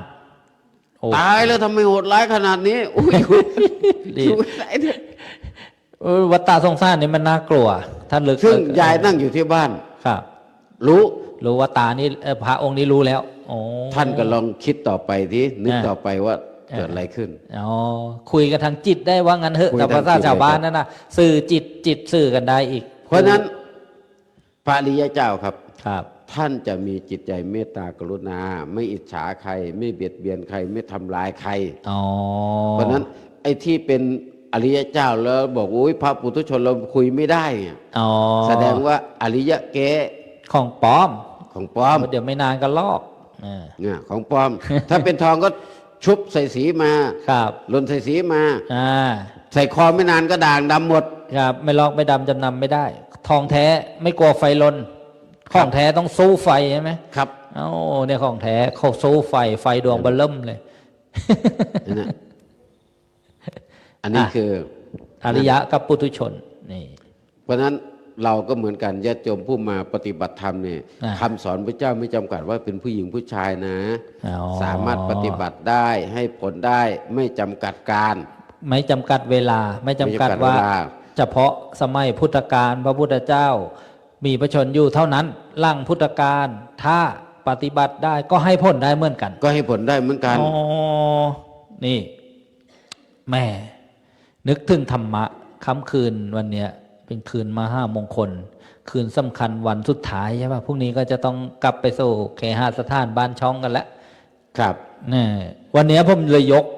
บาลีขึ้นเป็นนิเคปบทเบื้องต้น ว่า สัพพะทานังธรรมะทานังชินาติได้ยินพระครูจริยสัจธรรมก็บอกว่ามีชิตังเมด้วยนะเมื่อกี้เนี่ย หลังจากแจกนำบัตรแจกเบอร์กันเรียบร้อยแล้วทีนี้จะถามหลวงพ่อแหละยังไงนะ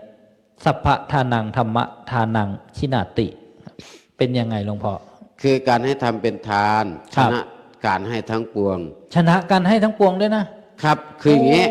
ครับ พระอาจารย์ให้ข้าว ครับ เขาก็อิ่มไปมื้อนึง อิ่มไปมื้อนึง ถ้า เดี ให้ ยว เสื้อผ้าก็ใส่ไปได้หลายวัน โอ้ แต่ถ้าให้รถก็อาจจะขับรถได้ไปเที่ยวไหนได้ ยานพาหนะ แต่ถ้าให้ทำนี่จะให้รวมรู้จักบาป อ๋อ รวมได้ละบาป รู้จักบุญได้ทับบุญ เหมือนกับสร้างเมืองสวรรค์ให้โยมเขาไป สวรรค์มันเกินในอกในใจนี่แหละนะ มันก็จะเกิดเห็นไหม โยมก็มีจิตใจที่เข้มแข็งอดทน โยมก็จะได้มีความรู้มีความดีมันได้หลายภพหลายชาติ เวียนว่ายตายเกิดก็จะมีแต่ความสุขความทุกข์ก็จะไม่มาใกล้ อ๋อคือถ้าให้ข้าวเนี่ยคือยังเวียนว่ายแต่เกิดอยู่อย่างไม่พ้นทุกข์ ครับ ให้เสื้อผ้า ยัง ให้ ไม่ ข้าว พ้ มื้อน หนึ่งมัน ทุก ก็ ข์ หิวสักพักหนึ่งก็หิวอีก ครับ กินก็ไม่รู้จักอิ่มแล้วเดี๋ยวก็หิวอีกอยู่อย่างนี้แหละ ครับ สร้างคานร่างกายเนี่ยนะต้องบำรุงต้องดูต้องแลปล่อยมันก็เน่าอีกเหม็น ครับ โอ้ยมนุษย์นี่นะนี่คือให้ธรรมะยอมชนะการให้ทั้งปวงเลย ครับ ปาลบเนี่ยปีเนี้ยเป็นปีเริ่มต้นแห่งการทำสถานีวิทยุกระจายเสียงนี่อย่างวัดป่าสะพานซ่องเนี่ยกี่ปีผ่านมาครับ ออกอากาศครั้งแรกวันที่ 15 กันยาปี3 พศ2,500เท่าไหร่2,550 กว่าหรือเท่าไหร่ เดี๋ยวจำไม่ได้ประมาณ15-16 ปีนี้ครับ 16 ปี 53ปี53 แห่งความหลัง 10 หรือเปล่า 15-53 ครับ อ๋อ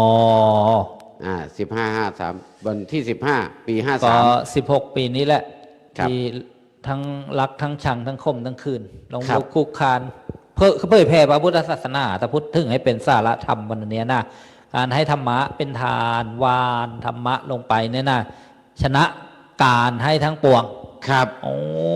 ตั้งแต่โยมมาบางคนไม่เคยใส่บาตรก็ได้ใส่บาตร นี่ โยมคนที่เคยโกรธก็ไม่โกรธคนที่เคยเกลียดก็ไม่เกลียดคนที่เคยไปหากบหาเขียด เดี๋ยวนี้มาเข้าวัดจำศีล ก็นี่แหละเรียกว่ากุศลธรรมเจริญใช่ไหม ครับกุศลธรรมเจริญ อยู่ตรงนี้ทำตรงนี้ให้กุศลธรรมศีลธรรมฐานศีลภาวนาเจริญใช่ไหมครับ ครับ โอ้ไม่มีข่าวให้มองมัวหม่นไหมอะไรอย่างเงี้ยนะครับ พระเนี่ยหลวงพ่อเขาบอกว่า หน้าร้อนก็ไม่กลัว หน้าฝนก็ไม่กลัว หน้าหนาวก็ไม่กลัว แล้วกลัวหน้าไหน กลัวหน้าหนึ่งครับ เหรอ หน้าหนึ่งตัวมันใหญ่ อืม ข่าวร้ายลงฟรีข่าวดีเสียเงิน เดี๋ยวโลกนี้ปัจจุบันมันโลกออนไลน์ด้วย อะไร โอ้ถูกผิดไม่รู้แล้วฉันแชร์ไว้ก่อนเขาบอกว่าครีเอเตอร์มือใหม่ เปิดค่าการมองเห็น เต็มไปหมดเลยเพื่อน เต็มไปหมดเลยเพื่อน ครับ เพียบเลย อะไรก็ไม่รู้ลงมาหมดสิ่งสาราสัตว์นี่คือการเผยแผ่ให้ธรรมะให้ธรร ครั มะ บ ผ่านการเวลามา ก็เห็นความเจริญรุ่งเรือง แต่ละด้านนะสัพพะทานังธรรมะทานังชินาติ คือเทวดาเขาถามกันถามว่าเนี่ยให้อะไรนะชื่อว่านะเลิศประเสริฐใช่ไหม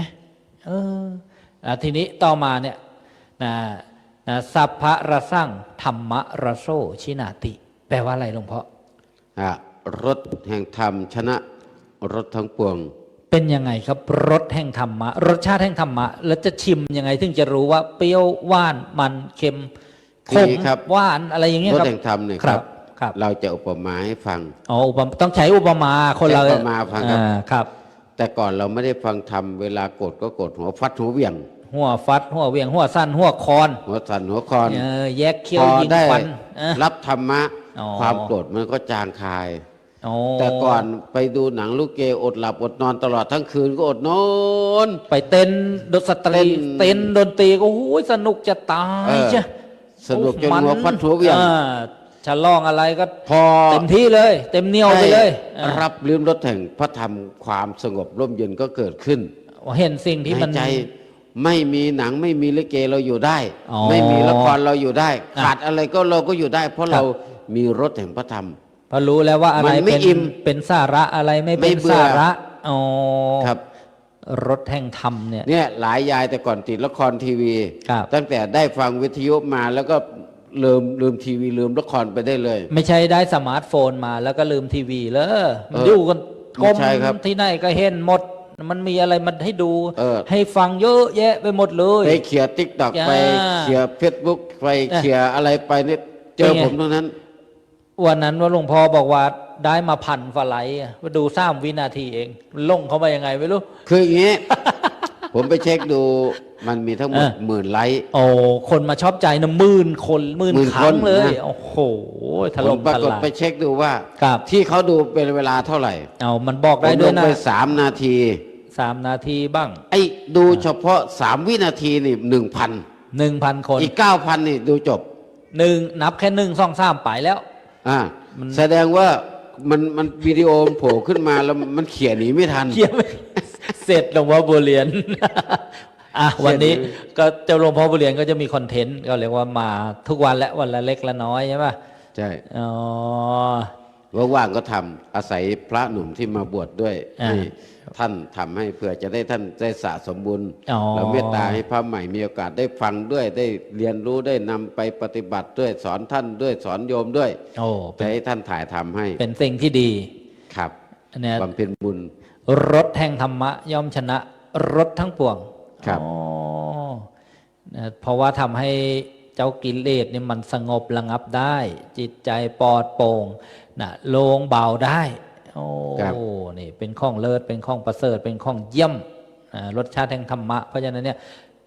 ว่าแล้วโอกาสการแสดงธรรมเนี่ยเรียกว่าโตรุ่งสอดแจง นอกจากที่อยู่ในศาลาแห่งนี้ก็ยังมีทางบ้านนะที่ฟังวิทยุกระจายเสียงไปไกลโอ้ญาติโยมไปทั่วโลกแล้วก็ทางโซเชียลอีกเนี่ย อายุฟังอยู่ที่ไหนทางโซเชียล โซ คอมเม เชี น ยล ต์มาหน่อยแจ้ง โซ มา เชี ห ยล น่อย เนี่ยที่นี่มืดแต่อีกหลายประเทศสว่างเป็นช่วงกลางวันเห็นไหมเนี่ย ครับ ก็ได้รับรสแห่งธรรมะนะธรรมะเบิกบานธรรมะบันเทิงบ้างสาระต่างๆนี่เรียกว่าสัพพะระสั่งธรรมะระโซชินาติ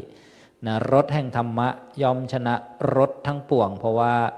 รสต่างๆมันไม่ทำให้คลายทุกข์นะหรือพ้นไปจากวัฏฏะสงสารทำสัพพะรติธรรมะระติงชินาติ แปลว่าอะไรหลวงพ่อคำนี้จำได้ไหมครับ เดี๋ยวนึกไม่ออก เขาบอกว่าความยินดีในธรรม ย่อมชนะความยินดีทั้งปวงหลวงพ่อจะอธิบายยังไงข้อนี้ คืออย่างนี้ ครับ ถ้าเรายินดีในแฟน ในแฟนในพัดลมหรือในคนรัก ในคนรัก ในคนรัก ตา อย่าง กับยาย2 คนใน14 กุมภา อ่า อีกครั้งหนึ่งอ่ะ เพราะว่าคนรักก็ทำให้เศร้าใจเสียใจ อ๋อ สมมติว่าไปเลี้ยงหมา1 ตัว มา1 ตัว หมาพอรักหมา มานี่มันไม่เพราะเขาบอกว่าหะมา ครับ หามานะ หะมา ถ้าเกิดมันตายรถเหยียบตายก็เสียใจ เสียใจเพราะความรักมัน ถ้าไปรักในรองเท้า ครับ ซื้อมาคู่ละ3,000 อ๋อ รองเท้าก็ไม่รักตอบ มันไม่รู้เรื่องหรอกมันไม่มีจิต มันไม่รัก วิญญาณ ตอบเรา อ่า รักในนาก็ไม่รักเรา อ๋อ ทีนี้ถ้าเกิดรักในบ้านไฟไหม้บ้านเราก็เดือดร้อน ครับ ถ้าเกิดรักในธรรมนะครับ อ่า แล้วทำไม่เคยทำให้เราช้ำใจ เห็นว่า รักในผัวก็ทำให้ช้ำใจ รักในเมียก็ช้ำใจบางคนนี่นะครับ ครับ เนี่ยคุณยายเนี่ยคุณยายที่มานั่งตรงนี้นะ ว่าไง สมัยแต่งงานใหม่ๆนะ อธิษฐานอย่างนี้ครับ อธิษฐานเอ่ยว่า เวลาใส่บาตรอธิษฐานใส่บาตรด้วยกันนะสาธุขอเป็นเนื้อคู่กันทุกภพทุกชาติเด้อ เขาก็จำมาในใส่บาตรรวมขันธ์เด็ดดอกไม้รวมตนสร้างกุศลรวมกัน แต่งงานมา20 ปีเปลี่ยนคำอธิษฐานครับ เปลี่ยนใหม่ว่า สาธุชาตินี้ชาติสุดท้ายอย่าได้พบอย่าได้เจอกันอีกเด้อ เข็ดแล้วกลัวแล้วเจ้าค่ะ คือมันไม่เหมือนกับยินดีในธรรม อ๋อ ในธรรมเนี่ยมันจะไม่อิ่มไม่เบื่อมันก็เหมือนกินอ้อยจากปลายไปหาโคน ตอนแรกก็มันไม่เท่าไหร่ โอ้ถ้าหน้าเบื่อหน้ารำคาญอ้อยมันมีใบ มันจะบาดปาก พอกินไปมันก็หวานไปเรื่อย ครับ ๆ แต่ชีวิตคู่ ชีวิต หรื คู่ อรักยินดีในอย่างอื่น เหมือนกินอ้อยจากโคนไปหาปลาย อ๋อยามรักน้ำต้มผักกะว่าว่านนะ น้ำต้มปลากรมชมหวาน ชมว่าว่านนะแม้แต่ให้ไป นานๆน้ำอ้อยก็ก่อยขม แม้แต่ให้ไปครึ่งหนึ่งเลย ใช่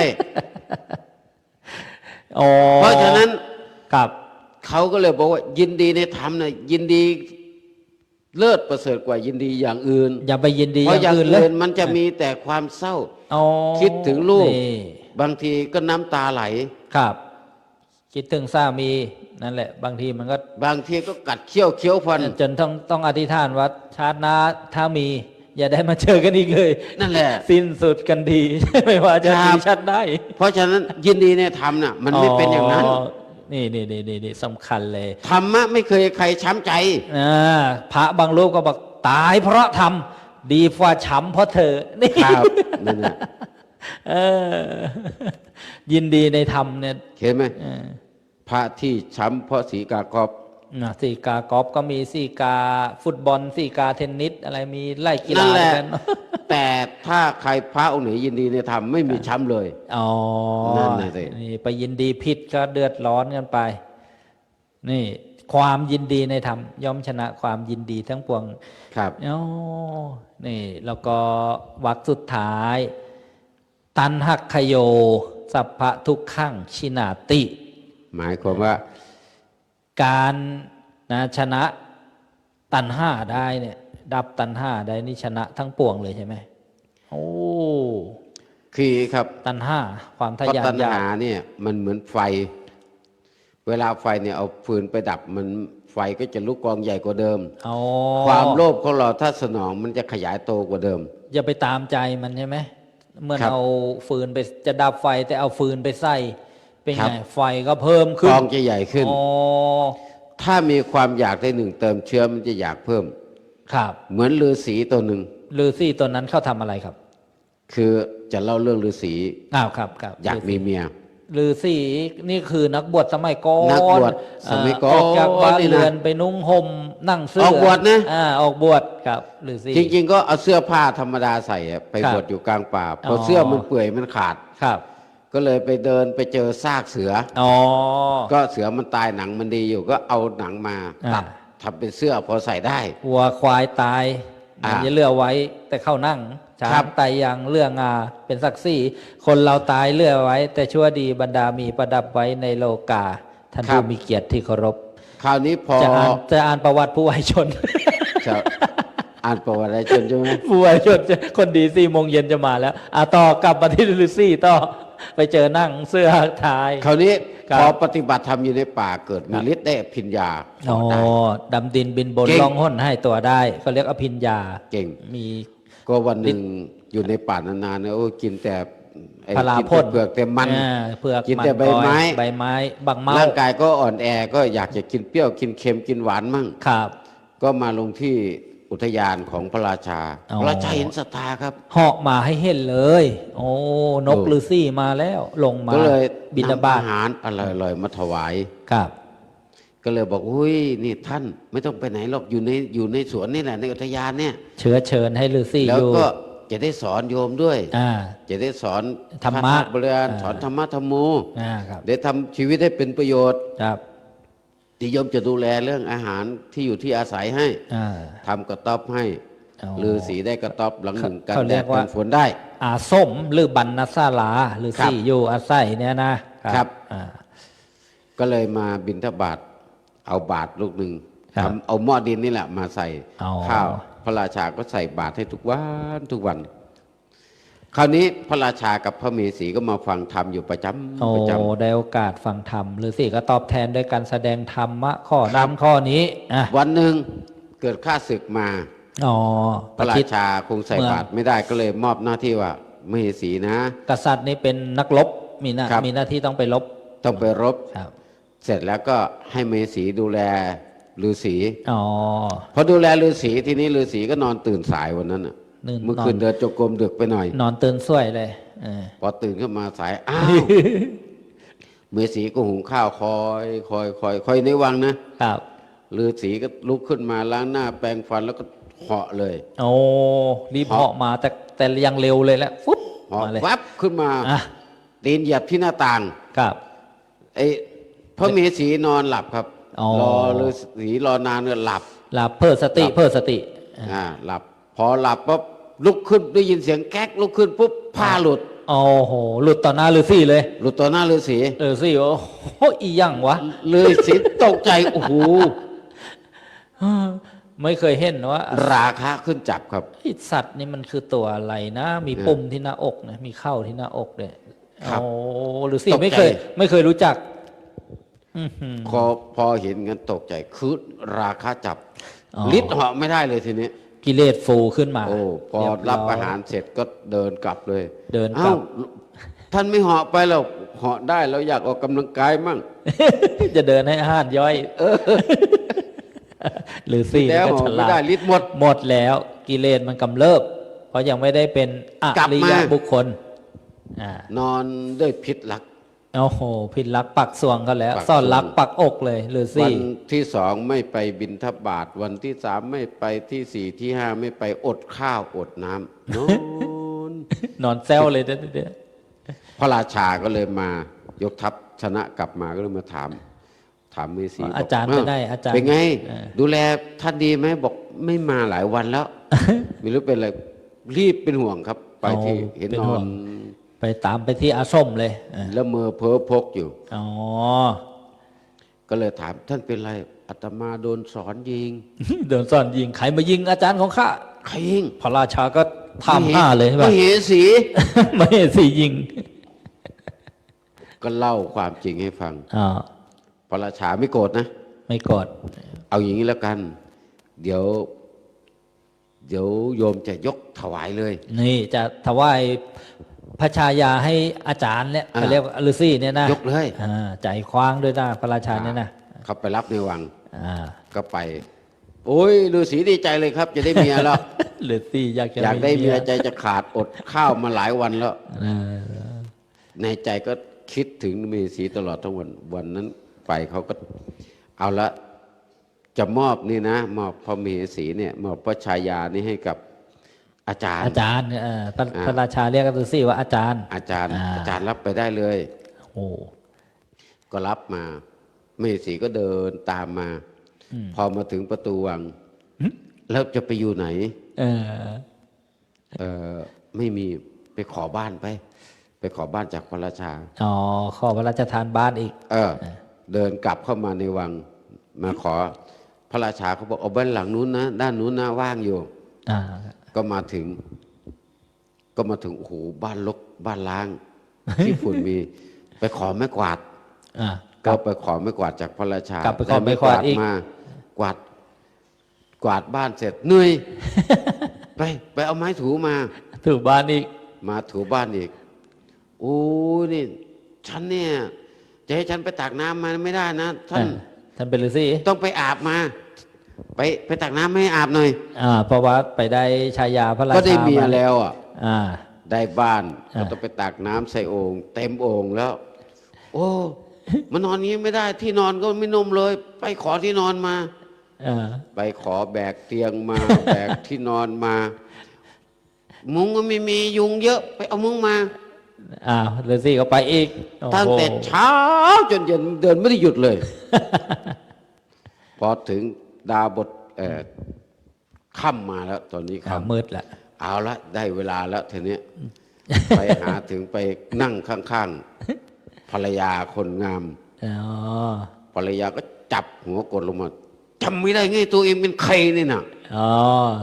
ชาดาเต็มหัวไม่คิดตายเลยไม่คิดอยากจะมีเมียเนี่ยฮะ ชดาฤาษีก็มีชดา ขาดสติได้ไง ซ่อนฤาษีซะเลย ไปอย่างงี้ได้ไงเนี่ย นั่น อืม อืม ผลปรากฏว่าได้สติครับ ได้สติ ได้สติ โ โอ้ยตั้งแต่เราอยากมีเมียความอยากก็เพิ่มขึ้น เพิ่มขึ้น เพิ่มขึ้นไม่หยุดไม่หย่อน อ๋อ แต่ก่อนเราไม่เคยอยากขนาดนี้ นั่น สติเกิดนนำปัญญามาให้ ภรรยาน ำภรรยาไปคืนหรือเปล่า คืน อ๋อ บอกพระราชาว่าโอ้ยอาตมาไม่เอาแล้ว อ๋อ ขอมอบคืนให้ อ่า แล้วก็เกิดความเศร้าสลดใจมากอู้ต่อไปเราไม่เอาอีกแล้ว เดินเหาะก็ไม่ได้แล้ว แล้วก็ ฤาษีนี่หรือเปล่าที่ข้อม้าพระราชามานะ ตอน แล้วก็เลยเป็นฤาษีทรงม้ากลับมา เดินเข้ามาระวังเหนื่อยนะ อ๋อ ทั้งวันอ่ะ เออ คราวนี้พอได้มเหสีตัดอะไรตัดอาวรณ์ตัดใจออกหมด อ๋อ เจริญกสินสามารถเหาะได้เดี๋ยวนั้นเลย อ่า นั่งบนอากาศแสดงธรรมนะโอ้ ได้ ตั้งแต่อาตมาคุยด้วยนะ เอา ตั้งแต่อาตมาอยากมีเมียความอยากก็เพิ่มขึ้น1 2 3 4 5 6 7 8 9 10ไม่มีที่สิ้นสุด โอ้โห ตั้งแต่อาตมาไม่อยากมีเมียอาตมาก็ตัวก็เบา อ่า ลอยขึ้นสู่อากาศได้ ได้ฌานพิญญาได้สมา ต่อไป บัติ อะนะไม่กลับมาอีกแล้ว ลาแล้วบางก ลา อก แล้วเจ้าสู่ป่า ลาแล้ว ข็ด เมืองหลวง จนตาย กลับไปอยู่ในลาวป่าจนสิ้นอายุไขไปเกิ ครั ด บ ในพรหมโลกนู่น เพราะว่า พระฤาษี ได้ฌ นั้นสรุปชาดกว่าคนที่เป็นพระราชาก็คือพระอานนท์ อ๋อ คนที่เป็นพระมเหสีของพระราชาก็คือพระนางอุบลวรรณา ครับ ส่วนดาบทคือ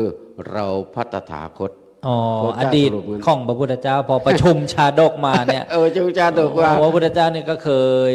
เป็นฤาษี อ๋อ นี่ คือฤาษี เรียกว่าถ้าไม่ชนะเจ้าตันห้าได้เนี่ย เห็นไหม มันก็ทำทุกข์ทำโทษให้เราโอ้โห ก็ทำโทษท่านเอาชนะได้ ครับ เคยได้ฌานได้บ่อยๆบ่อยๆพอมาชาติสุดท้ายนี่พระองค์ก็อุปนิสัยที่อย่างลึกในขันธสันดานก็สามารถที่จะบรรลุธรรมได้ง่ายครับเพราะบำเพ็ญเนคขมะมานาน เหมือนญาติโยมมานี่แหละมาสร้างอุปนิสัย ครับ ชาตินี้พรุ่งนี้ไม่บรรลุก็ไม่เป็นไร ครับไม่เป็นไร แต่ก็ไม่มีอะไรที่จะเสียหายหรือว่าขาดทุนมีแต่ได้ใช่ไหมค ครั รับบ ได้บุญได้บารมีได้กุศล ครับ โอ้โหนี่วัดป่าสะพานซ่องของเราเนี่ย อย่าคิดว่าเท่าที่เราเห็นกันแค่นี้ คุณูปการ คุณงามความดีนะที่เกิดแต่ละปีนี่มันเอามาชั่งตวงวัดนี่มันไม่หมด ใช่ไหมครับหลวงพ่อ ครับ โอ้โหนะก็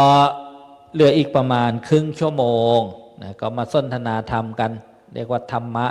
สากัจฉาผัดกันถาม ผัดกันตอบนะได้นำปัญหาเทวดาที่เทวดาเนี่ยถามกันเองระหว่างเทวดา ไม่มีใครรู้เลยเนี่ยว่านะการให้อะไรนะชื่อว่าชนะการให้ทั้งปวงเนี่ยนะอะไรชื่อว่านะชนะความยินดีทั้งปวงนี่โอ้โหประโยชน์ของธรรมะมีมากมายนะหลวงพ่อมีอะไรจะได้สนทนากันต่อไปนะก็ขออาราธนานะครับ เพราะฉะนั้นเมื่อเป็นประมาณนี้ก็เลยบอกว่าถ้าเราเอาคำสอนของพระเจ้ามาใส่ไว้นี่ครับ ครับ มันมีแต่จะเบากายแล้วก็เบาใจ อ๋อ อย่างอากาศหนาวๆอย่างนี้ครับ ครับ แต่ถ้าเราไม่ฝึกนะคือการฝึกเป็นมนุษย์น่ะไฟนรกมันร้อนกว่านี้ ร้อนกว่านี้ บาง เยอะ ทีบางแห่งก็หนาวยิ่งกว่านี้ ครับ เพราะฉะนั้นการที่มาฝึกเนี้ยฝึกได้ขันติบารมี บารมีครบนะทานบารมีก็ได้ศีลบารมีก็ได้เนคขมะบารมีได้ ปัญญาบารมี ได้ วิริยะขันธ์บารมีขันติบารมีสัจจะอธิษฐานเมตตาเบกขาครบเลยครับ ครับ ปฏิบัติคืนนี้ โอ้โหนี่คืนเดียวได้ตั้ง ครับ ไล่บารมี ครับ นะในขณะที่คนอื่นหลับอยู่ แต่ผู้ที่มา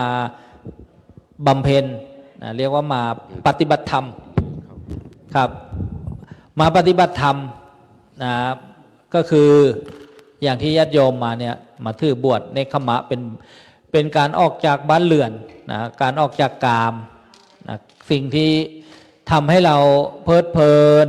น่ารักน่าใคร่นะถึงแม้ว่าเป็นชั่วระยะเวลาระยะหนึ่งตั้งแต่วันที่5แล้วก็จะสิ้นสุดในวันพรุ่งนี้นะวันที่11 มกราคมทุกปีนะเพราะฉะนั้นสิ่งที่เราได้มาฝึกเนี่ยขอให้เรา ปลื้มอกปลื้มใจภูมิอกภูมิใจในครั้งหนึ่งในใครมาเกิน3 ครั้งยกมือใครมาเกิน3 ครั้งแล้วยกมือให้ดูหน่อยเร็วมาเกิน3 ครั้งต่อเนื่องโอ้เกิน 50% นะมือลงอนุโมทนานะบางท่านก็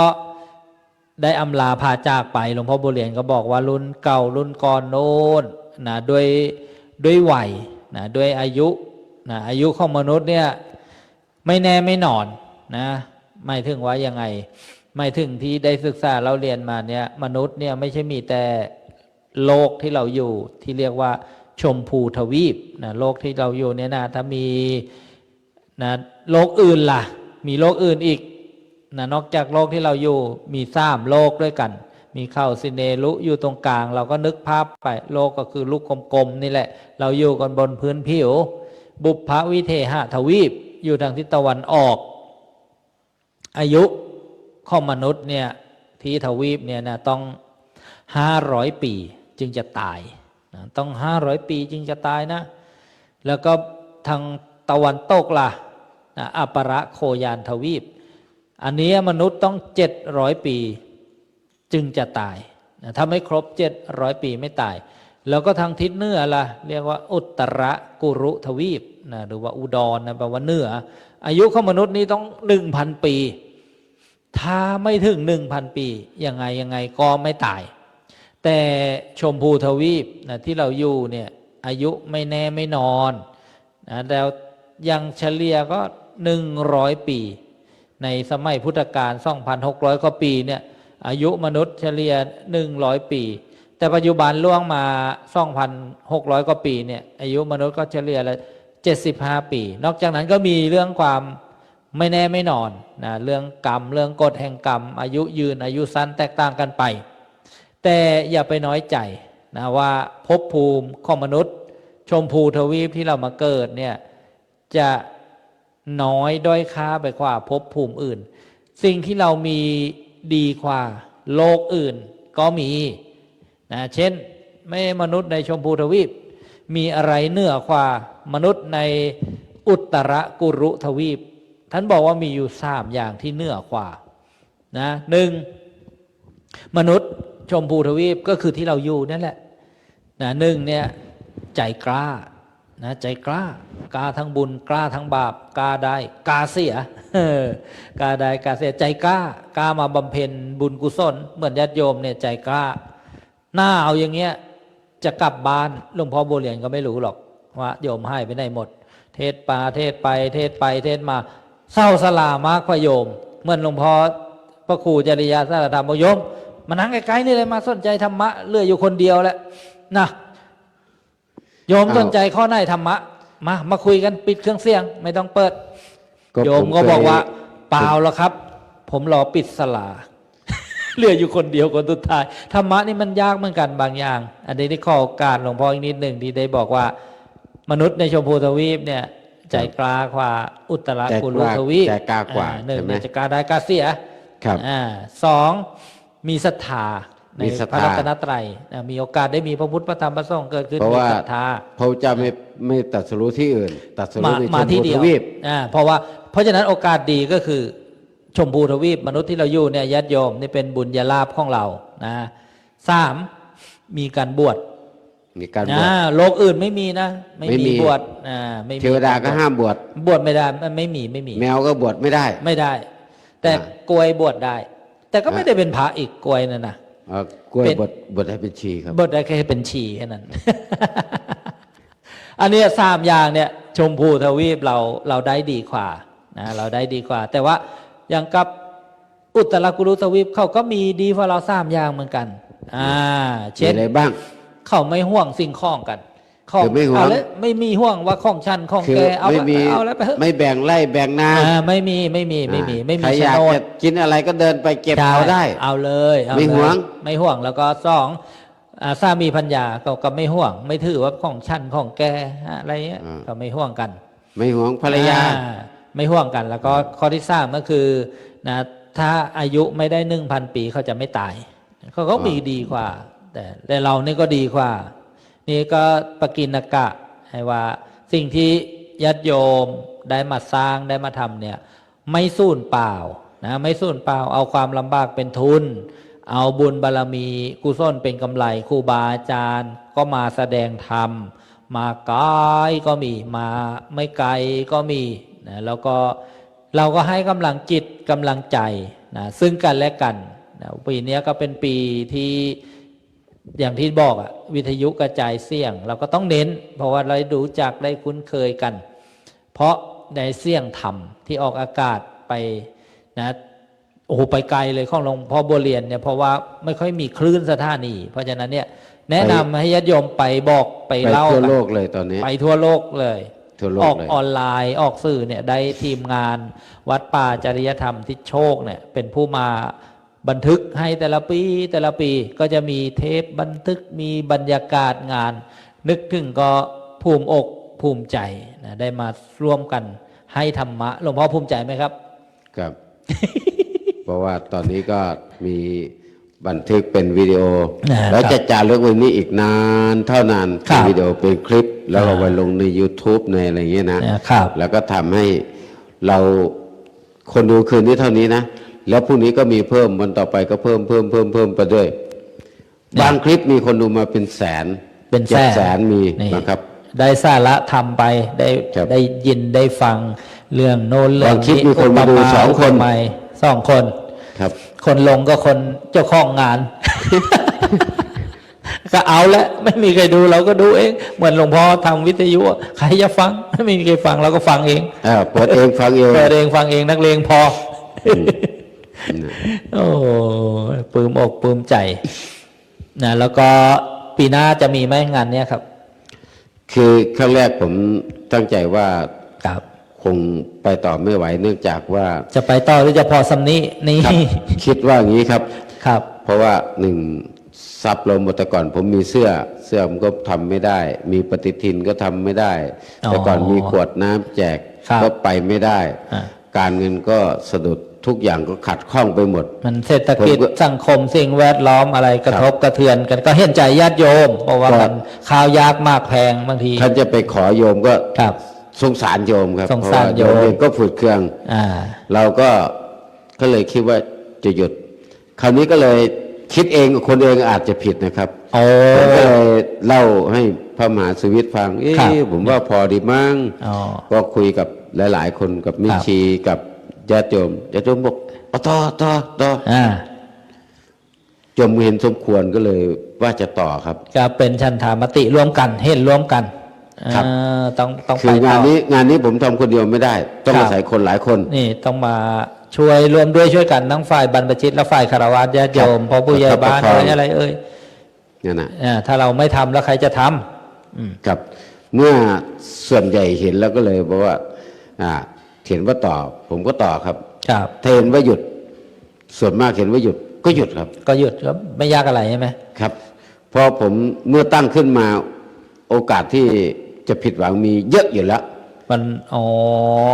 ทำใจไว้แล้วว่างั้นเถอะทำใจไว้แล้วทำใจไว้แล้วทำใจไว้พร้อมที่จะปิดพร้อมที่จะเปิดพร้อมที่จะไปพร้อมที่จะหยุดนะครับอันนี้คือเตรียมใจไว้ตั้งแต่แรกแล้วว่าอะไรก็ตามมีเกิดขึ้นก็มีตั้งอยู่แล้วก็ดับไปตามกฎของไตรลักษณ์เลยนะโอ้โหเกิดขึ้นตั้งอยู่ดับไปตั้งแต่แรกแล้วแต่เมื่อโยมเห็นว่ามันสำคัญมีความจำเป็นก็ต่อเพราะว่าตราบใดที่เรายังมีชีวิตอยู่ก็จริงๆคุณยายเป็นคนอุปถัมภ์วัดเราครับ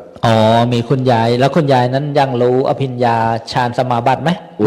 ยายคนนี้เขารู้แต่ว่าเราอะไรจะเป็นกุศลอะไรที่เป็นบุญเป็นกุศลทำแค่นี้ก็ถือว่าเลิศแล้วนะรู้ว่าอะไรกุศลคืออย่างนี้ครับผมบวชตั้งแต่เป็นเนนน้อยพอทำงานวัดเช่นหิ้วปูนเนี้ยยายก็มาถามลูกเนนฉันอะไรไหมจ๊ะนี่ถ้อยคำของยายหวานยังไม่ได้ชั้นอะไรก็ว่านแล้วหวานแล้วลมปากว่านหูไม่รู้ให้ครับนี่พอเจอหน้ายายปุ๊บเดี๋ยวยายหิ้วน้ำส้มมาหิ้วน้ำแข็งมาทำงานเหนื่อยๆหายตั้งแต่ยายคนนั้นจากไปยายคนใหม่ก็มาเสริมเป็นห่วงลูกพระเป็นห่วงลูกเนนเป็นห่วงยายทำให้จนปัจจุบันนี้ครับ แม้แต่มาอยู่ที่นี่ เขาเรียกว่าวัดสนายายอุปถัมภ์ ครับ ผมได้เงินคนแก่มาตั้งแต่ นี่มาก่อนการนี่เขาเรียกว่ามาก่อนการได้เงินคนแก่มาก่อน ผมได้เงินคนแก่มาตั้งแต่เมื่อ40 ปีที่แล้วนะ สมัยนั้นได้เดือนละกี่บาทก็ไม่รู้เนาะ ไม่ แต่สมัยนี้ ไม่มีแต่เงินคนแก่เงินคนแก่คืออย่างงี้ไม่ใช่รัฐให้ครับ อ๋อย ายให้ยายให้ผม ยายกระตาให้ ยายให้ เราได้เงินคนแก่ คือผมเป็นเนี่ยผมไปซื้อเทปธรรมะเมื่อเปิดให้ยายฟัง อ๋อย ายก็บอกว่า เนี่ยเรียกว่าให้ธรรมะเป็นทานและ ครับ ตอบแทนได้เลิศเลย ซื้อม้วนเทปมา ครับ แล้วก็เปิดให้ยาย ครับ ยายก็ชอบใจมีม้วนเดียวเหรอบอกมันมีเงินแค่นี้ อ๋อ ม้วนเท่าไหร่ นี่ ม้วน20 บาท นะยายเริ่มซึ้ง ยายก็ ใน เอาให้มา สัพพะระสร้างธรรมะระโซแล้ว เราก็ซื้อมาเปิดในยมมาจำศีล อ่า พาก็ตั้งแต่นั้นมาก็เลยมาเรื่อยมา อ๋อ ผมโอ้คบคนแก่นี่ดีครับ ดีใช่ไหม ครับ ไม่เหมือนคบเศร้าๆสิกาอะไรที่เป็นข้าวนั้นไม่ดี คนแก่เขาจะมีความจริงใจต่อ อ๋อเขาผ่านโลกมาเยอะเขา ผ่านโลก รู้ มาแล้วก็เป็นห่วงเป็นใยพระ ครับ เป็นห่วงใย นี่ ศาสนา อ๋อ นะเป็นความรักที่เหมือนกับ เอ็น ยายกับหลาน อ๋อ นะ มี เหอน ศรัทธาเป็น หมือ ตัวน โยมเหมือนโยมแม่ว่างั้นเถอะ ครับครับ เนี่ยนะครับ อ๋อ ก็เลยทำให้พระลูกพระหลานได้มีโอกาสได้เจริญงอกงามมา นี่ เพราะว่ายายอุปถัมภ์ ครับ ครับ ถ้ายายได้ทราบด้วยญาณวิธีใด อืม ยายก็คงจะภูมิใจ ที่ได้สร้างศาสนาทายาทไว้ในพระพุทธศาสนา ด้วยอานิสงส์ผลบุญที่สร้างจงเป็นปัจจัยนำทางสู่สัมปรายภพเทินสาธุนึกถึงบุญหน้อมบุญให้ เพราะว่าเวลาพระเทศแสดงธรรมเนี่ยก็เทวดามาข้อให้พระเนี่ยแผ่บุญให้ด้วย พระพุทธเจ้าก็จึงสอนในภิกษุเนี่ยแผ่บุญในสรรพสัตว์ทั้งหลายเหมือนเราตรวจน้ำกันเนี่ยหลวงพ่อเวลาก็กระชั้นชิดติดมาก็คงจะเหลืออีกประมาณ 5-6 นาทีหลวงพ่อมีสิ่งใดที่จะกล่าวเสริมในค่ำคืนวันนี้ก็ขอกราบอาราธนาอีกครั้งหนึ่งครับ คืออย่างนี้ ครับ วัดเรานี่ก็ ครับ สร้างมาตั้งแต่ที่นี่นะครับ เริ่มต้นปี2536ครับ ผ่านมาแล้ว30 กว่าปี โอ้โหผ่านวิกฤตมาหลายสิ่งหลายอย่าง ต้มยำกุ้ง ต้มยำปลาช่อนแปะซะอะไร เมื่อผ่านมาอย่างเงี้ย ครับ เราก็เลยบอกว่า โควิดก็ผ่านมาแล้ว ผ่านมาแล้ว เออ ผมคิดว่ามันจะไม่รอดตายเลยนั่นน่ะ แล้วตอนนั้นน่ะเป็นเหมือนกันใช่ไหมครับ ไม่เป็นแต่คิดว่า อ๋อ เราเคยได้ยินข่าวว่า ครับ ถ้าโรคขาลงที่ไหนส่วนมากโอกาสคนจะรอดนี่น้อย โอ้จะต้องพังฝ้าเรือนหนี้กันเลยสมัยพุทธกาลนั่นนะครับ โอ้โหถ้าห้ามาเนี่ยนะ เราจะมีโอกาสรอดไหมเนาะแต่ก็ทำให้รอดมาจนถึงวันนี้ ครับ เอาละเรารอดมาชีวิตที่เหลือนี้ก็น้อยแล้วครับ โอ้ชีวิตนี้น้อยนักสั้นนัก ที่ผ่านมาเนี่ยมันเหมือนอายุที่ได้นะมันก็คือความสูญเสียไปของชีวิตใช่ไหม ครับ โอ้ คราวนี้ชีวิตที่เหลือนี่เราจะทำไงที่จะเป็นประโยชน์สูงสุด ประโยชน์ตนประโยชน์ท่านประโยชน์ศาสนา โดยธรรมดารถซื้อมาแล้วใช้ก็พัง ครับ ไม่ใช้มันก็พัง จอดเฉยๆมันก็พัง จอดเฉยๆมันก็พัง เหมือนร่างกายของเราไหม ร่างกายของเรา ครับ พังง่ายกว่านั้นครับ โอ้โหพ นอนเฉยๆเนี่ย อ่ะ เดี๋ยวก็เดินไม่ได้ เดินไม่ได้เอามาพึกษ์เอามาพาดเลยนะเส้น อย่าง มันยึด อย่างที่คนก็ป่วยติดเตียงเนี่ย ครับ ส่วนมากจะเป็นคนที่เหนื่อย แบบคุณยายอายุมากแล้วเหนื่อย อ๋อ ก็เดินไปก็เหนื่อย นั่งก็เหนื่อยก็เลยนอน นอนเลย นอนก็เลยนอนก็เหนื่อย นอนก็เหนื่อยอีก ก็เลยลุกไม่ไหว ครับ แต่คุณยายเนี่ยเห็นไหมอายุ80ก็มี ครับ 90ก็มี ครับ ขยันเดินนั่นแหละก็เลยเดินได้ อ๋อ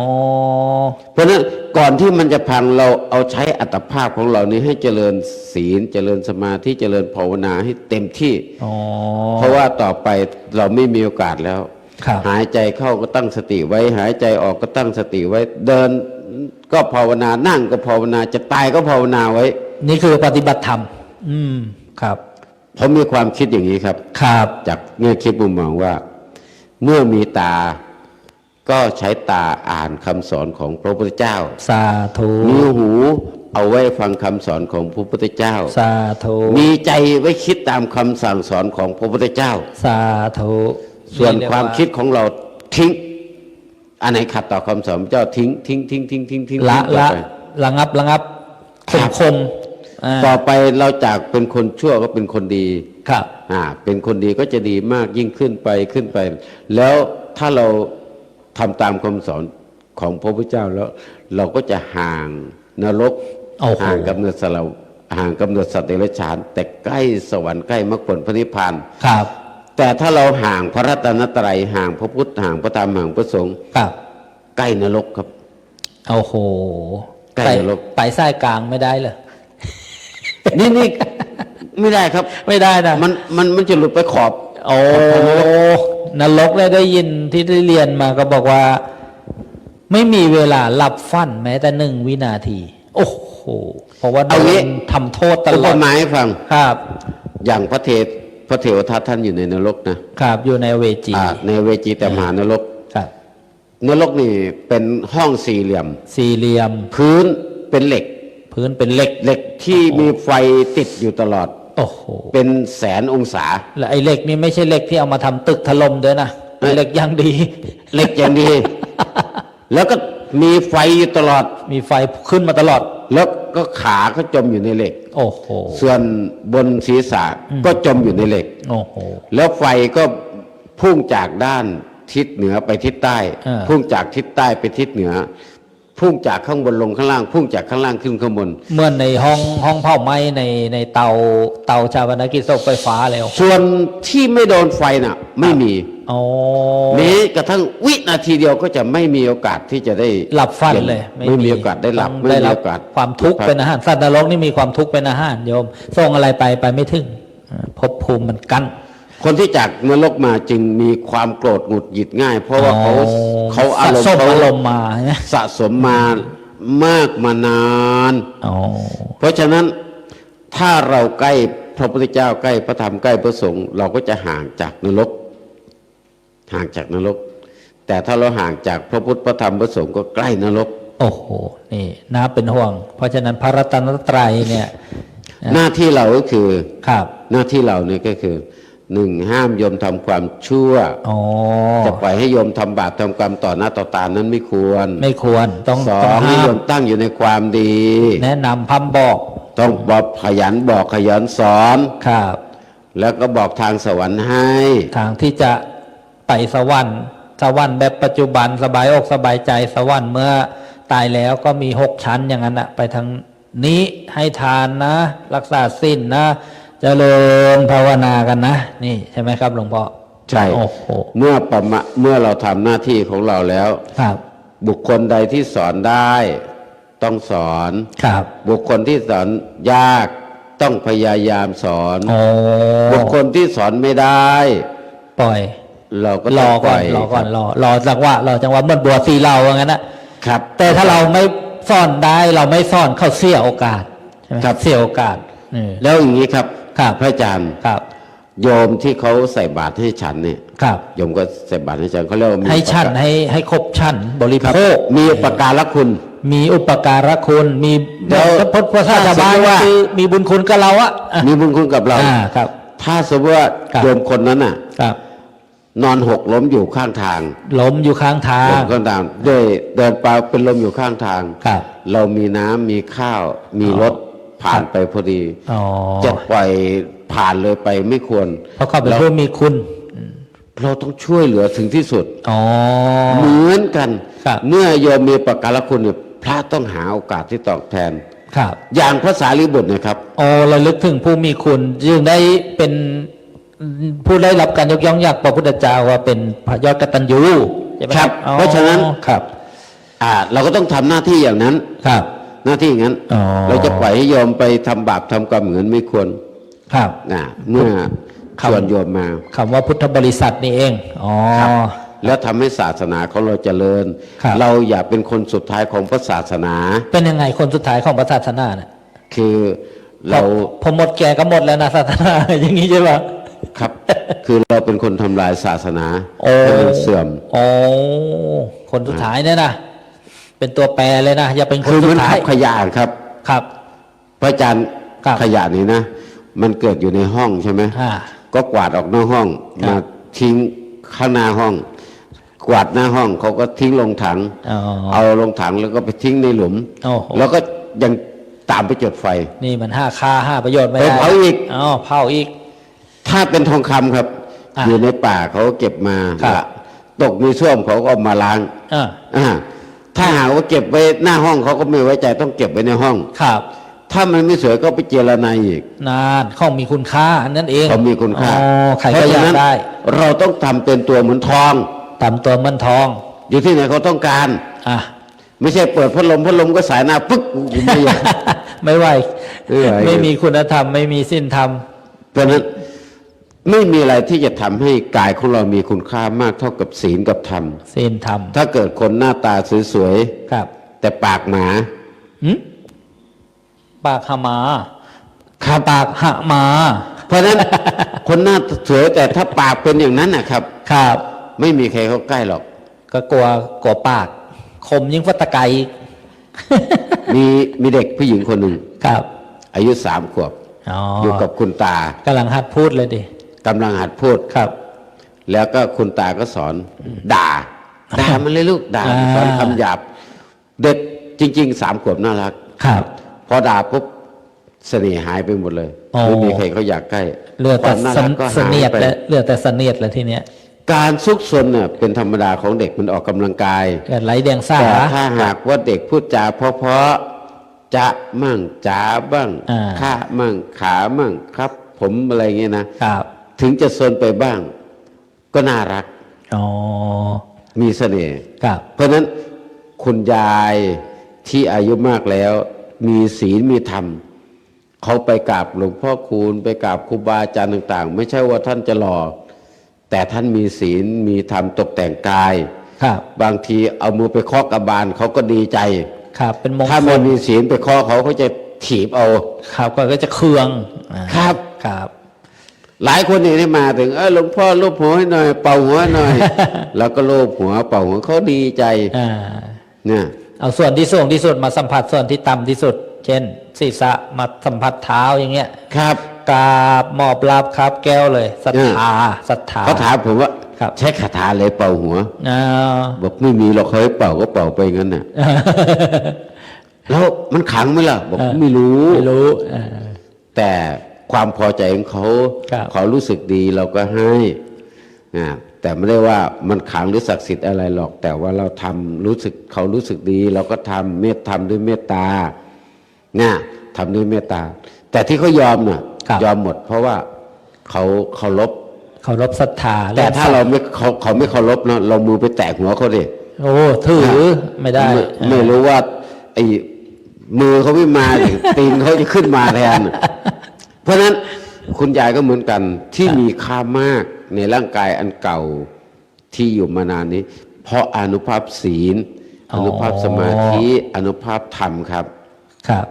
จากอัตภาพร่าง คือ กายเนี่ย หลายคนครับที่ ครับ มาวัดเนี่ยมาวัดคือโยมสะพาน2เวลาเพื่อนเขาป่วยอาการเล่าแร่จะตายแหล่ไม่ตายแหล่นะโยมก็แต่งชุดขาวไปก็มานั่งสวดอิติปิโสปะคาวาให้ฟังนะ อ๋อ แล้วก็เพื่อนที่เคยจำศีลมาแล้วหน้าตาก็จะผ่องขึ้น เป็นธรรมโอสถแน่ พอตายไปก็แตกต่างจากคนอื่นครับ ครับ พวกที่โยมที่มาจำศีลมานั่งภาวนามาฟังธรรมทำบุญใส่บาตรพวกนี้เป็นคนใจบุญ กระดูกเขานี่ก็จะมีความขาวผ่อง ไม่เกลียดใครไงก็ถ้าเกลียดนะกระดูกด ครับ ถ้าไม่กระดูกดำถ้ามีโทสะหงุดหงิดมากฟุ้งซ่านพวกนี้นะสังเกตดูฟุ้งซ่านหงุดหงิดรำคาญบ่อยๆพวกนี้ เวลาเผาแล้วกระดูกจะดำครับ ำโอ้โหนี่ญาติโยม กระดูกดำ เพราะฉะนั้นเนี่ยรีบเร่งนะทำความเพียรกันเถิดนะเพราะฉะนั้นดูเวลาแล้วโอ้โหกระชั้นชิดติดมาคงจะบรรยายพุทธชาวิสัชนาต่อไปไม่ได้แล้วนะครับหลวงพ่อ ครับ ก็ต้องกราบขอบบุญขอบคุณนะหลวงพ่อถ้ากับผมนี่ได้ล่วงเกินด้วยกายวาจาใจ สิ่งหนึ่งประการใดก็กราบขอขมาขออภัยหลวงพ่อโปรดอโหสิกรรมให้กับผมด้วยนะครับ ครับสาธุ ท้ายที่สุดแห่งการแสดงพระธรรมเทศนาปุจฉาวิสัชนาซึ่งกันและกัน ก็มาถึงช่วงสรุปก่อนจะจบก็ขออาราธนาคุณพระศรีรัตนตรัยมีคุณพระพุทธเจ้าคุณพระธรรมคุณพระสงฆ์คุณงามความดีบุญญาบารมีของครูบาอาจารย์กรรมฐานทุกรูปทุกองค์คุณบุญญาบารมีของครูบาอาจารย์ที่ได้เผยแผ่สั่งสอนพระพุทธศาสนามาทุกรูปทุกองค์ตลอดถึงบุญกุศลบารมีที่อาตมาภาพทั้งสองรูปได้บำเพ็ญเพียรมาดีแล้วขอจงมาเป็นตบะเป็นเดชะเป็นพลวะปัจจัยเป็นร่มพุทธธรรมปกปักรักษาปกป้องคุ้มครองให้คณะผู้ประพฤติปฏิบัติธรรมโยคีชีพรามเนกขัมมะปฏิบัติตลอดถึงคณะศรัทธาเจ้าภาพที่ได้อุปถัมภ์การประพฤติปฏิบัติธรรมของวัดป่าสะพานสองแห่งนี้ตลอดมาก็ดีหรือในระหว่างนี้ก็ดีและที่จะมีตลอดไปก็ดีตลอดถึงท่านที่ได้มาร่วมด้วยช่วยงานทั้งแรงกายแรงใจทุกสิ่งทุกประการตลอดถึงเหล่าเทพเทวดาอารักษ์ที่ได้มาอุปถัมภ์อุปถากบำรุงขออานิสงส์ผลบุญเหล่านั้นจงส่งผลให้ท่านมีความสุขมีความเจริญสูงส่งยิ่งขึ้นไปเจริญไปด้วยจตุรพิธพรชัยทั้ง4ประการคืออายุก็ขอให้มีอายุยืนยาวนานวรรณะให้มีผิวพรรณผ่องใสสุขะให้มีความสุขกายสบายใจพละให้มีกำลังกายกำลังใจแข็งแรงจะประกอบกิจการงานสิ่งใดที่เป็นไปโดยชอบประกอบโดยธรรมแล้วไซขอให้กิจการงานทั้งหลายเหล่านั้นจงพันสำเร็จจงพันสำเร็จโชคลาภร่ำรวยได้เป็นเศรษฐีมหาเศรษฐีเงินไหลนองทองไหลมาได้ศึกษาธรรมะและประพฤติปฏิบัติธรรมนำตนในพ้นทุกข์ถึงสุขอันไพบูรณ์กล่าวคือมรรคผลพระนิพพานด้วยกันทุกท่านทุกคนแสดงพระธรรมเทศนามาในสัพพะทานังธรรมะทานังชินาติสัพพะระสังธรรมะระโสชินาติสัพพะระติงธรรมะระติงชินาติตัณหักขโยสัพพะทุกขังชินาติก็เห็นว่าสมควรแก่กาลเวลาจึงขอสมุติยุติลงคงไว้แต่เพียงเท่านี้เอวังก็มีด้วยประการฉะนี้สาธุ สาธุสาธุ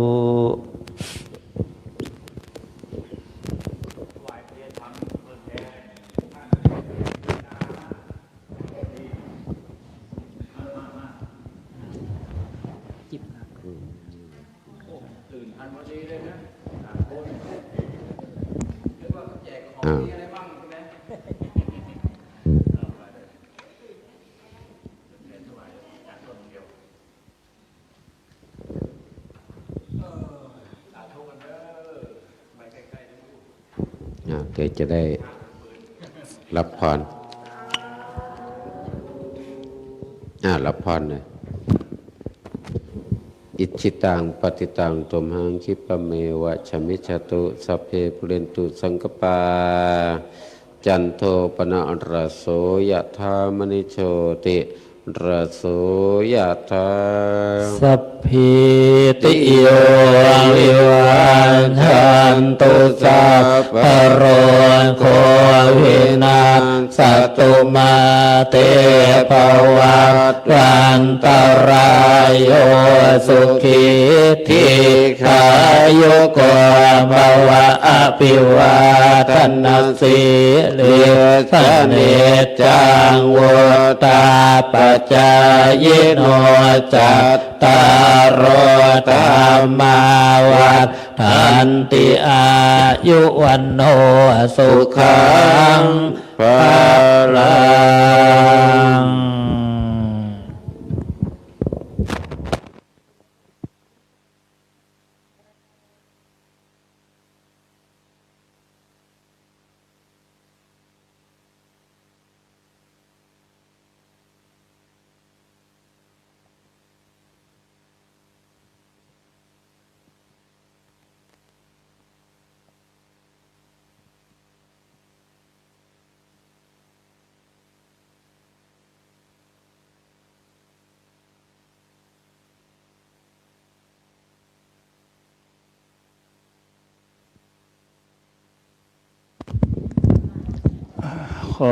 อนุโมทนาขอบบุญขอบคุณ